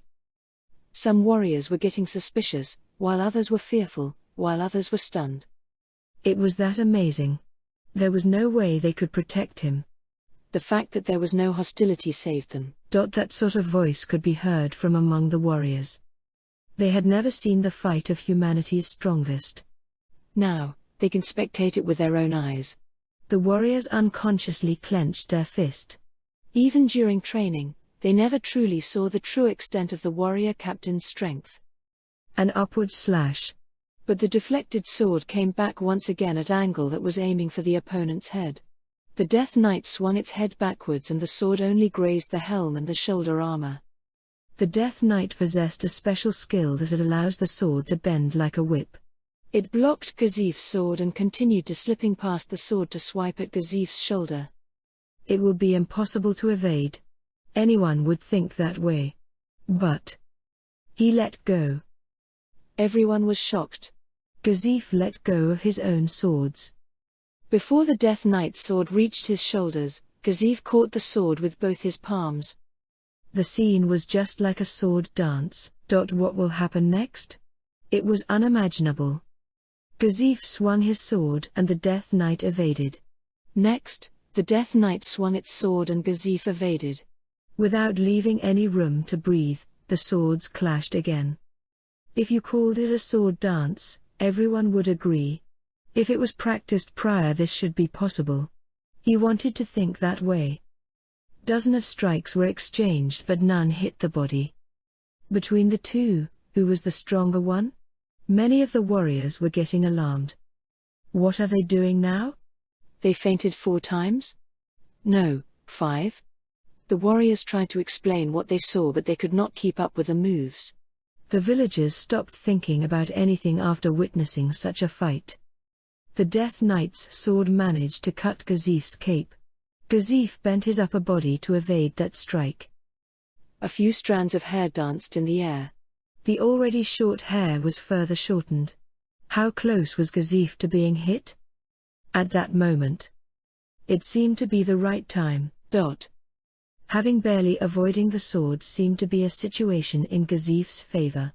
This was as the sword was now swung too far, so even the Death Knight with its strong arm should not be able to return a sword that had performed an overcut to its original position. However, his opponent happened to be undead. If a normal person suddenly did that, then several muscles would easily tear. A backhand side slash. The sword that would have normally bisected a human cut through thin air. A gale blew past Gazif's head. Ducked. Did he already predict that? Gazif avoided it by squatting. Like that, Gazif's sword sought out the legs of the Death Knight, and stabbed. The Death Knight leapt. He instantly jumped backwards to avoid the sword. It was like a cat. It was both graceful and violent. And weightless like elegance, it slowly landed on the ground. Gazif slowly stood up, and the Death Knight once again readied its sword. The late cheer echoed in the village square. Phoo! Gazif breathed heavily, and dashed with a bullet-like speed. A sword flashed. A volume that made you want to cover your ears. That sound occurred at the space between the tower shield and the bastard sword. The Death Knight's body received that, and lost its balance for just a moment. Ooh! Gazif swung his sword at the tower shield with a roar. The Death Knight drew back its tower shield in an irritated manner, and swung at Gazif. Gazif then jumped backwards in retreat. It was such a light movement that you would think that he was not wearing armor. The wind born from the impossibly fast movement of the tower shield created a cloud of dust in the surroundings. Matching it, the two broke into a dash. The sound of metal. The two figures within the dust cloud came out unharmed. Gazif was the first to retreat backwards. Was he blown back? Or was it his own decision? At this point in time, the surrounding spectators were simply protecting the silence. Already, hearts understood when this battle was at human limits. Eyes looked at the warriors that were about to take a breath and widened their eyes, and looking like they had forgotten something. The villagers had a gaze that showed that they did not understand much, except for the fact that they were watching something amazing. In the midst of the amazing match, only Ainz was examining it with cold eyes. His heart was wondering whether the opponent displayed his full strength. It will be perplexing if it is. He maintained his cool in contrast to the boisterous onlookers. Ignoring Ainz's inner thoughts, the swords continued clashing. The warriors and the villagers' faces reddened, and clenched their hands tightly. If they mistook the timing even slightly, they would die. Somewhere in their brains could recognize this, and that probably would fail. There was something that they would never reach, a longing for the highest peak. The stiff sound of metal clashing rang, rang, rang, rang. The speed of sword strikes from both sides had gone beyond the limit. The matching sounds sounded completely like one drawn-out sound. In the end, Gazif's sword slid and left a wound on the Death Knight's face. The thought that it was nothing but a lucky strike was in everyone's eyes. With the sword that scored a light hit due to luck. And then Ainz's voice echoed. "Let's stop there." The sounds of loud cheering erupted. It was a beautiful match. The band of warriors were celebrating their captain's victory. As expected of the kingdom's strongest. Gazif Summer. His breathing ragged and his face red, Gazif smiled at Ainz, whose back is towards the crowd. Gazif showed a terrifying smile as he walked towards the unsurprised Ainz. "I wonder if you let me win, Ainz Dono?" Gazif took out his personal towel to wipe off his sweat. Killing intent leaked out from the gaps of the towel. No, it was not that complicated. Ainz took another step closer, and in a voice such that no one else could hear. "If I won, a lot of problems would arise." "How?" The atmosphere tensed. And Ainz took it calmly. Gazif wiped away his sweat, and placed the cloth in his pocket. "I will remember that. I left a set of armor in the Chief Dono's house. Please feel free to bring it back with you." Observing the back of the departing Gazif, Ainz smiled lightly. "At least I found out the strength of the strongest warrior in the kingdom." It might be known that he had bought the fight. However, it is likely that Gazif will report to the king. He was not the type of human that will prioritize his own emotions over intelligence gathering. He should be deeply loyal to the king. This was determined when Gazif was asked to remove his weapon earlier. He rejected the suggestion to remove the sword granted to him by the king. No matter how it looked, this transaction did not cost him. A very satisfied Ainz looked at the Death Knight. When the heck will he disappear? That was the question in his mind. TL note, Bozo means boy or lad. Various countries Part 1. Riastai's kingdom, the royal capital. In the center most of it was the large Ro-Lenta castle. Surrounding it was a protective wall, and every 800 meters were 20 circular giant towers. There was Valentia Palace. Within the palace itself, there was a room built for beauty instead of practicality. A royal meeting was currently being held there. The contents of the meeting were unintelligent, and the words spoken were rather like unpractical dreams. "This time we defeated those people from the Empire, let us keep up the momentum and bring the fight to them. True, I had it with these constant harassments by the Empire. Looks like it's time to show our terror to those fools of the Empire." Well spoken. It is just as the Earl said. The laughter from these well-dressed men echoed around the room. Even when facing such a scene, the kingdom's warrior captain, Gazif, could not even show his worries. Gazif can only be exasperated by their speech and behavior. Since returning from Kani village, he intended to report the existence of the great magic caster, Ainz, to the king. But instead, he was dragged into a moment like this, a meeting that only served to increase his mental fatigue. The constant fatigue only served to increase his weariness. The fight between the Empire and the kingdom will mostly result in the kingdom suffering greater losses. The kingdom mainly relied on conscripting villagers to be soldiers, while the Empire trained a professional army and granting knighthood to deserving soldiers. From there, it is obvious who was the weak and who was the strong. The kingdom's army were mostly simple peasants. even though they had managed to hold the empire at bay near the borders of the fortress city. The strength of the kingdom was slowly reduced after each battle. The basic strategy of the empire was to reduce the national strength of the kingdom. This was by the high nobles, something that they could not understand. They only believed that their authority was everlasting. That magic caster should be caught and sent for interrogation. That region has been a part of the kingdom for 100 years. How can we allow that magic caster to stay there? Please hold on a moment. Gazif spoke loudly to change the flow of the topic. Many of the nobles did not bother to hide their displeasure and showed a disgusted expression. Gazif relied on his swordsmanship to rise rank by rank to be the warrior captain. To the nobles with a long family history, Gazif was just a newbie and the nobles hated him. The hatred was intensified by Gazif's unrivaled skill in sword. The thought of letting a lowly peasant to sit equal with them nauseated them. I believe that magic caster displayed a friendly disposition to the kingdom. If we tried to treat him high-handedly, he could be a member of the empire. It is important that we summon him to the capital and question him in detail. Furthermore, such a situation developed because the warrior captain believed the magic caster easily. After hearing Gazif's words, several nobles stood up against him. Many more agreed with them. That's correct. How can the warrior captain easily trust a suspicious masked man? After hearing this, how can we think that he is not suspicious? The so-called magic caster known as Ainz is unheard of. Even the well-established National Magic Research Institute does not have a record of him. His background is absolutely mysterious. It is likely that he is a human from the Empire. From this perspective, the warrior captain has to be responsible for letting such a person escape. Che. Enough. I do not think that the warrior captain's decision was wrong. Moo. If His Majesty has spoken. The king on the throne let out a sigh. The nobles accepted it and withdrew their mocking smiles at the warrior captain. Gazif raised his head and sent a look of gratitude to the figure that had his undying loyalty.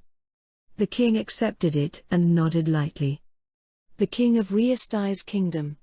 Lanposa 3.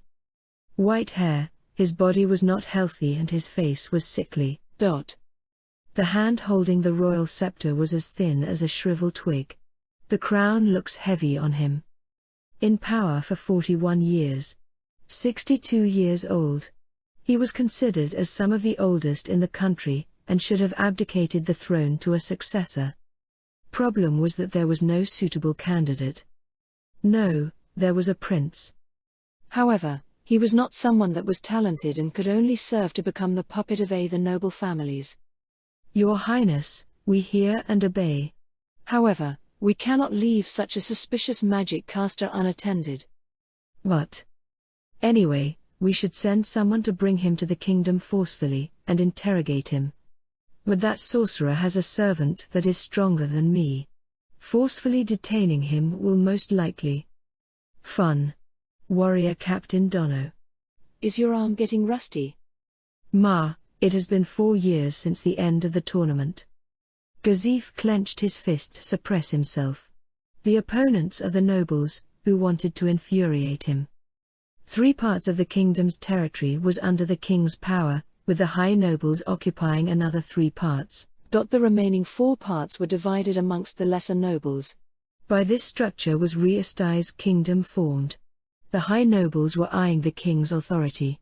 By suppressing Gazif, they aimed to reduce the king's authority. However, using that magic caster as a tool for power struggle is very dangerous. Underneath that mask, his identity was a mystery and he exerted an inhuman aura. If the mask was taken off, Gazif would not be surprised that the person was non-human. And that Death Knight? What would have happened if the flambeau was not exchanged with the broadsword? That was still not a serious fight. If it went all out it could probably match Gazif. He also recalled that Ainz had nodded when he asked if more can be created over time. It was probably not simple to create an existence of that caliber, and it would probably be difficult to control multiple. Send the knights of my house, It should be easy to capture a mere magic caster. No, it should be my house. Why? Why they would be suspicious of a magic caster who helped a village to the extent that they want to detain him? Wouldn't it be better to invite him to the capital instead? He seemed like a sensible person. But it is unlikely that he would keep quiet from the treatment that he would receive. Gazif looked at his own hands. He still recalled a numbing sensation when he had received strikes from that corpse, the Death Knight. Please wait. Since it has been decided, please let me have the task of bringing him in. Hearing this, several of the nobles laughed. I believe this is not the job of the warrior captain. I agree, this action goes beyond your authority. Any more and we will consider it rude. True, it is just as he said. Absolutely rude. The nobles laughed again. The king showed a tired face. Warrior captain, it is regretful that I cannot let you perform this mission. It is likely when you are out, that another band of Empire Knights or other impostors might attack the villages. If so, please seek the help of adventurers to protect the village. Adventurers? Did you hear that, everyone? Yes, I heard it clearly too. The warrior captain is leaving the task of protecting the villages to other people. Such an unbelievable speech. Let's just send a royal messenger. The meeting for today will be adjourned. Cacophony erupted. Treating a nameless magic caster as an important person. The decision of the king was unacceptable to many nobles who openly showed their displeasure. However, they did not have the gall to openly oppose the king's decision, hence they could only hide their anger while bowing in acknowledgement. Gazif felt unease, should the kingdom viewed Ainz as an enemy. The power struggle stemming from every single royal conference greatly tired him. Using his last remaining strength, he moved in the direction of the king's room within the palace. He must advise the king not to underestimate nor treat the sorcerer, Ainz, lightly. He saw the king's room. Standing next to it, soldiers were guarding it. The sentries remained emotionless, but no friendly emotions could be felt. It was likely they were the lackeys of one of the nobles. I am here to request a meeting with the king. The princess has just entered the room. Then I shall wait in the hall. Please inform me when the king is ready to meet with me. Understood. Under the escort of the sentry, Gazif arrived at the waiting hall. There, he saw someone that he expected. There stood a male at the border of teenagehood and adulthood. The impression he gave off was like a strong fire. He had sharp seppuku eyes and thick brows. His body oozed out his iron-like determination. Although he was expressionless, but one can see his seriousness in his sunburned face. The reason why he cut his hair short was because it was convenient when moving, and so that it does not get in the way on the battlefield. His whole body was fitted with a set of magical armor that radiated a white glow. There are no decorations on the scabbard that held a magic enchanted sword. The form indicated a battle-ready stance. No matter what happens, he would be ready for battle. The teenager sent a respectful look to Gazif and lowered his head. Gazif returned his salute with a slight bow. Time passed without a word between them. Gazif found it difficult to interact with him, but he does not hate him. Instead, he actually admired the youth. However, the atmosphere in the room is rather heavy. Both of them waited in silence until the sentry called them, -30 minutes afterwards. You have waited long, Gazif Summer. And, Climb Summer, please follow along too. Understood. Following Gazif, a hoarse voice that did not match with the owner's appearance could be heard. To the boy, his voice was a thing of embarrassment, but to Gazif it was one worthy of pride. It was because he had practiced until he had broken his voice. With the sentry leading the way, the duo enters the king's room. Naturally Gazif was in front. Pardon me. Gazif just entered the room and saw the king and another person. The figure of a beautiful woman. Rena Tayer Chardellen Ryle Vayself. She was the kingdom's third princess, who inherited the sparkling beauty of her mother, Rena. 17 years old. An adult, and an age where it would not be weird to be married. A point which the nobles constantly brought up. She was truly beautiful. No, the words beautiful could not describe her. It was to the extent that a painting could not capture her. Her long golden hair drifted behind her gorgeously. A smile flirted onto her pale but healthy pink flower-like lips. Her deep blue eyes were like sapphires. The detailed white dress really suited her, and a golden necklace dropped down from her neck. "Pardon me." A rough voice could be heard from behind Gazif. Rena's smile brightened further. "Climb." Rena spoke as she stood up. The escorting sentry left the room and returned to his station. Climb was a soldier that served Rena. His skills as a soldier can be considered as one of the best in the kingdom. Some sweets were placed on top of the table the king and princess were sitting at. And there were 2 porcelain cups with a bit of red tea left inside. They probably had a fun talk. Gazif felt remorseful for interrupting the king's relaxation time. He opened his mouth. "My king. I know this is about the magic caster." "Yes, Ainz Dono is an exceptionally skilled magic caster. It is dangerous to take him lightly." "Of course I know that. A person having a servant that can fight on par with you is not to be underestimated." Then, the king raised his hand to stop Gazif. "Please understand. Sending the royal messenger is the best compromise under these circumstances.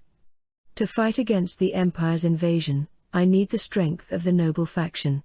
If I blatantly refuse them, the kingdom will fall apart without the Empire having to do anything." The Empire's target was the fortress city within the king's territory.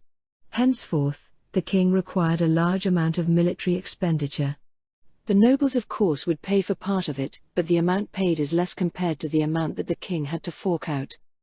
Trying to secure fundings from the nobles' faction though taxation was a dangerous move. It was expected that they would oppose the move strongly. It was likely that they would seek to replace him with a prince that would serve as their puppet. In fact, they were currently planning it. Because of the situation, Gazif could not say anything else. The subtlety of politics was not his strong point. The king's biggest compromise was to send a royal envoy. "How I envy the Empire." Hearing this, Gazif chose to remain quiet. Up to 3 generations ago, the Empire was building itself. But the authority of the nobles were reduced. The process sped up after the current emperor took the throne, creating a totalitarian country. The current emperor. Reminiscing the emperor's appearance in the battlefield. The figure of him that invited Gazif to be one of his subordinates. He was like a natural-born emperor. "Is he that powerful, that magic caster?" A voice as lovely as a crystal wind chime sounded out. Sitting next to the silent Climb was Princess Rena, who was listening to the conversation of the 2 at the side. "Yes, his ability is beyond imagination." "More powerful than the palace magic caster?" Gazif recalled the figure of the royal magic caster. He himself can easily overwhelm him. However, he cannot picture himself overwhelming Ainz. Instead, a mental image of him being overpowered by Ainz came to mind easily. It is likely that a huge gap exists between them. Ma. Lena's finger immediately grasped Climb's sleeve. It was probably an unconscious action, but Climb's expression hardened more than earlier, and became something like diamond. "Kukaku." Seeing this, the king laughed. Gazif also let out a chuckle but stopped immediately. Climb is proficient in his sword skill. He always maintains a perfect form to protect the princess. It will not be a problem when it comes to Climb. "He is one of my knights." Baseless words. But the fact that they were spoken by the princess would bring it to attention. Since it has been decided as such, Auto-Summer. Why don't we send an extra person to go together with the royal envoy? Gazif and the king exchanged glances. "Climb, what would you do?" Climb opened his mouth and then firmly closed it. "Climb?" After being asked another time, Climb gave up and responded. Some blood appeared from the previously clenched lips. A messenger that is ranked higher than the royal envoy. If it is our intention to let the other party know that the royal family holds him in high regards, sending a member of the royal family is more effective. But looking at the current situation, there is a possibility that it is a sole decision made by someone seeking to undermine the king's orders. Yes. It was just so. The ambassador with the highest authority is someone within the royal family, and it was someone with a direct line to the throne. Within the kingdom, the only person in the royal family that was the most suited as an envoy was Princess Rena. The Golden Rena. There is another reason for her name. She has proposed many ideas and new laws that were highly effective, and her personality was sparkling. Many of her suggestions were primarily for improving the status of the civilians. However, it was not through directly helping them, but through providing ideas and options to them instead. This did not only improve the living condition of the civilian but also raised their loyalty towards the royal family, and at the same time, increased their productivity. However, most of the plans did not come into fruition as the nobles who did not want to see an improvement in civilian status disrupted those plans. Rena did this not only out of kindness alone but also seek to improve the country's benefit. Only she can take on the role as a royal ambassador. However, the king had already decided to send a royal envoy. Rena's suggestion went against the royal decree. The king cannot show his weakness in front of the nobles. Hence a situation where the ambassador going against the king was not allowed to happen. If the king was strong, he might have been able to protect a messenger. However, the current noble faction was stronger, and so he was unable to do so. They may also think of dealing a punishment. If Rena was used, the nobles may use her for whatever purpose they deem suitable. Clyme understood the situation. Who knows how the nobles will use Rena? I cannot do that. The king's voice was sharp like a sword. Hearing this, Rena bowed. Clyme also bowed deeply. I have spoken too much. Please forgive me, father. I still have things to discuss with the warrior captain. You two please leave. Yes, father. Rena pulled the expressionless Clyme out. Seeing the two of them forgetting the royal manners, the king smiled at them. In fact, he was smiling at them with a smile that he had lost long ago. After the two left, the king's expression changed. As a king, I should not feel pity about this. Clyme's status was lower than Gazif. To be more precise, he was a peasant of unknown birth. He was someone picked up by Rena in the city. Then, he was small, thin and dying. Now, to protect his savior, he had worked hard. No, the words worked hard were not enough to describe it. He did not have talent in the sword or magic. His physical strength was not exceptional as well. However, he still overcame his weaknesses with his own effort. For those humans that are born with talent, and those not, there is an impenetrable wall. However, that can be crossed. Clyme was a good example. But there are things that cannot be surpassed. Status, and authority. And worth. A princess such as Rena would be worth a lot. Such to the extent that Clyme could never reach. My sympathies. Ah. Earl Lytton has been noisy. The princess, is that so? Yes. The king stared into space. It was like he was looking at someone there. Only saying the right things is a bother. In the end, I should not make my daughter unhappy. Gazif was not able to say anything on this matter. Only someone with the same standing as the king can understand his pains. That was not Gazif. The two remained silent, and time slowly passed. Various Countries Part 2. There were the words splendid. If one was asked what would be the physical embodiment of the word, this room would be the best fit. The softness of the red carpet spread out on the floor made it feel that you were sinking up to your ankles. The countless furnishings placed around the room were the embodiment of the word splendid. In the middle was a sofa made for two people, and high-class wood had the French Rococo style engraved on it, and black genuine leather was covering the seat, and gave off a slight luster. On that sofa was one man who was spread out his feet, and hung it on the sofa. Handsome.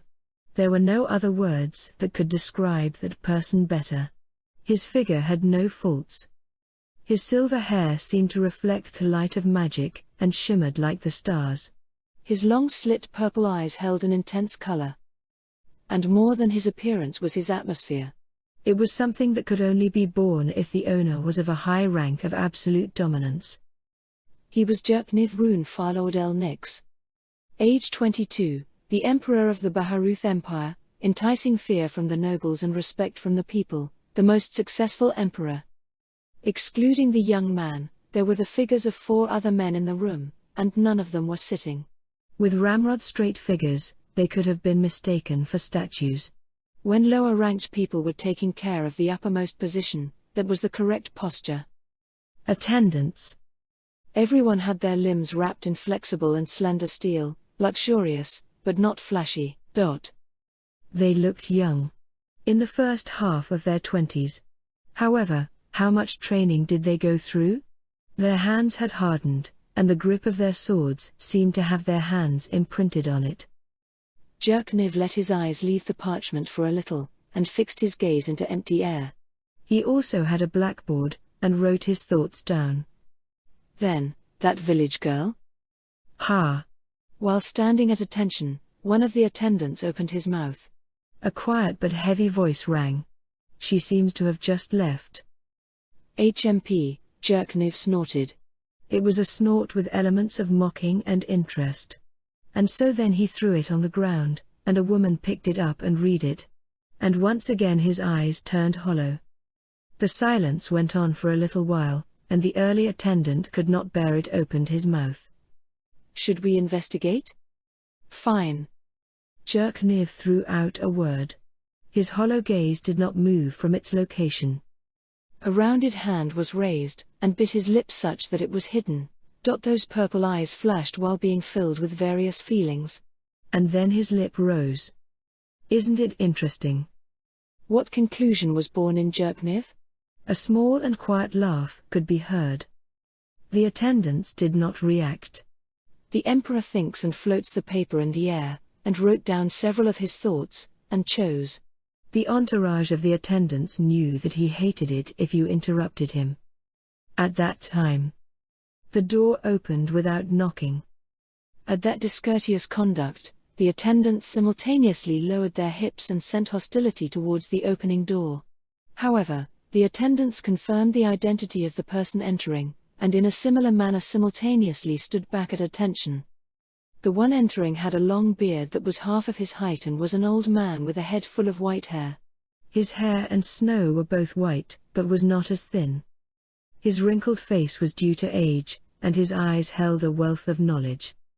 A necklace of several crystal balls hanged down from his neck, and many rings decorated his fingers. A comfortable pure white robe drooped his body and looked to be made of a soft cloth. When the old man entered, the room was filled with the blue smell of herbs. How troublesome. The old man entered the room slowly, and opened his mouth. The voice that came out was an unsuitably young-sounding voice that spit out those words. Jerkniv's face, which was filled with interest, did not move his mouth but instead instructed with his eyeballs. What's wrong, G? I have investigated, but many of my foolish disciples had their minds shocked, and it was probably due to some obstructions, and so we ended it there. Basically, what does it mean? My dear Emperor, the reason why magic exists in this world. In order to master knowledge. Ah, I know. I know. Jerkniv shook his hands in disinterest. Your explanations are long. Get straight to the point. I estimate that his ability is about equal to mine. Or possibly even more powerful.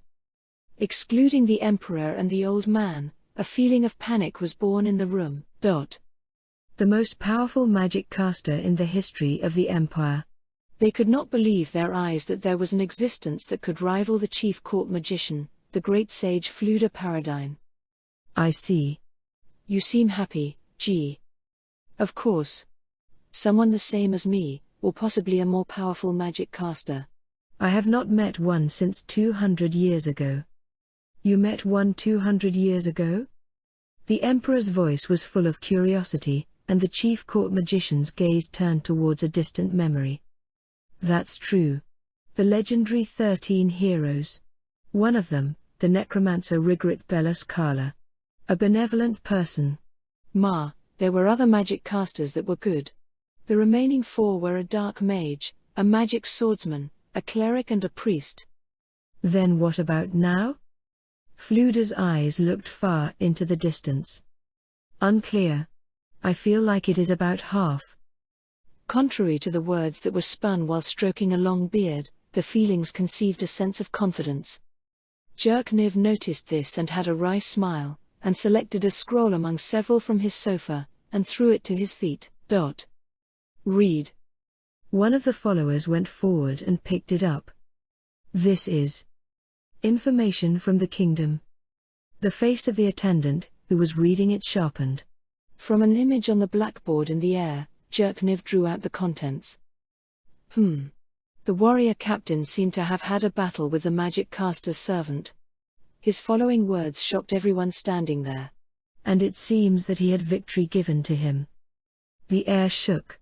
The warrior captain Gazif was the most well-known person of the kingdom in the empire.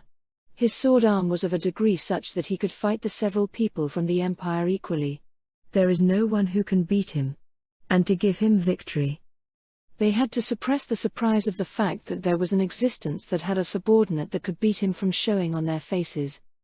And it is an undead servant. How? It was the first time that Fluda had his interest piqued, and he made a sound. It was considerably difficult to have control over a corpse.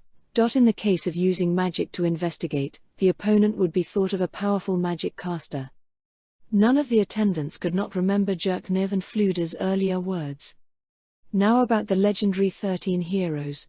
Did the necromancer Rigrit Belus Kala have undead familiars that could rival the strength of a man like Gazif, G? Now, according to legend, creating a powerful existence, and controlling it, its credibility is unclear. When I met her she did not bring any high-class undead. Then what about G? Can you control such an undead? The difficulty of control to summon or create such strong beings like undead and demons, depends on the strength of the creature. From what I have heard of Gazif Dono, a undead of around his strength, one would be easy. As expected, to the words of the man stroking his beard, the surrounding attendants had a sense of admiration. Then the second would be difficult? Fumu, this is quite a difficult decision. If you can add in measures via magic, you might be able to control many. This is as after the second body, the degree of difficulty increases.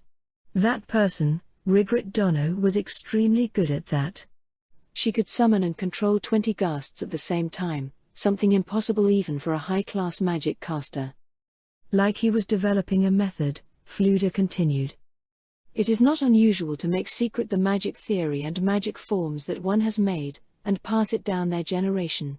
Fluda himself, if he gets the magic theory of Rigrit's, he might be able to control the same undead. Regrettably, controlling 10 ghasts at the same time is his limit. Basically even G can't do it. Ainz ul Gaun, could he be one of the 13 heroes? No one held a reply.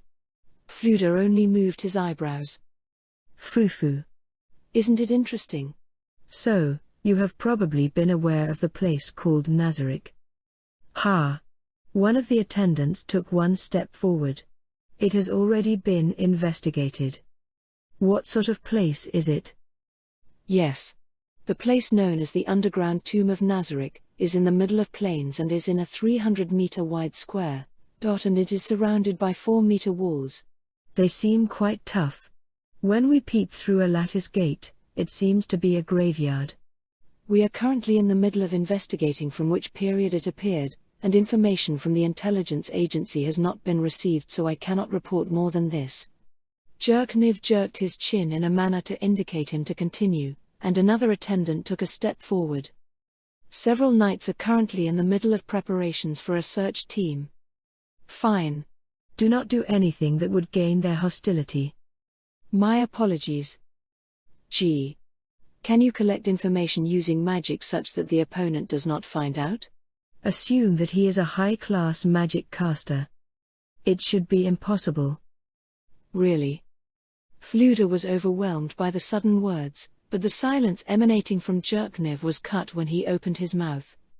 It is true that there are existences known as adventurers. Yes. I believe that they also exist in the Empire.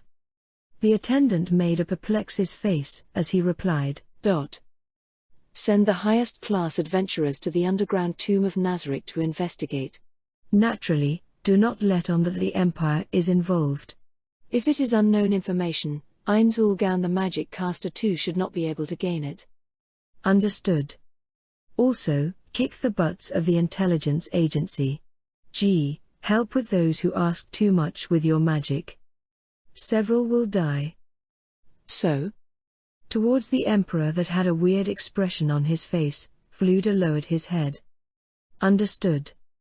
Now, we're getting busy. Jerkniv snapped his hand. And had a complacent smile. From now on we can exterminate the kingdom. The slain theocracy revered 6 gods. This religion differed from the surrounding countries. The religion the surrounding countries believe in are the 4 elemental gods. They were earth, water, fire, and wind. There were respective gods that created and governed the world. And then there were smaller gods that dotted the surroundings. In comparison, the slain theocracy had additional gods, and ones even higher, the gods of light, life and darkness, death. In the beginning there was light and darkness, and from them the 4 great gods were born. And so, not praying to the gods of life and death and instead praying to the gods below them as the most powerful, and so they had a very bad affinity to the religion of the 4 great gods. Religious difference has always been an underlying quarrel in any world. However, the relations between the surrounding areas and the slain theocracy was not that bad. Even a straight-on battle had not happened for tens of years. If you want the simple reason, it can be expressed succinctly. There was a difference in base military power. The theocracy's power was strong in the middle of the surrounding countries. And there was a certain which more than anything that had an implication, and agreed that they were strong. Conversely, if they wanted to invade other countries, it was because it would be due to a situation where since the religions were different, and so could surround them. There was another reason why the theocracy was like a board. And basically the theocracy did not recognize other groups besides humans. This was an extremely deep-rooted thought born from religion. And so depending on the other non-human groups, the neighboring elf kingdom, the demi-human legislation, and the dwarf kingdom occasionally caused problems for them. More than any reasons, the theocracy was a country where humans ruled and without a basic enemy, and their next goal was to finish the suppression of the demi-humans, but those things were happening under the surface.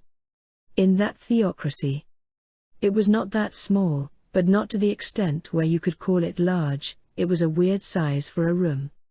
While not letting sounds from this room escape, it was somehow properly ventilated. This was an extremely high-class room, and so it was natural that those who had permission to use it were humans in extremely high positions. There were several men. 3 priests were clad in white robes with golden embellishments. The priests clad in black robes with silver embellishments numbered 2. The number of men clad in red robes and had a magic sword hanging from their waists numbered 2. The clothes that the men were wearing were plain, but in no way were they of poor quality. No, it should be said that for such a simple thing, they were prepared quite delicately. The first priests clad in white were those who believed strongly in the god of life, Allah Alaf. And in opposition, the priests clad in black worshipped the god of death, Sulshana. And lastly was the commander of the theocracy's religious armed forces, clad in a priest robe. He was in a position similar to that of other countries' corps commanders. In the middle of the room was a table. On it was a giant sheepskin parchment with something drawn on it. It was something that everyone in the theocracy knew about. The god of death, Sulshana. Giving eternal rest to those with life, the god that gave an everlasting despair. Written in the scriptures as stronger than both the god of life and the other 4 gods, as humans could not escape the scythe of death.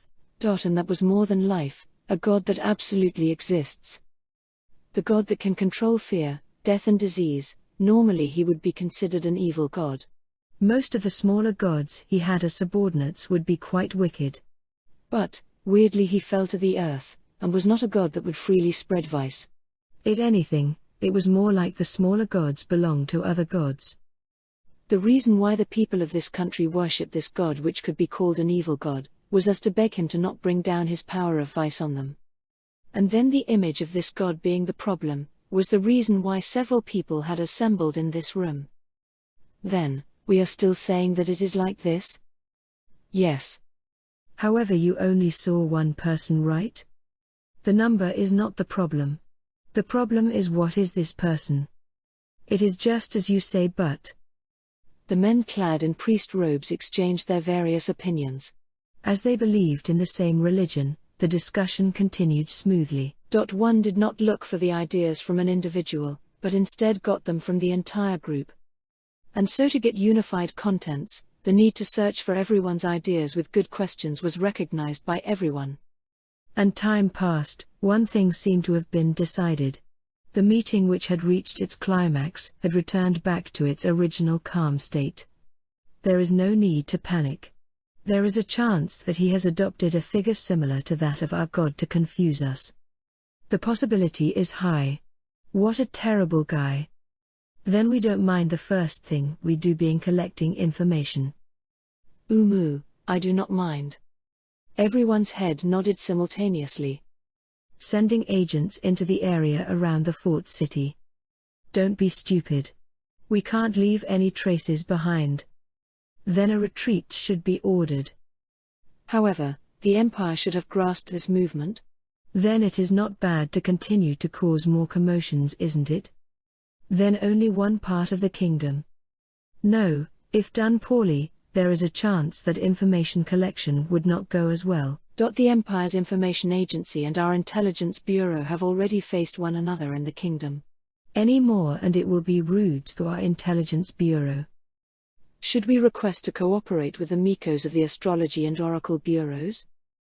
Not bad, but only our problems would disappear. More or less it might be over the top. Fumu. Then first it will be necessary to make some temporary decisions regarding this job. Then, I will. Once again they began to combine details. The painting of Shoshana was left on the tabletop. The avatar of death was drawn with a skull as a base. And a figure with very little skin stuck to it.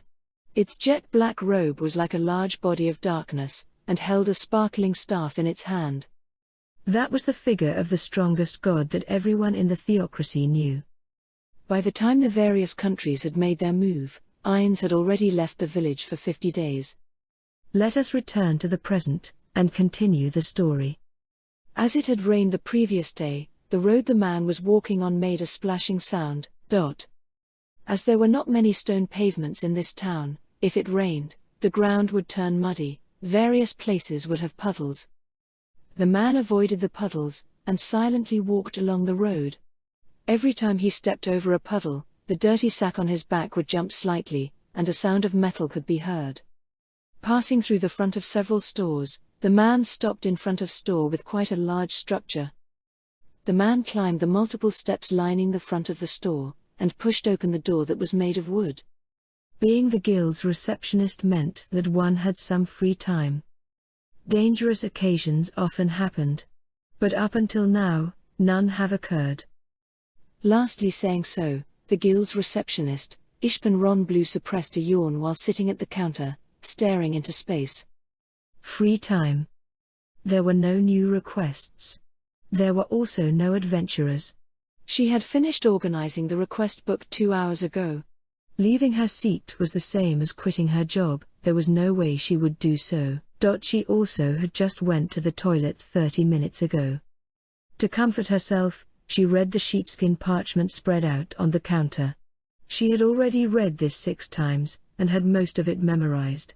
Lined up behind her seat were shelves of books. Her brain was wondering whether should she kill some time by reading the adventurer records, or should she do something else. At the peak of her boredom, the door creaked, and slowly opened. There was a difference in the intensity of light between the inside and outside, and so Ishpan's eyes narrowed. On the contrary, one man stepped into the guild. The man slowly raised his frayed hood.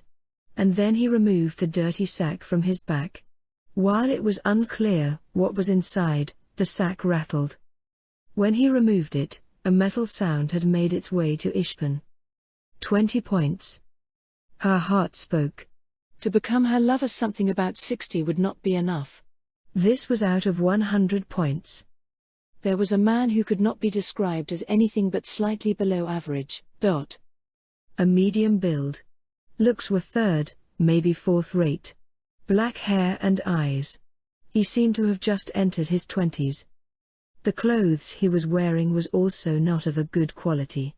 They were like the uncouth cotton clothes that villagers wore. It was something far from what the typical adventurer wore. His leather soles were dirtied with mud, and reminded her of yesterday's rain. A request? Or maybe an application to be an adventurer? But, the quietly observing Ishpan slightly widened her eyes. The man's chest had a slight silver glow. And every time his body moved, there was a sound that would remind one of chains. That was proof that he was wearing chainmail. And the sword hanging from his waist, the broadsword, was a good item. Magic might have even been casted on it. And so he gave off the air of a merchant. Welcome to the Adventurers Guild. The man's gaze met Ishpan, who had on her business smile, and said the usual greeting. He had probably noticed Ishpan. He closed the distance, and stood in front of Ishpan. The commonplace stench of the countryside, the smell of animals or manure, was not there. He was unexpectedly clean. +5 points. While thinking that, Ishpan gazed at the man. He was not well built. And his sword did not seem that special. I have come here to become an adventurer. Yes. You can perform that here. Ishpan smiled. It was not rare. The story where a commoner picked up a sword and armor on the battlefield, and aimed for the rank of an adventurer, was quite common. The job of an adventurer with money and fame from swinging a sword to kill monsters from the perspective of an average villager. And it would put a dull life to an end and replace it with a life of adventure. Firstly, to enter the guild, a payment of 5 silver coins is needed. Will that be fine? There is no problem. The man fished in his pockets, and took out a small leather pouch. Putting his hand inside, he took out 5 silver coins and placed them on the counter. Ishpan took one and looked at the faces. Slightly scratched, but the imprint of a wheel was properly engraved on it. Then there was no problem.